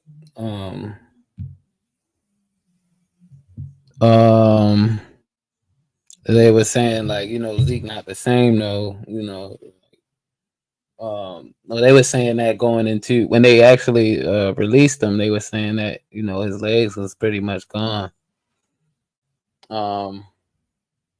He's an older guy, still, I mean, he wants to play. You could tell he got the heart. He wants to play, but as far as being effective, maybe in certain situations, like closer to the end zone, I think they could use him a little bit more if they decide to, actually, utilize him on offense.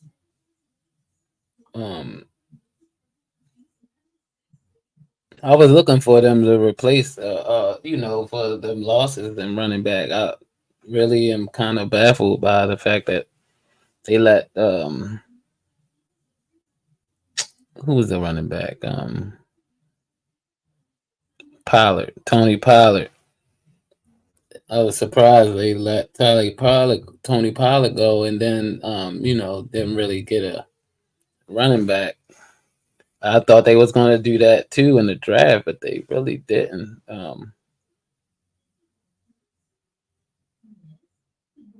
Like Cowboys, man, they're an odd team. Like throughout the years, they haven't won a Super Bowl in forever, almost 30 years, going on 30.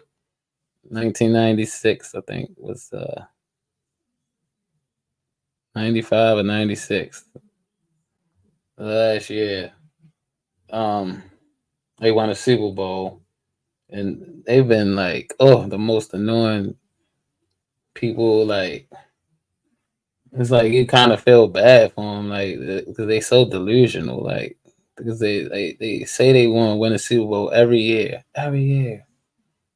We're gonna win the Super Bowl this year. We're gonna win it this year. This is before the season even start. I'm telling you, people talk smack about the Ravens, which I think we were like premature to, like, when they played the division championship. A lot of stuff, but like the ego, like what I'm saying, like the mindset was like kind of like we already had it in the bag. It was like we were celebrating. Like I was like, I don't like that approach. I don't like that energy really, and it turned out to bite us in the ass. Like we did pretty good, but then like when we get there and like it's been I don't think we had a division championship and forever, but it was a long time, if ever. But yeah, like it's just like that year too. We went to this division championship, but we lost. We lost that game. or it wasn't a division championship. We lost the playoff game because that was the first time we had clinched and we had that rest. And then John Harbaugh wanted to rest all the players. So it kind of like took the edge off and we was not prepared. It showed like we needed, like, they prepared practice and stuff like that, but it seemed like it was lackadaisical. It wasn't really a lot too much effort. I'm not saying they didn't put any effort, but it wasn't the effort that it didn't show on the field. It was horrible. But we lost that game.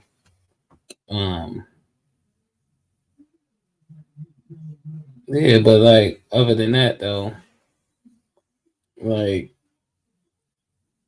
I said, the Cowboys, they are something else. Their fans are different. Let's just start there. Their fans are delusional. And Philly fans are arrogant. They like the. I went to a Philly game one year, but we had Flacco, of course, and we had Flacco, and the Eagles had Carson Wentz. And it was a close game. We lost by 1 point, of course. Yeah, it was a close one. We lost that game. But the Giants, though, like I said, we got that kid out of Edgewood playing for New York.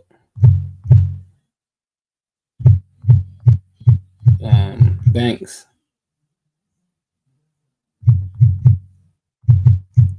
Banks is he's pretty good too.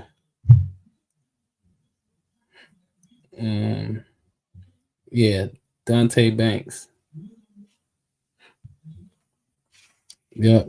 He's not far from my area. I know some people that know him.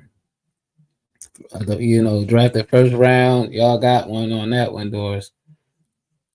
We probably would have looked better in the Ravens uniform, but yeah, we let y'all have that. It's all good. It's all good, though. It's all good.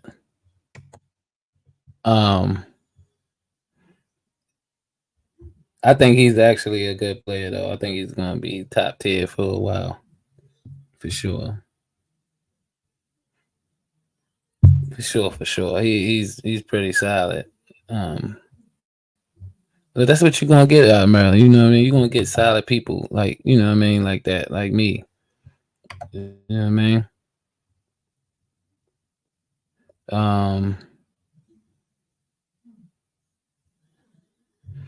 Yeah, as far as the Giants, we can speak on a little bit of Giant football. Like, y'all need wide receivers desperately. Y'all re-signed the quarterback. I don't know what y'all really did in the draft as far as running back, because y'all got rid of Saquon, so y'all needed a running back, need a wide receiver. Y'all did pretty good on tight ends. Y'all recruited some good tight ends. I think O-line and D-line. Y'all defense got a little better. Y'all defense used to be the worst, but now it's better. No, y'all just signed Allen. What's his name? Allen. What's his name?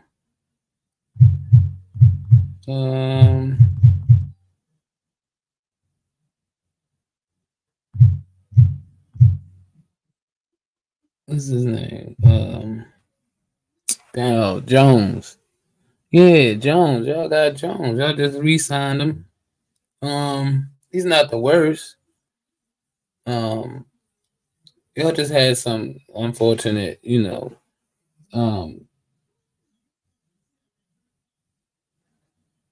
had a string of unfortunate, like, just Yeah, y'all drafted a couple players that didn't really turn out to be anything. That one wide receiver that y'all gave to the Chiefs, and he sucked over there.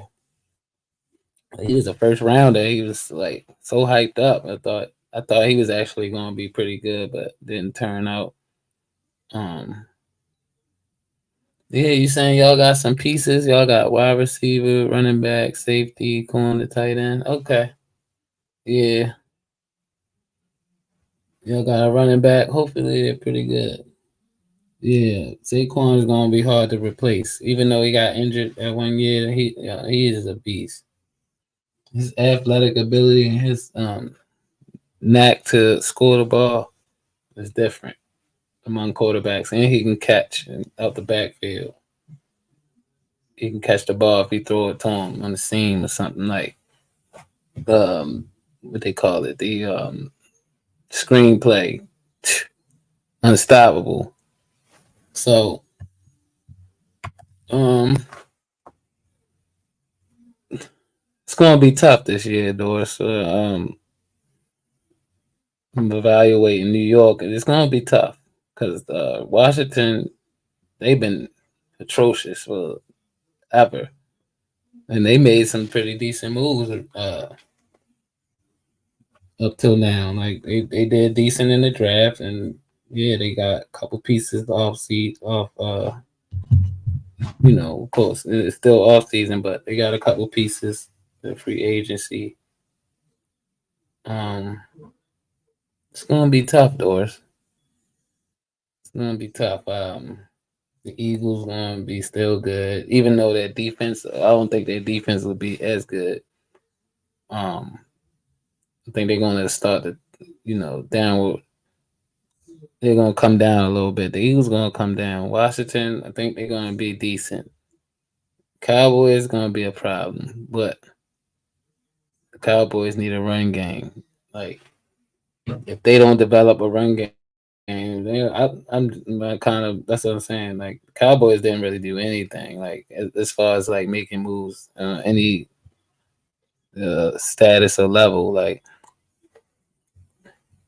they didn't really make a splash in the offseason, free agency. I mean, the draft, like I don't have a lot behind Cowboys this year, so y'all have a chance. I just don't know.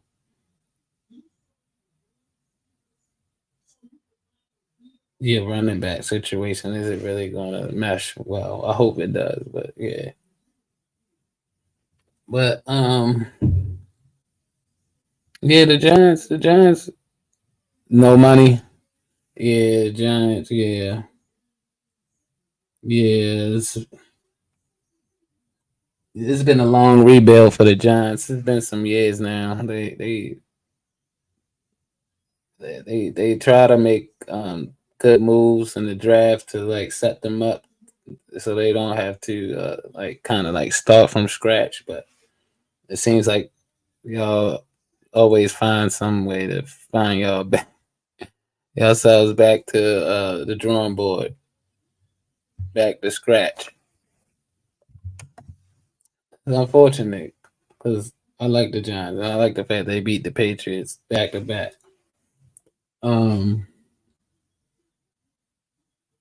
That's pretty much it. I mean, I think the your division and the Ravens division is one of the more difficult divisions.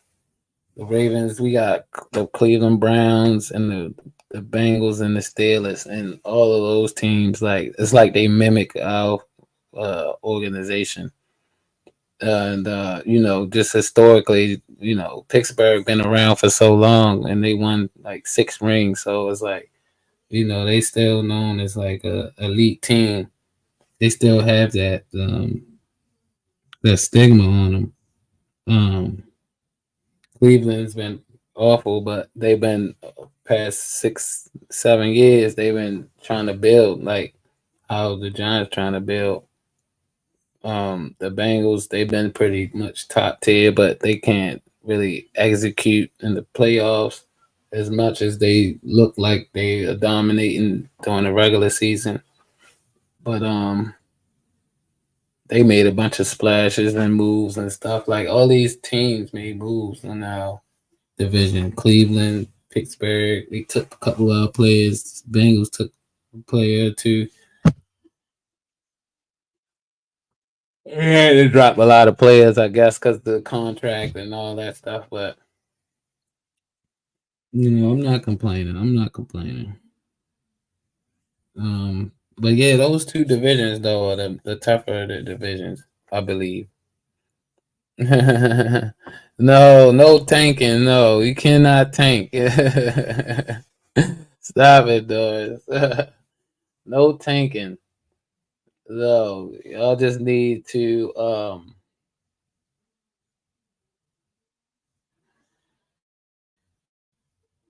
well, what I think the Giants issue is like when y'all try to like not saying y'all don't have an identity, but y'all kind of lost your identity. Y'all used to be run game, kind of prototypical to the Ravens. Defense, even though y'all defense wasn't always like that, but y'all had pretty good defense. I remember Antonio Pierce was a Raider.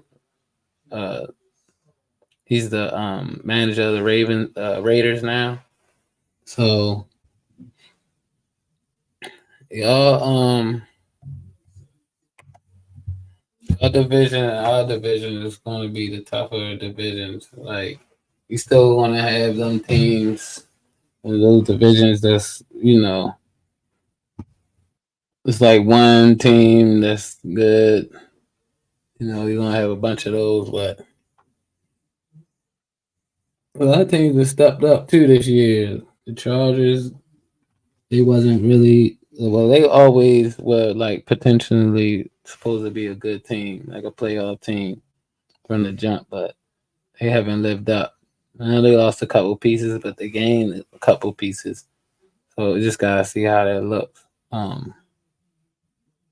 The Jets, they made a good move by getting Aaron Rodgers, but not so good because he got injured the first game. So, you hope that they get what they can get out of him for this next season coming up. But, he's getting older now, so it's going to be a little bit more difficult. He's getting older. Let's see. Kansas City, they the team to beat, defending champs. The Raiders, they making progress. They were making like a bunch of progress defensively, but they couldn't get it together offensively. Didn't really get that move with Devontae Adams. I mean, it was the money, of course, but there's nobody to throw to him. And then you have incentives and stuff like that in your contract, but you don't have a quarterback that could throw. I don't get that. Oh God. AFC Patriots, they, since they lost Tom Brady, they've been trying to kind of rebuild. Their defense has been awful, very up and down, very unpredictable defense. Like good one day, atrocious the next 2 games, 3 games.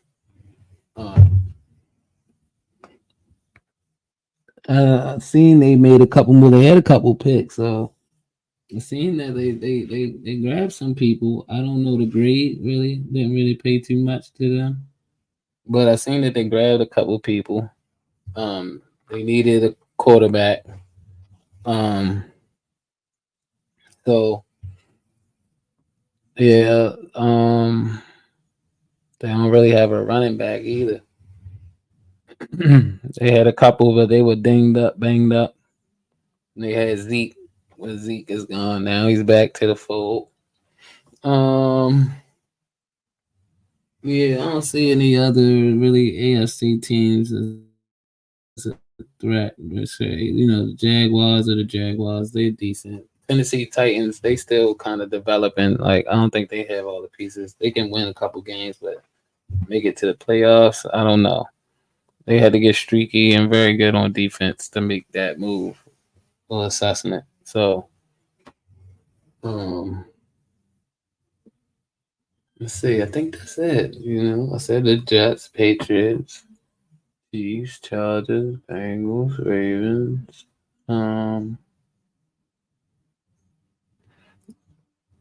Let's see, as far as the AFC, NFC teams, y'all gotta worry about them Rams. They made some good. They lost a lot of pick for like almost 8 years or something. They had no first round pick. I was like, wow. But this year they made pretty good picks. I ain't gonna lie. And they got another running back on top of the one they got last year that was outstanding. That I had on my fantasy football team that got me some money in my pocket. So it's just mind-boggling. It's mind-boggling. Yeah, but they're gonna be pretty good. I think Atlanta will be good. It depends on their focus. So like I don't know. Like I said, like I was confused by that whole quarterback draft. After they just gave Cousins 4-year deal, guaranteed money. Wasn't really in the first round. Like it was like why? But all right.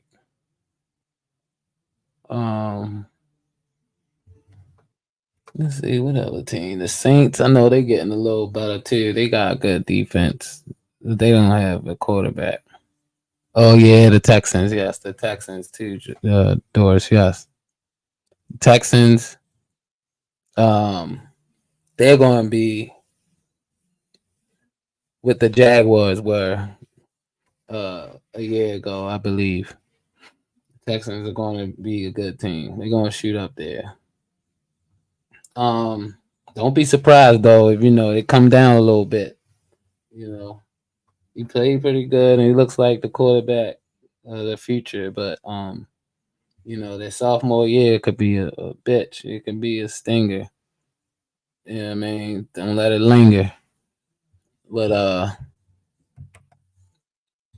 I think that that's the one team I did leave out, the Houston Texans. Yes.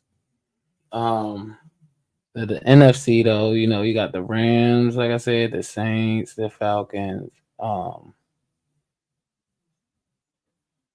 What's another team? Green Bay, Minnesota, Bears. Okay, they made some moves, but will it translate? I don't know. I doubt it. Just because it's the Bears and the history sucks. They kept that one quarterback. What was his name? What was that damn quarterback? Man, he was cleaning up, man. Damn, yo. Kyle, was it Kyle? Kyle something. I can't think of his name, but man, he was cleaning up, man. He was a bum. He was on the Bears for a minute. Then I think he played for the Broncos. Man, he was a bum, man. That's what I'll be saying about some of these quarterbacks. Like, damn, you let him in the league? Like, give me a chance. Like, I'll take a hit. You know what I mean? Like, give me like a little 50,000 check, 50,000. Sign me up, coach. 50,000. I'll take that. No diddy. But yeah, like I'm excited for this football season. All y'all that need advice for your fantasy football league, you can holler at your boy, the guru, TJ Vapors. Just give me a shout. Don't be bougie or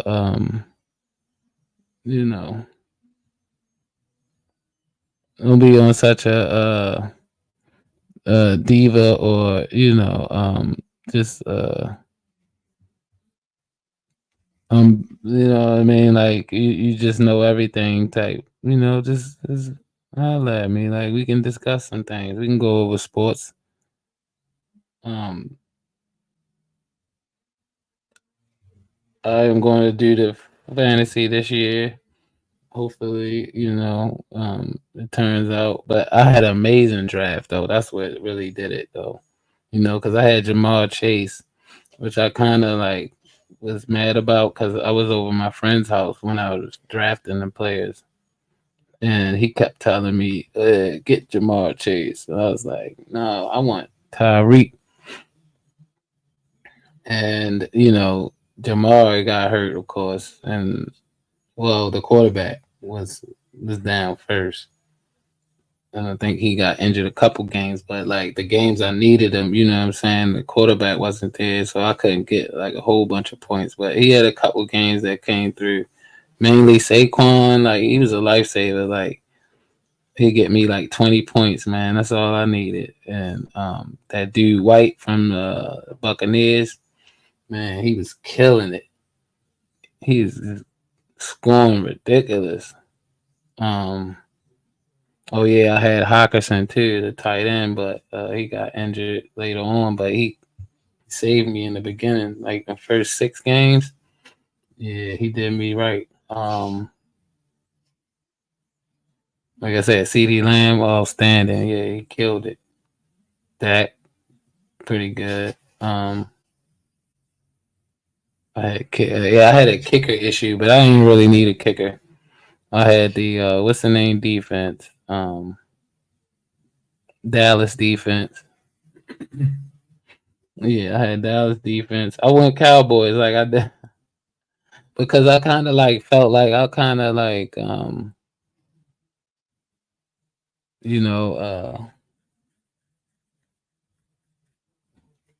kind of like I visualize them more. I just for some reason I felt like the Cowboys going to be pretty good this year. I think like it's good. Like Dak finally off that injury. He got a contract he wanted. CD Lamb, he gets better every year. I was just like, yeah, it's a no brainer. If I get CD Lamb, and that's what I did. I got CD Lamb like in like the second, third round. Yeah, shocked everybody. Yeah. Well, I got Jamar Chase first, and then I got like CD Lamb, and then I started getting running backs. Like that dude Kyron, man. Oh man, he came through so well for me. I think I drafted AJ Dillon too, but I ended up dropping him. like I said, my draft was ridiculous. Like it was just too good to be true. And I was scoring like 200 points. Like, I was also like on a 9-game winning streak. Like it was ridiculous. I was kicking ass in that division. I know they mad at me and still mad, but it's all good because I'll be back. You know what I'm saying? Defend the throne.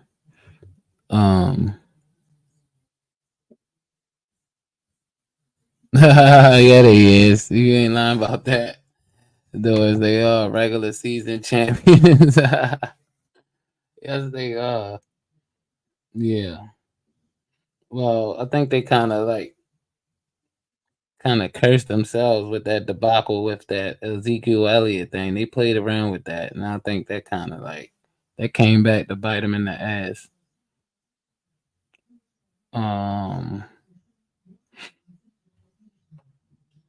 Let's see who else in sports is. I think we pretty much covered everything. We went through the first 10 draft picks of the NFL draft, and we went through the Ravens draft. We covered the Mike Tyson. How sturdy he got with the words. He got sturdy with the words back in the day.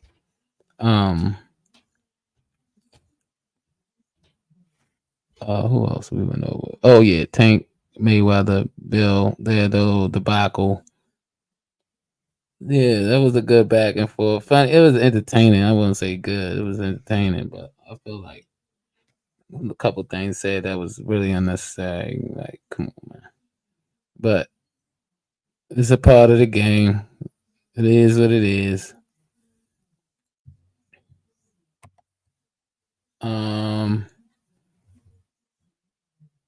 No, I had Dak Prescott and I had who was my backup? Oh yeah, I had Kyler Murray. Kyler Murray was my backup, but I had another quarterback before then. I picked up Kyler Murray later on, but I used him towards the end. Damn,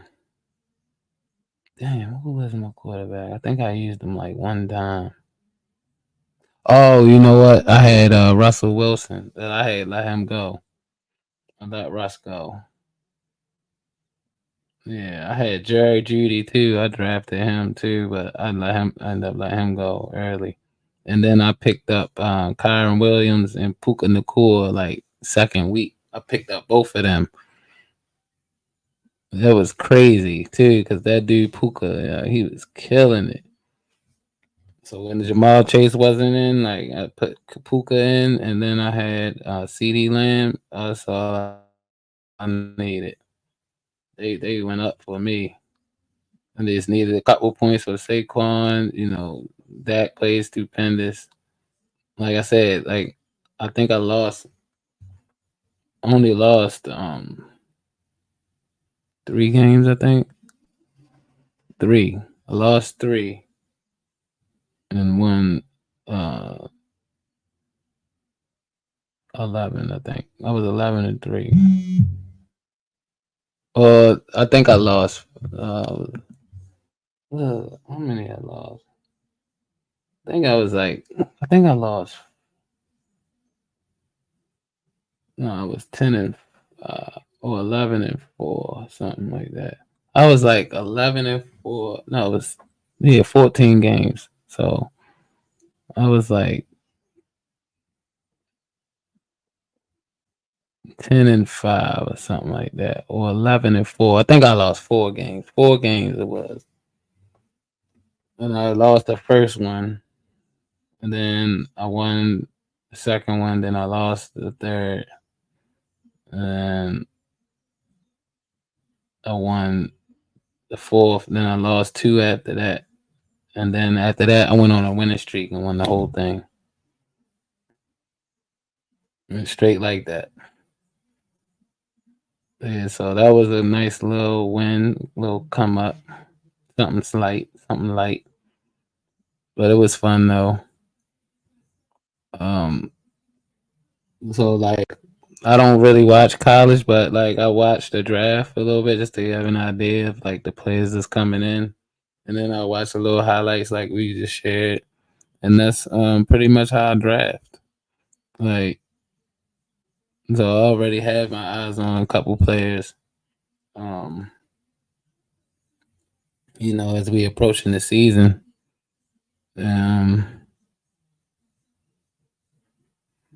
Let's see.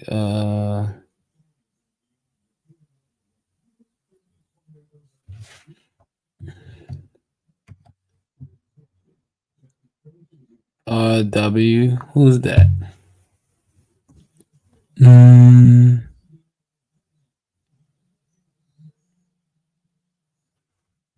Who's W, Doris?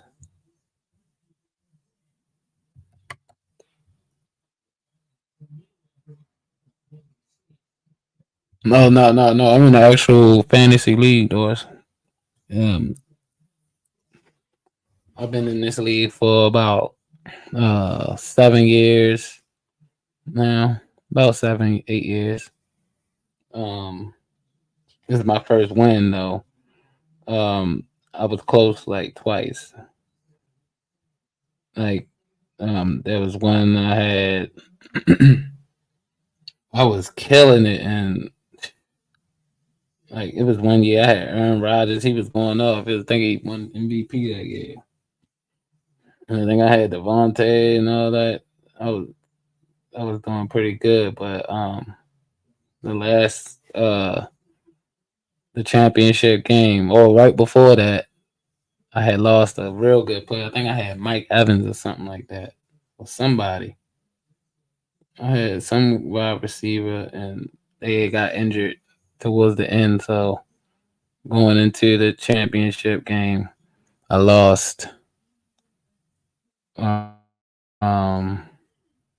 then the other one, I think I lost the first round or something. I had a good season, but first round went out early.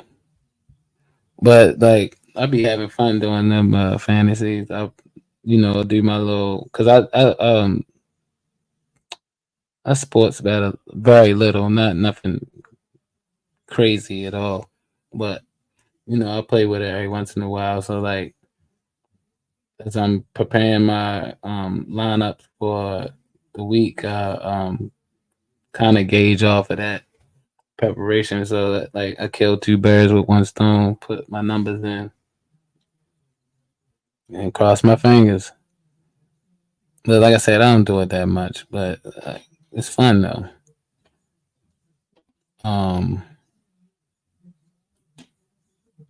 Yeah, I plan on, like I said, doing it. I'm trying to do back to back. If I could go back to back, I'm happy. I'm satisfied. I'm good with that.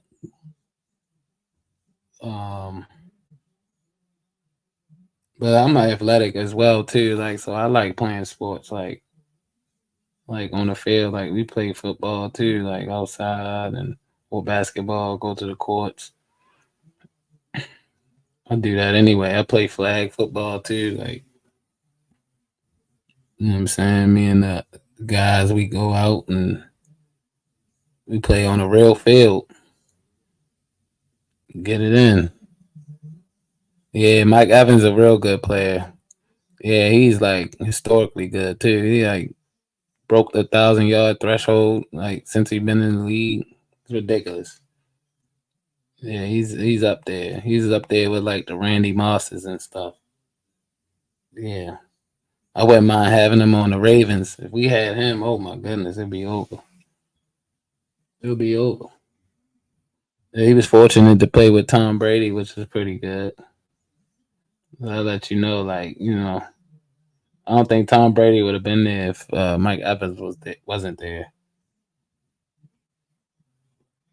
Because Mike Evans, you could just lob it up and he catching it. For the most part, that's what Jameis Winston. But Jameis Winston was terrible. I thought he was like colorblind or something. Jameis Winston.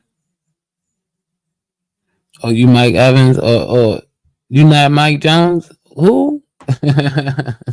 Mike Jones. I got you, Doris. You like Mike Evans. I like him too. I like no Diddy. I like Mike Evans. Tall wide receiver. Pretty good hands.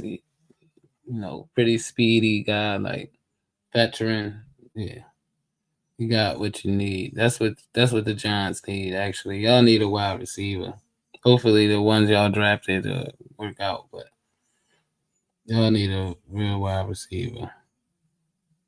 But I think that concludes the day. We went over, covered a lot of stuff. I'm glad y'all joined me today. Once again, thank you for stopping by, hitting that like button, sharing, subscribe. Like I said, it's going to get better and better, people. It's going to get better and better. Special thanks for Doris Myers, who's thugged it out with me this whole way through. Everybody else that came through, Fatty, Friday, Lil King, Andrea Nicole,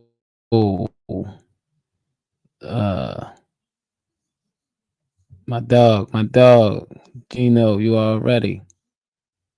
TC Top Cat, OG. Yes. I appreciate all of you. I really do. I'm going to prepare another show. I'm not going to do like I was doing, previously. I'm going to drop more content, more consistent content, and not keep y'all waiting. So as I do this, I get the hang of it better, and like it's fun. I enjoy it. So I hope y'all enjoy this content. I hope y'all enjoyed the coverage. Oh yeah, Antonio Brown was a beast, Doris. Antonio Brown, he's a nut too. He had his cousin in Hollywood, and for some reason, like that stuff was starting to rub off on Hollywood. He was like, "I don't want to be here." He was salty when we traded him. But yeah, Antonio Brown's a nut. He put that shit on and whatever that is. No Diddy. Yeah, like a nut. I heard something about Antonio Brown. What is it? Harassing some female? What was it? Was it the basketball girl? What's her name? Caitlin. The one that just got the deal. Coming out of college, going to the NBA. I seen that she like blocked him on Instagram or something like that. Whatever that is, but yeah, that was bizarre. I don't know why. But he's a bizarre guy. Like he just I guess he does what he wanna do, I guess. But you could tell like he's going through like some things. Yeah, Caitlyn, yep. He's going through some things like in his life where he can't like maintain his composure and not just do sporadic goofy shit because you feel like life is boring. Like you put yourself in that mindset, like, man, like, it's just like, but I mean, he's an entertainer now, so it is what it is. Like, whatever he want, whatever jacket he want to wear, that's on him. So, yeah, he's a character. He did that stuff with Tom Brady too, and the wife and all that. I don't know about him. He's a wild guy. Stormed off the field in the middle of the game, like throwing his equipment and stuff. Like, I don't know. He Shannon Sharp would call him out. He didn't like Shannon Sharp. He didn't like Shannon calling him out. But it's good that, some dudes could, feel comfortable to call some dudes out regardless of like, the retaliation or the comeback. Like, is needed, is necessary. Like, people go around and they just lose conscious of everything and they just get caught up. And like I said, like, it just comes with the territory in an entertainment. You're gonna have them yes people, so it's hard to balance out who's who and what's what sometimes because there's so much of this gassing of the ego, pouring gasoline on the ego and building that up. So now these people think that they just like can do whatever and deal with whatever, and in reality, it's just not really possible for somebody to endure so much stress and maintaining a business and trying to have a love life and raise kids and keep people happy and satisfied. It's a lot that comes with it. Definitely understand, like, I don't have a thing against people that are more fortunate and, have resources or finances. But there's a level of balance on both ends, broke and poor, like, or, less financial, So it's on both sides. I don't think one outweigh the other. But I think people perpetuate certain things more because it's so easy to do bad than good, if that makes sense. It's easy to do bad, like especially nowadays. Like it's so tempting, like how they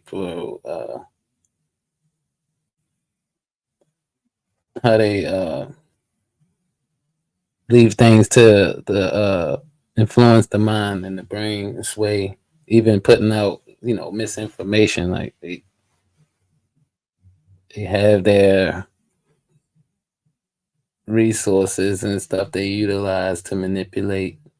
So, some people get lost, and they're just, they hopefully, you just pray for them. Hopefully, they come back through experience, and they don't fall too hard, and you be there for them when they need uplifting. That's what we can do. So,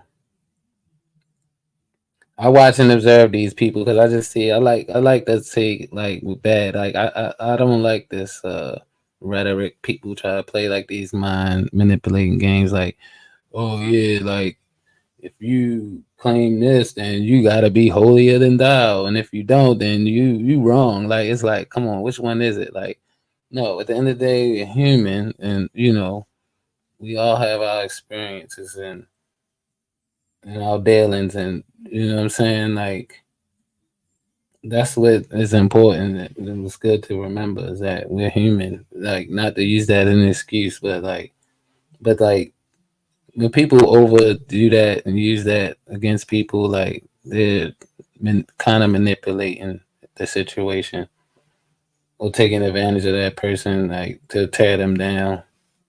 Because people gonna make mistakes regardless of how severe or whatever it is.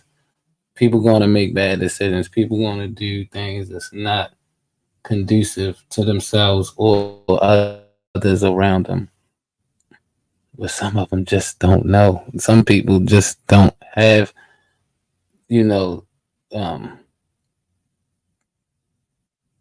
them safety nets right there. You know what I mean? Like some people have them. Some people are born into that. Like not to take away or say anything about them in a negative way, but it's just harnessing that energy and using that, like I said, based off of experience. That's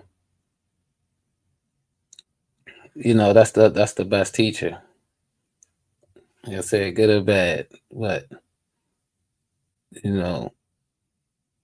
we have this false sense of like what good and bad is. That some people that really mean good, stuff don't come out as good because they don't have all the pieces. Like they didn't come from where somebody else were more fortunate to have. So like people are quick to condemn, and it kind of like it's manipulative. It's like taking away from their potential and what they bring to the planet, like his contribution to the planet. It's some, of course, like we know the people that just ain't, I don't really want to say not worth spending time on to get better, but it's just some people that they gonna be where they at, and you gotta leave them where they at. But that's another thing that comes with wisdom as well. Like what I'm saying, you know who to deal with and not to deal with, and you can you can walk away in confidence.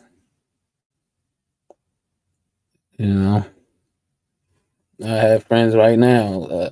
I have friends that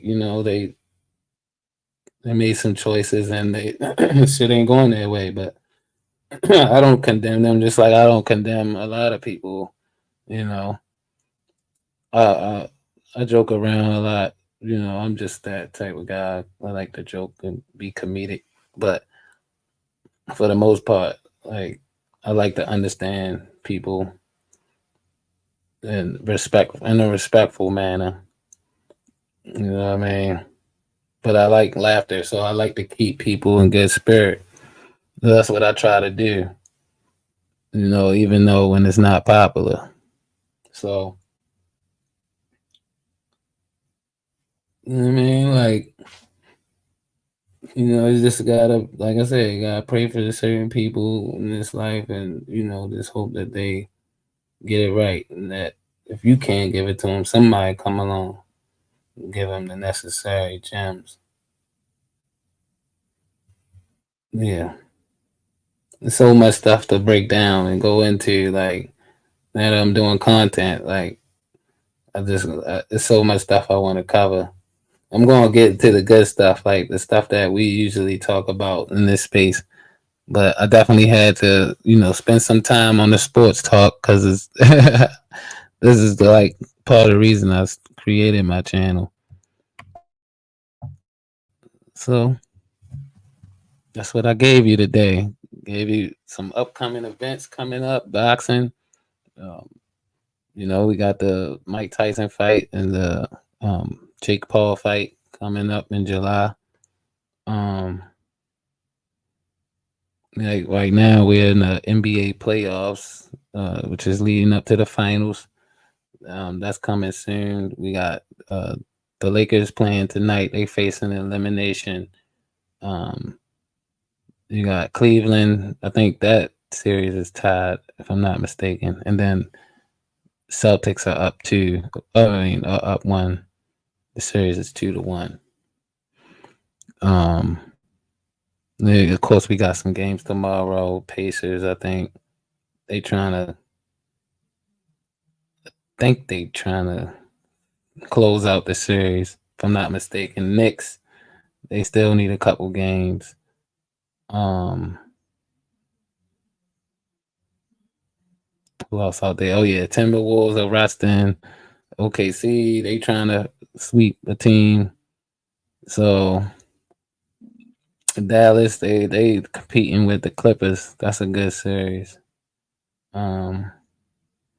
Yeah, all those teams, pretty good teams. Feel like they deserve to be in the playoffs. Oh yeah, the Bucks, man, against the Pacers. That's a wild one, but they don't have just like we don't have Jimmy Butler, which is a asset to the team, a necessary player we need on the court to beat the Celtics. I don't think we can beat the Celtics without Butler.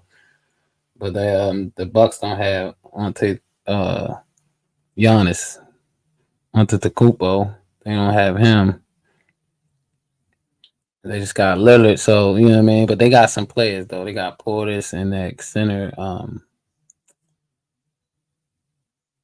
the shooting center, Lopez. They got some pieces. We got a couple months for the NFL actually starts. We got the Olympics coming up. I'll probably cover some of that in the upcoming days. Cover some Olympics, certain sports. I know some people out there that still watch certain things in the Olympics. Like our particular OG Do Dirty. How you doing, my guy? Good day. Thanks for stopping by, man. Appreciate you. Oh yeah, Olympics. So like low key, like I watch track and field.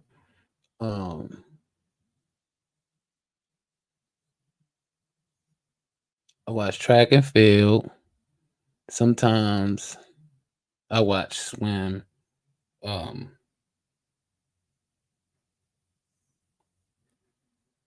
The volleyball. I like when the women play the volleyball. Yeah, that's good to watch. Good to watch. Good sports entertainment. The women's volleyball, yeah. Oh yeah, basketball, of course. Soccer. I like soccer. I like Olympic soccer. It's fun.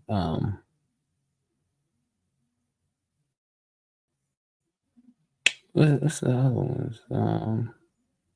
So many.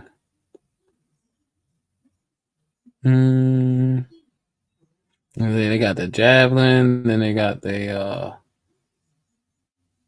what's the one the long distance.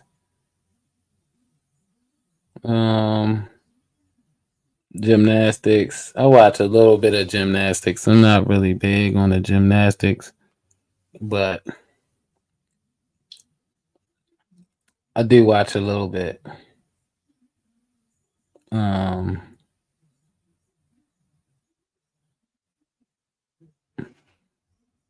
I like the 7-time gold medalist. I think she's pretty good. I hope mental is pretty good.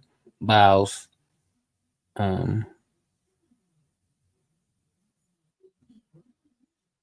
Simone Biles, yeah. She's pretty good. I like her a lot. You got the girl in tennis, Coco. She's pretty good, pretty decent.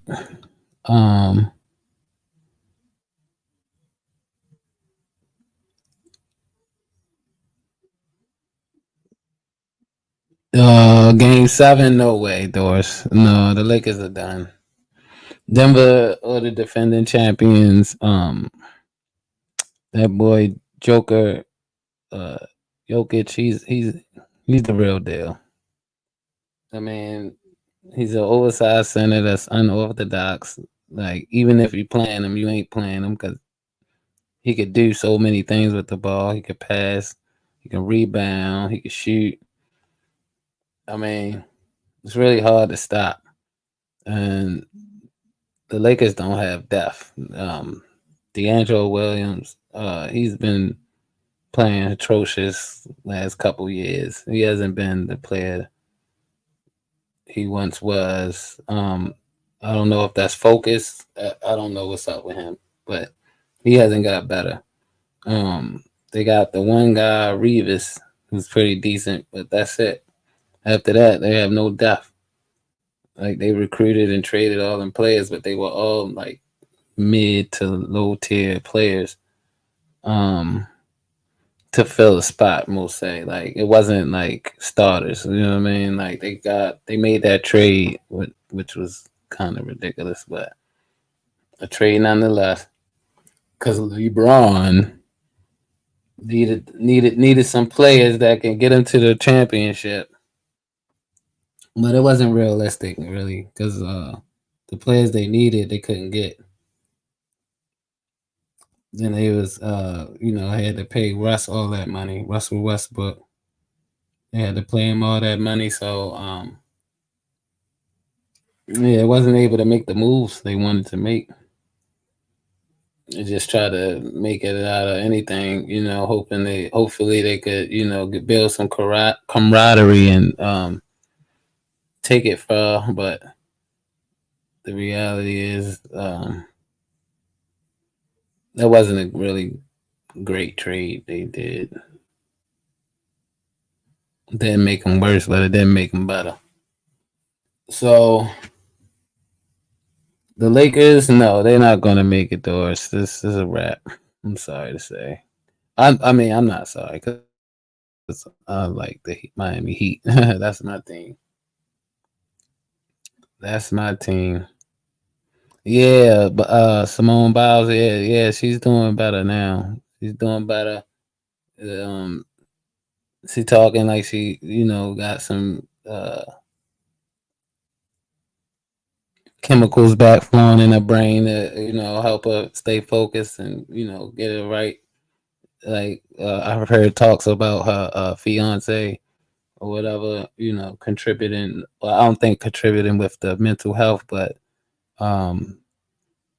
he was the reason she had to take time off.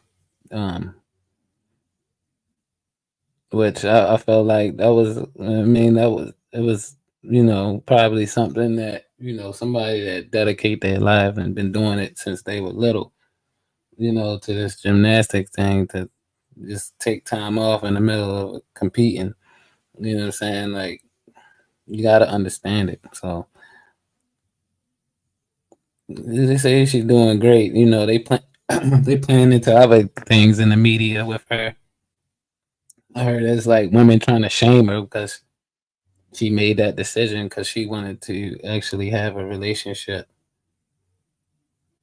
She realized she needed someone like her fiance in her life to keep her, sane or keep some sanity. So, yeah, I think she's great. I cover her a little bit on the last stream. Yeah, I think she'll be okay. I think she'll be okay. I hope she is okay. because that would be good to see her out there tearing it up, winning another gold medal. Yeah, add that to the collection. Yeah, so and then of course there'll be more things to you know talk about. I think Tank got another fight. Because I'm gonna go. I'm probably going to do. I'm going to amp it up more with the content. I'm gonna amp it up a little bit more and give y'all more content. And I'm thinking I'm going to do like 2 days sports and then 2 days, whatever topics. Like, just thinking out loud, like, talk about whatever. Like I said, y'all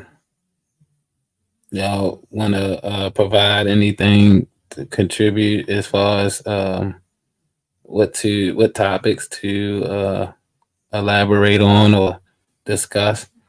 Like, just hit me on the gram.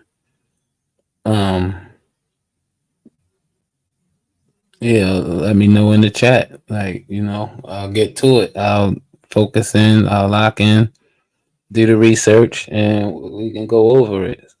So, man, I'm here. I'm definitely going to be covering a lot more NBA playoffs. I find it odd though, like, because as I go around, like, there's a lot more people not like they like basketball. And it's so funny because it's like it's weird. It's like basketball, like as far as the social part of it, like basketball is more like favorable to the black community. It's like they're a lot more involved. So as though the NFL people, love the NFL, but that league is, wishy washy. Like, the owners are whatever with the players, they tell them what to do, or if they don't, they don't they don't play. So it's like, it's I think I find that odd though. I'm gonna do something. You know what? Now that I brought that up, I'm gonna do some research into that. Like, why is that? It's like, we want our players, especially our black players, to, have the freedoms to do and run businesses and provide and stuff like that, build a market, build a brand. And the NBA is where they can do it more than anything. Whereas though the NFL is more, it goes back, all that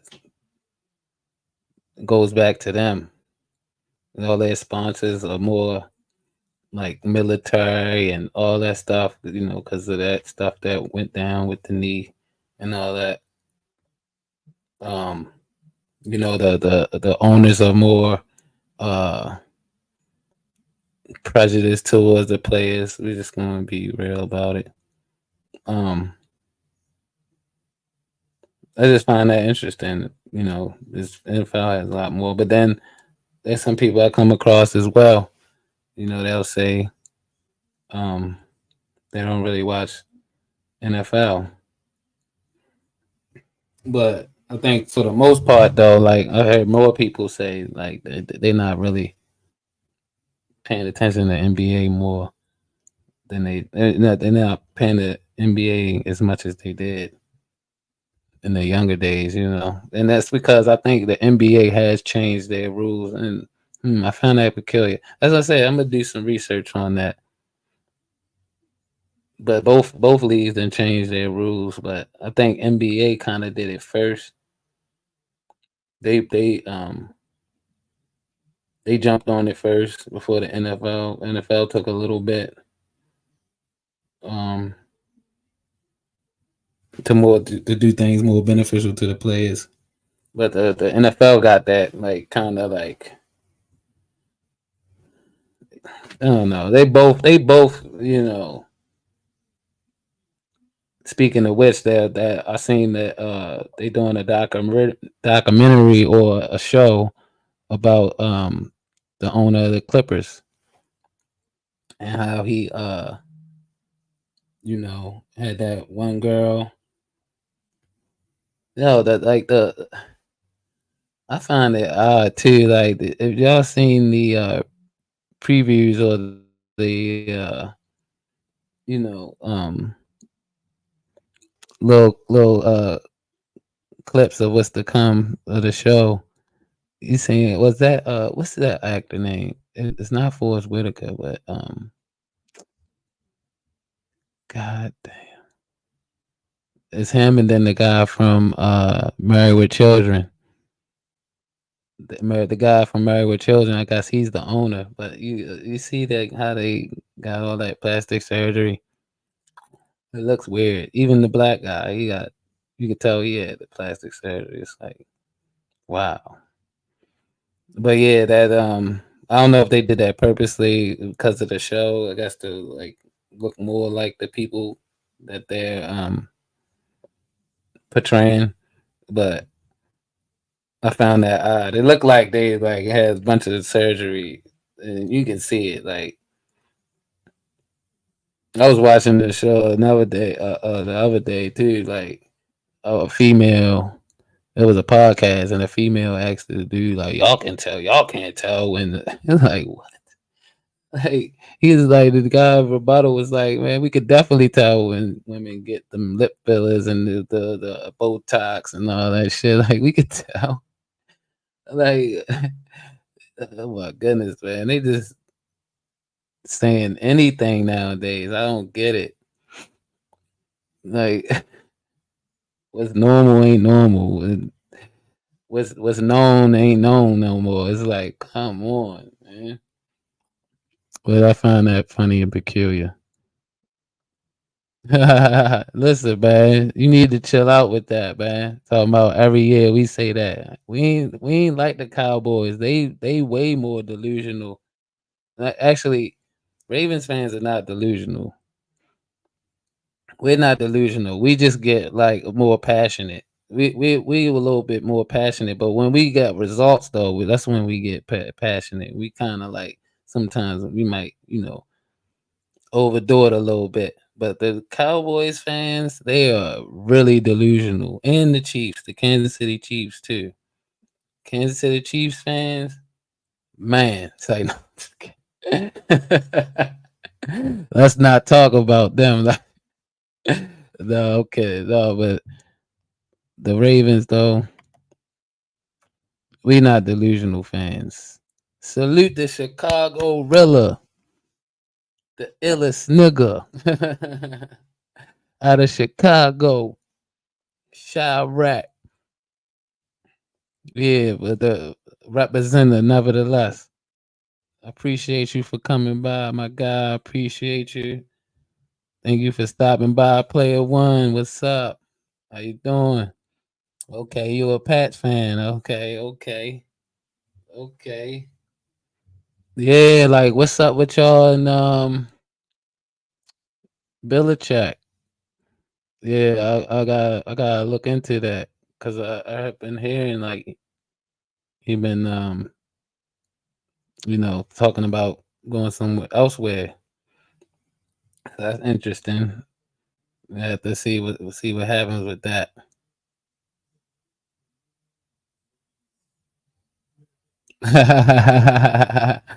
Yeah. Okay.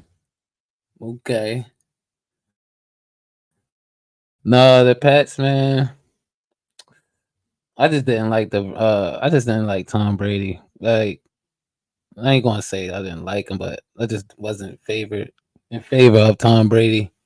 I was a little salty because I actually seen and watched the games with my own eyes. Like the Raiders game with the tuck rule, and then the 1 year rule. The 1 year they were playing so perfect. It was like, damn, how the hell are they like playing like this? It's so perfect, and then all of a sudden they get fined, but that's all it is a fine. So Like it is what it is. They were called out for cheating. I didn't say it, man. Then you had the Flake Gate. Then you got the Tom Brady rules. There's just so much with that guy, man. In the beginning, but like I give him props on a couple of years he played. Like I think he bounced back after the injury. I think that was pretty dope. But I ain't really buy into the Flake Gate either, but like the tuck rule, man. Ridiculous. The tuck rule was ridiculous, man. To this day, man. They even say it was, but it is what it is. Then you had the other rules that they made for Tom Brady, like what was it, below the knees, which is cool. I understand it. What was the helmet hits? Man, I think we got robbed twice. The Ravens did. T. Suggs coming through the tackles, and he's like trying to reach around the tackle, and accidentally taps Tom Brady with his pinky finger on his helmet, and they throw the flag like he damn near took his head off. It's the most ridiculous thing I ever seen. Like we really got robbed a couple times. And then of course the Billy Kindiff kick. And we ran him up out of Baltimore because he was gonna die. That was the worst feeling of my life of football. Knowing that we was like that close and this guy just like way left. Like it was horrible. It was horrible. It was the worst experience of watching football. I wish I never relive ever. Like it was whack. Yeah, but I never really had hate towards the Patriots per se, but like I said, Tom Brady, I felt like it was something about him a little bit. He got the alley oop, for his career to take off. He got 7 rings. Okay, congrats. He's gone now. So now you got Pat Mahomes. Now he's the they going crazy in the chat about the time these dudes the time these dudes out, man. They going crazy in the chat. Ain't no cap over here. Anyway, we all seen it, man. We seen it. They was under a whole investigation. Let's talk about that. How you be under a whole investigation for flattening balls and stuff? Yep.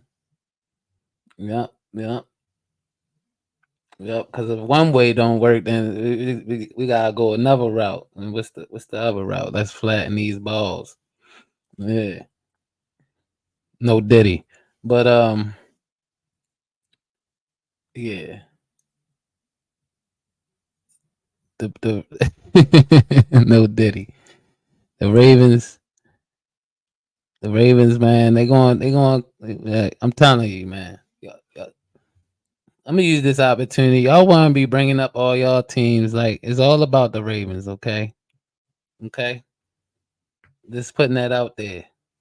No disclaimer. It's all about the Ravens. So just get used to it. Bunch of razzle dazzle, ankles broken ankles. A lot of trash talking coming from the other side, the other team, the ops. You know what I'm saying? And a bunch of W's. You know what I mean? So that's all. That's all you got. No, be worried about. Just know that's coming. It's coming. Mahomes be faking injury. That's funny, Doris. I see. I actually like Pat Holmes. I like Patty, but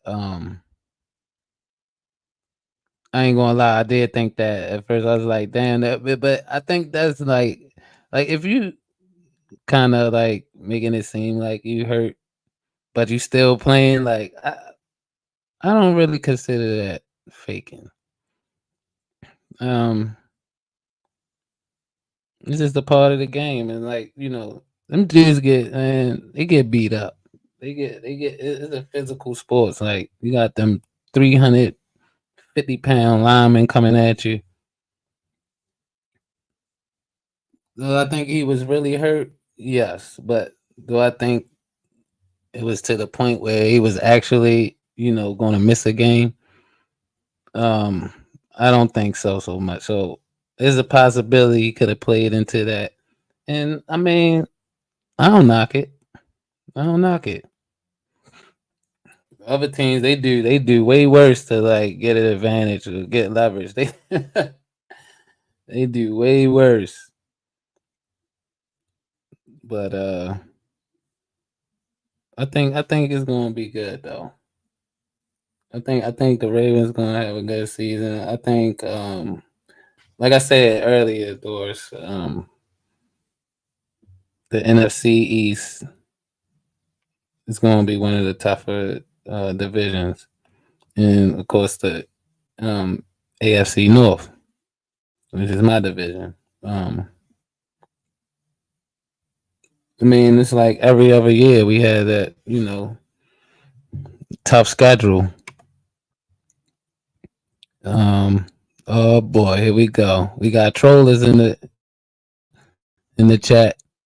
Doris, time them out. No. We got trolls in the chat. Time them out. Man, we did not choke, man. We had that rookie Flowers that, with a little bit more experience, I think he would have tucked that ball. And we would have scored. And then I think that would have changed the whole conversation. But because we had a rookie and, he didn't have that in his repertoire to tuck that ball in, because he knows it's a live and die play. So, but you know what? It's good because now he knows. And now he can bring that to the other players that's coming into the locker room and share that with them. Because I'm pretty sure it didn't feel good. I could see it on his face. He know he messed up. Like, so he experienced that, and now like he can share that with the new coming players that's on the team, and hopefully they won't make that mistake. I think they won't make that mistake. I think Zay Flowers is a very good player.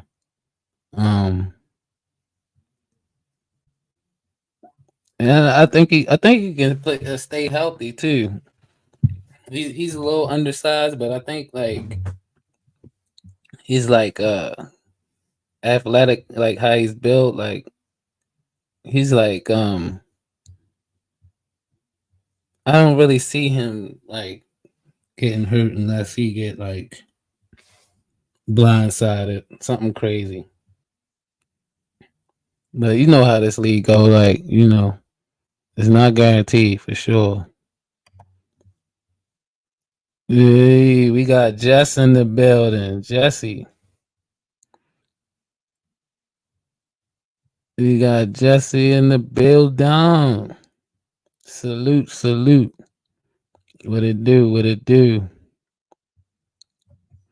Man, y'all gotta put respect on my Ravens. Like y'all putting all this other stuff in the chat. I don't appreciate it. He said, "What the trophy is heavy. That's why he limps."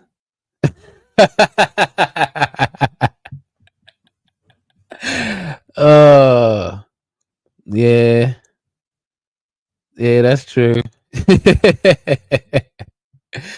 I guess so. He put them in his pocket, right? Oh man, you need to have his brother carry them trophies. We can stay out of trouble. How about that? And let him carry. Give him a job. Carry the trophies, man. Keep it clean, spotless. Yeah, Pat Mahomes, man. He's the face of the league now. I'm gonna accept that. But Lamar's right there though, and he will be competing with Pat Mahomes, and I think sooner than later he'll get his Super Bowl that he said when he got drafted on draft day. First round, 30th pick.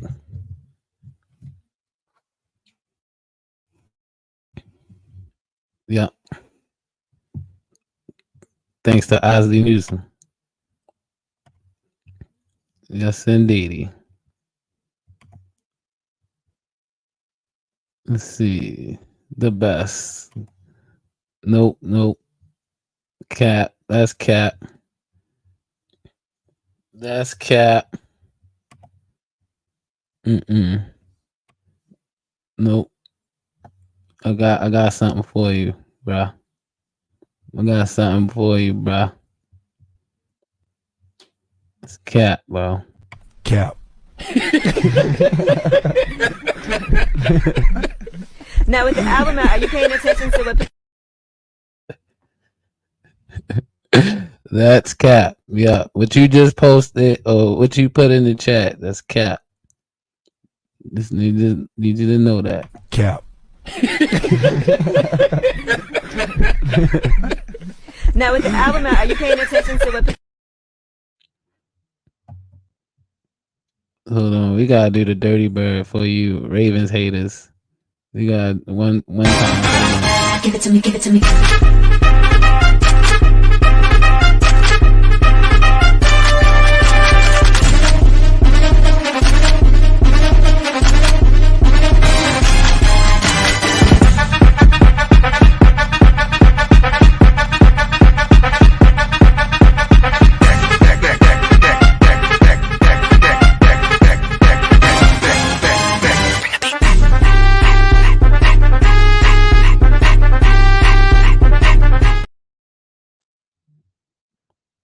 Yeah. It's the real squad. It's the real squad right there. Yeah, we gonna be dancing in the end zone and all that. Yeah.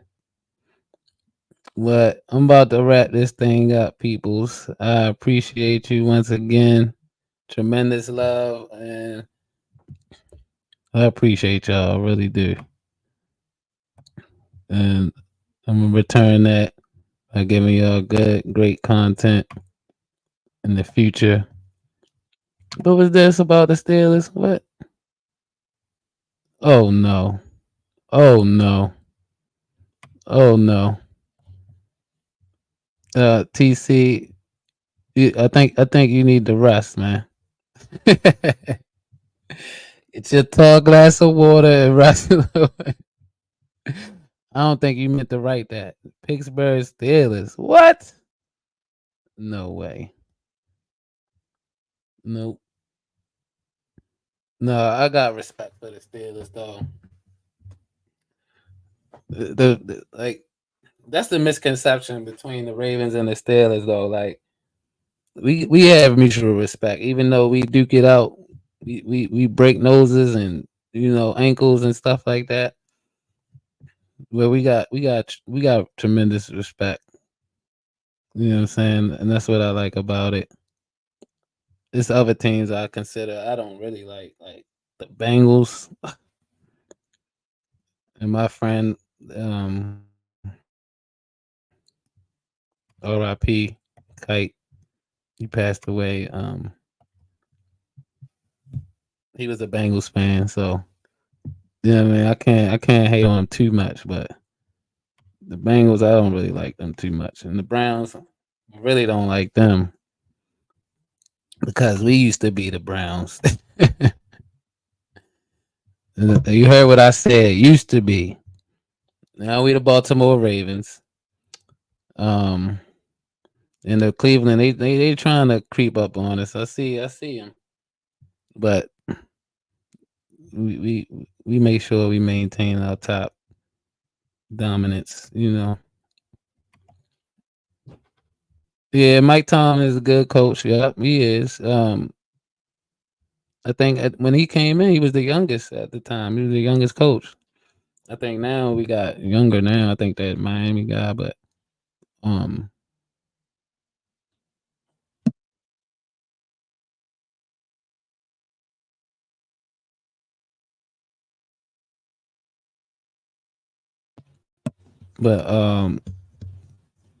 yeah, Mike Tomlin, he's pretty good. I heard he might be leaving too. There's a couple veteran coaches that's you know, they might not be there after this year. You got Belichick and Mike Tomlin. I don't know. And then, we got John Harbaugh too. I've been riding with John Harbaugh. He has caused my blood pressure to go up tremendous a few times. I'm not gonna lie. I'm not gonna hold you. John Harbaugh has really made some bonehead calls. And by the head of his chinny chin chin,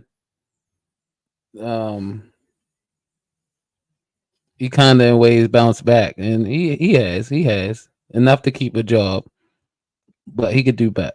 He can do better. Going forward on 4th and 1, when we have a 10-point lead, I would wish he wouldn't do stuff like that.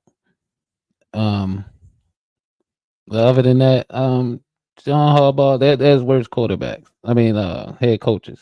So John Harbaugh, he's not the worst, but he can definitely improve, and that by not making just miscellaneous calls that could, flip the whole game upside down and have Baltimore in an uproar. But for now, we got Lamar, who's contributing to good decision making. The thing about Lamar that gets to me sometimes is that he gets frustrated quickly, and I think that kind of affects the momentum of the team, because then they see and it just creates tension, and then people just start doing stuff that they wouldn't normally do because they want to play good. You know what I mean? They want to perform well. And I think that if he took that away, that showing that frustration, not being so visual when you make mistakes, he just champion his team, get him motivated and back on track for the next play. I think if he added that to his game, he'll get there. He'll secure that Super Bowl. But I think like the time we played the Titans, that was the first year. The Kansas City game, both Kansas City games. Oh no, the 1 year it was the Chargers. Yeah. All those games, you're seeing it, it wasn't even down bad. It was a 1-score game. Lamar get frustrated. And then, once the team seen that, it just didn't get better. It never got better. And I was like, man, I think he needs to pay attention to that, because it could seem very small, but like I said, you got other players on the team trying to perform and play good for you as well. And if you show that, you show that disappointment in that moment in the game, it could cause an effect, I'm not playing well. right away. You know what I mean? You're putting a lot of pressure on them. And yes, they deal with pressure, but now they have more pressure to perform and actually execute. And then when he do that, sometimes he overdo it trying to force plays. So I just hope he gets better with that. That's my only thing with Lamar. Other than that, he's just like out of this world. Them legs, man, they be moving. They really break ankles. And I think with Derrick Henry being on the team, it gives him room to actually, because we had good backs, but we didn't have like a solidified back. Well, we never really had a solidified offensive player other than Lamar. Like it was Lamar, and then we had pieces that complemented Lamar. Like the only one that really stood out was Andrews, Mark Andrews.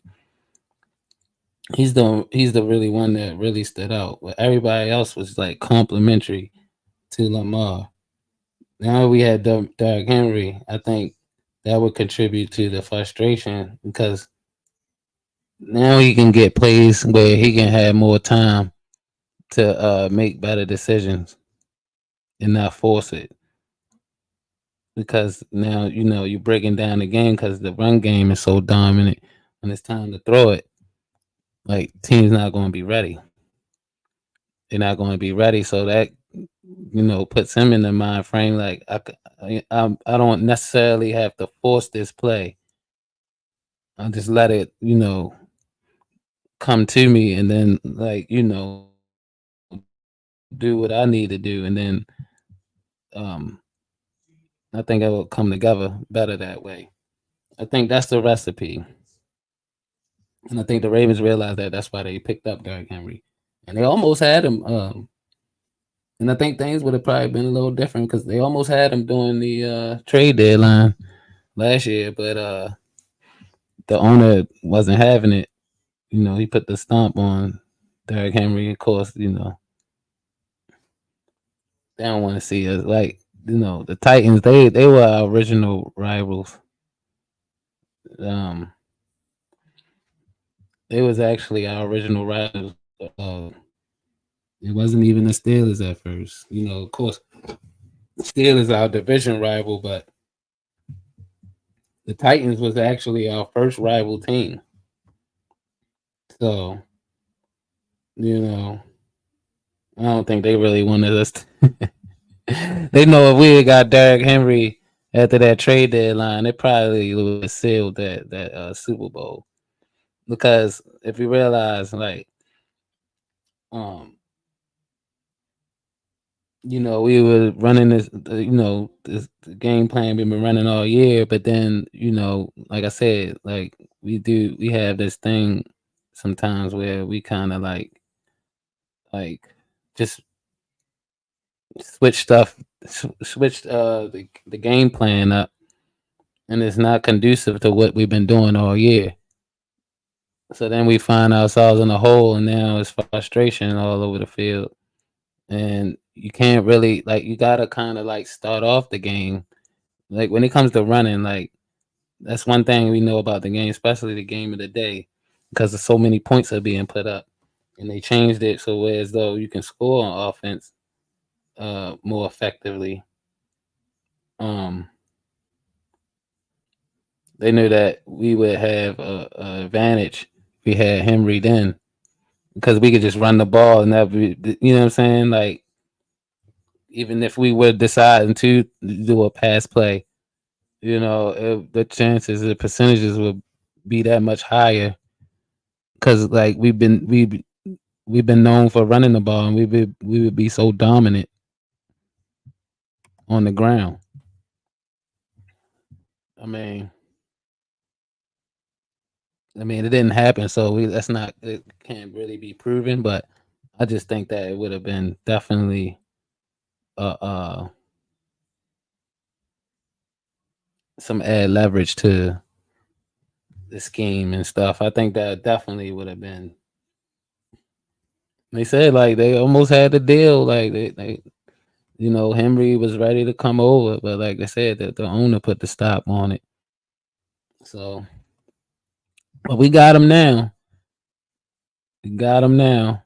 Yeah, that's another thing. Hope he stays healthy. He had an injury, broke his leg a couple years ago. He's back now.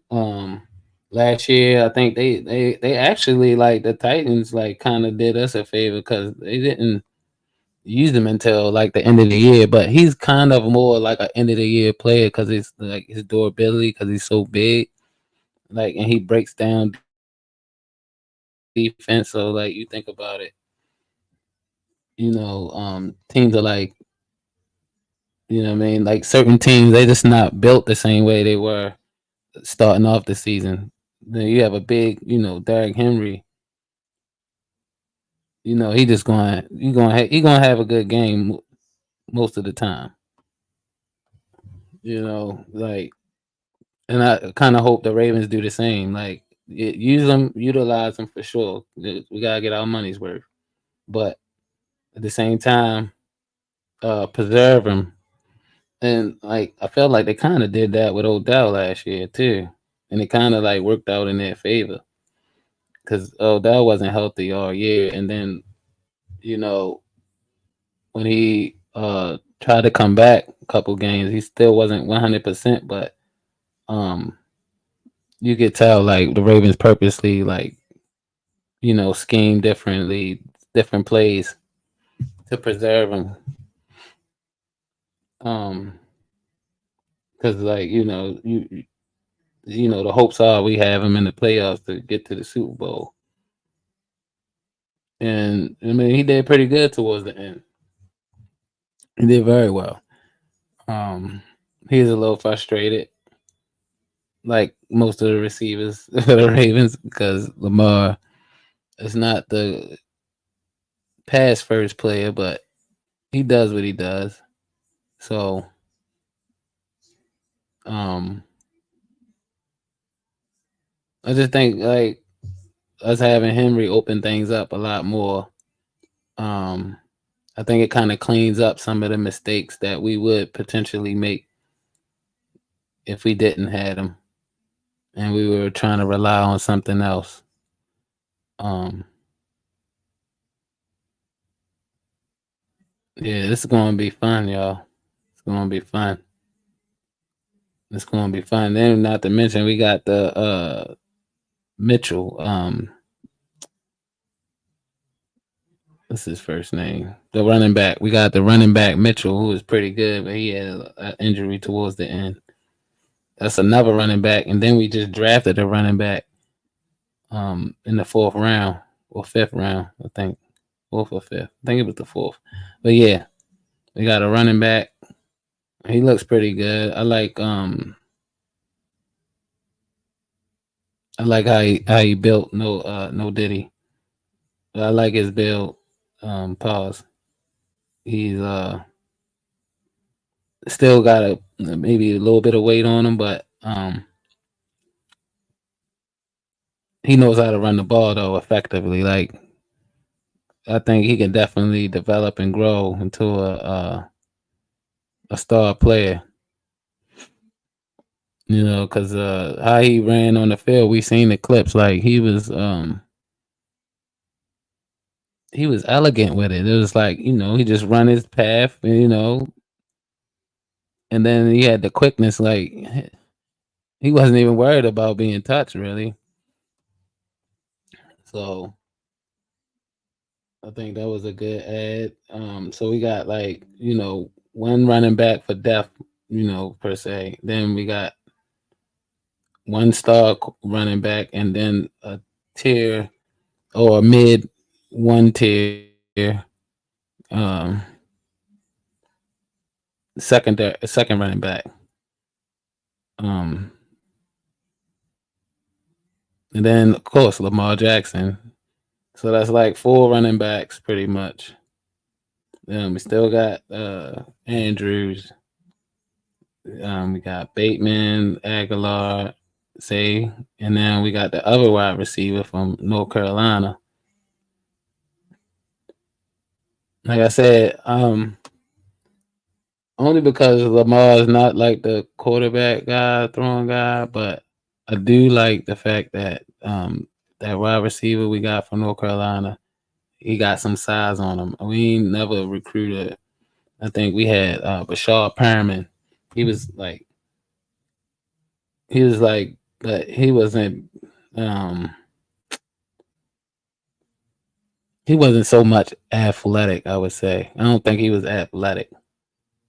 Like, he can play the game, he can play the position well, but he wasn't as athletic. This guy looks athletic. Look like he can really like pull off some moves and stuff.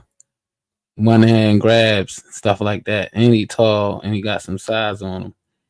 So like that's the first I've seen the Ravens actually make a good move on wide receiver. It's been a long time. Like a lot of the wide receivers, we drafted first round. Matter of fact, all of them. Every receiver we drafted first round hasn't turned out. We got this guy in the third round, and he's pretty decent size. Like he's not going to be pushed around. He can he can go out and get the ball. He got the speed. I like it. I think that he's an asset now. Whether is it, because it's only one ball going around, so how many looks is he gonna get? I don't know, but I'm hoping he gets some good ones though.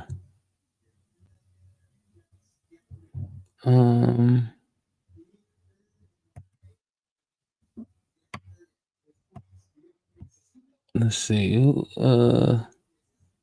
who doesn't have a wrench that needs a wrench? Well, we got Pac in the building. What up, Pac? What it do, man? Thanks for stopping by, sir. Appreciate you. Yeah. Pat, what's good, man? Player one, once again, thanks for stopping by, sir. Appreciate you. We draft for help in offensive line. Yeah, we needed offensive line too. TC, we got that one out of Washington, which is good. I like that. I think we need another one. I think we need one more, but we can grab somebody off a free agent, before the season start. The Ravens are good at that, picking up players that might not, be on somebody else's radar. They feel like they can use them. Most of the times it works out, so I think we got some good business going on. Good business. Yep. Yeah, the Eagles as well. Let me put that out there too. I know Giants fans not going to be too happy, but the Eagles gave 3-year extension to AJ Brown for $93 million, something like that. Yeah, he got a 3-year extension, $93 million. That's one of the breaking news for the day.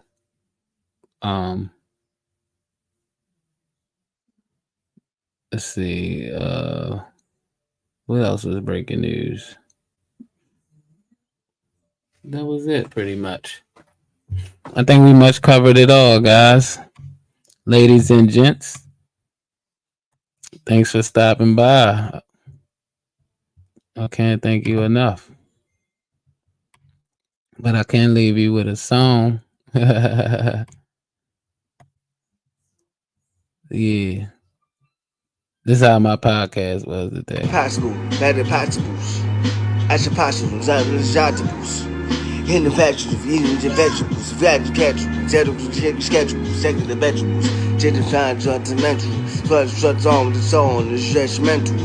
Extraordinary, the door is extraordinary, till they turn astronomical and non-phenomenal, the non-abominable, findable, and the abominable, punch him in the stomach, open his dominoes, non-abdominal, eating a pizza, and I don't want no dominoes.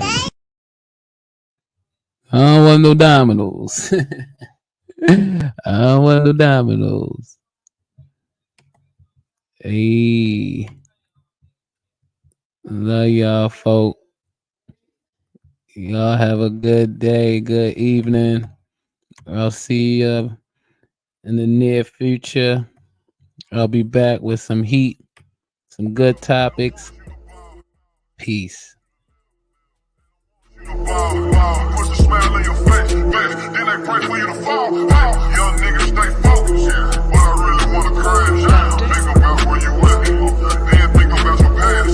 Young niggas stay focused, but I really wanna crash out. Think about where you at, then think about your past. They don't want you to live, they don't want you to ball, they don't want you to live, they don't want you to ball, they don't want you to live, they don't want you to ball.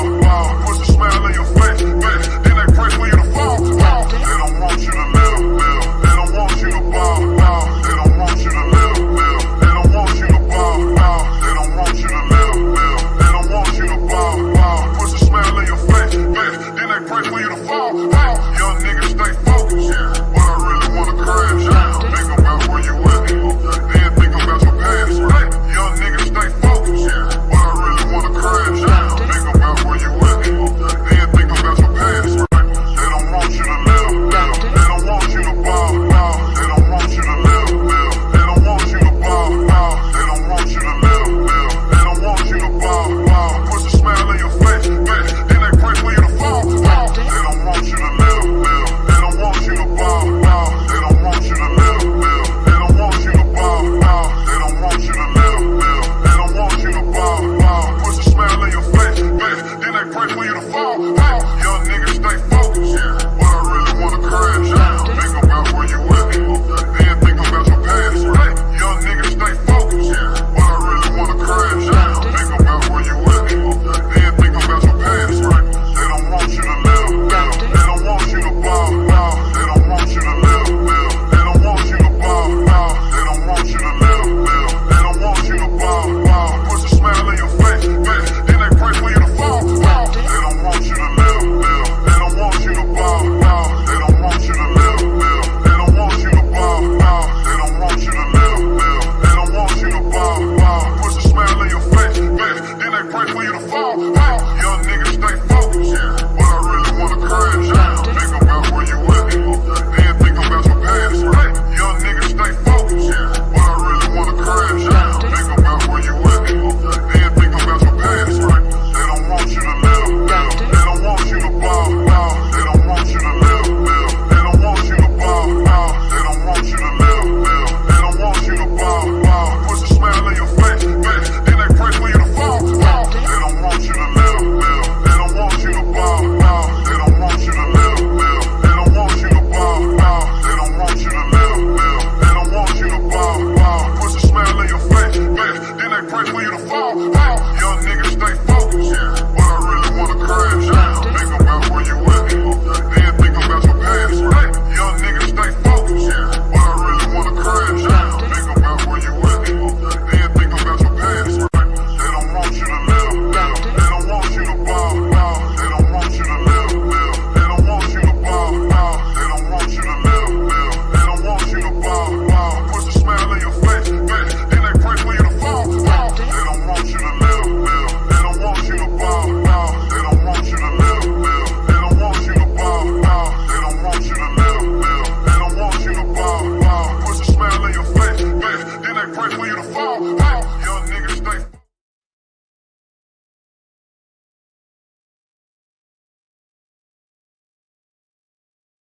I ain't never had more people hate on me. I didn't even know they knew who I was. I didn't know you cared. You know how many people are lurking in your life, looking at every Facebook post, everything you do, but they won't comment and they won't press the like button, but they steady scrolling, just a bunch of scrollers. They so worried about what you doing.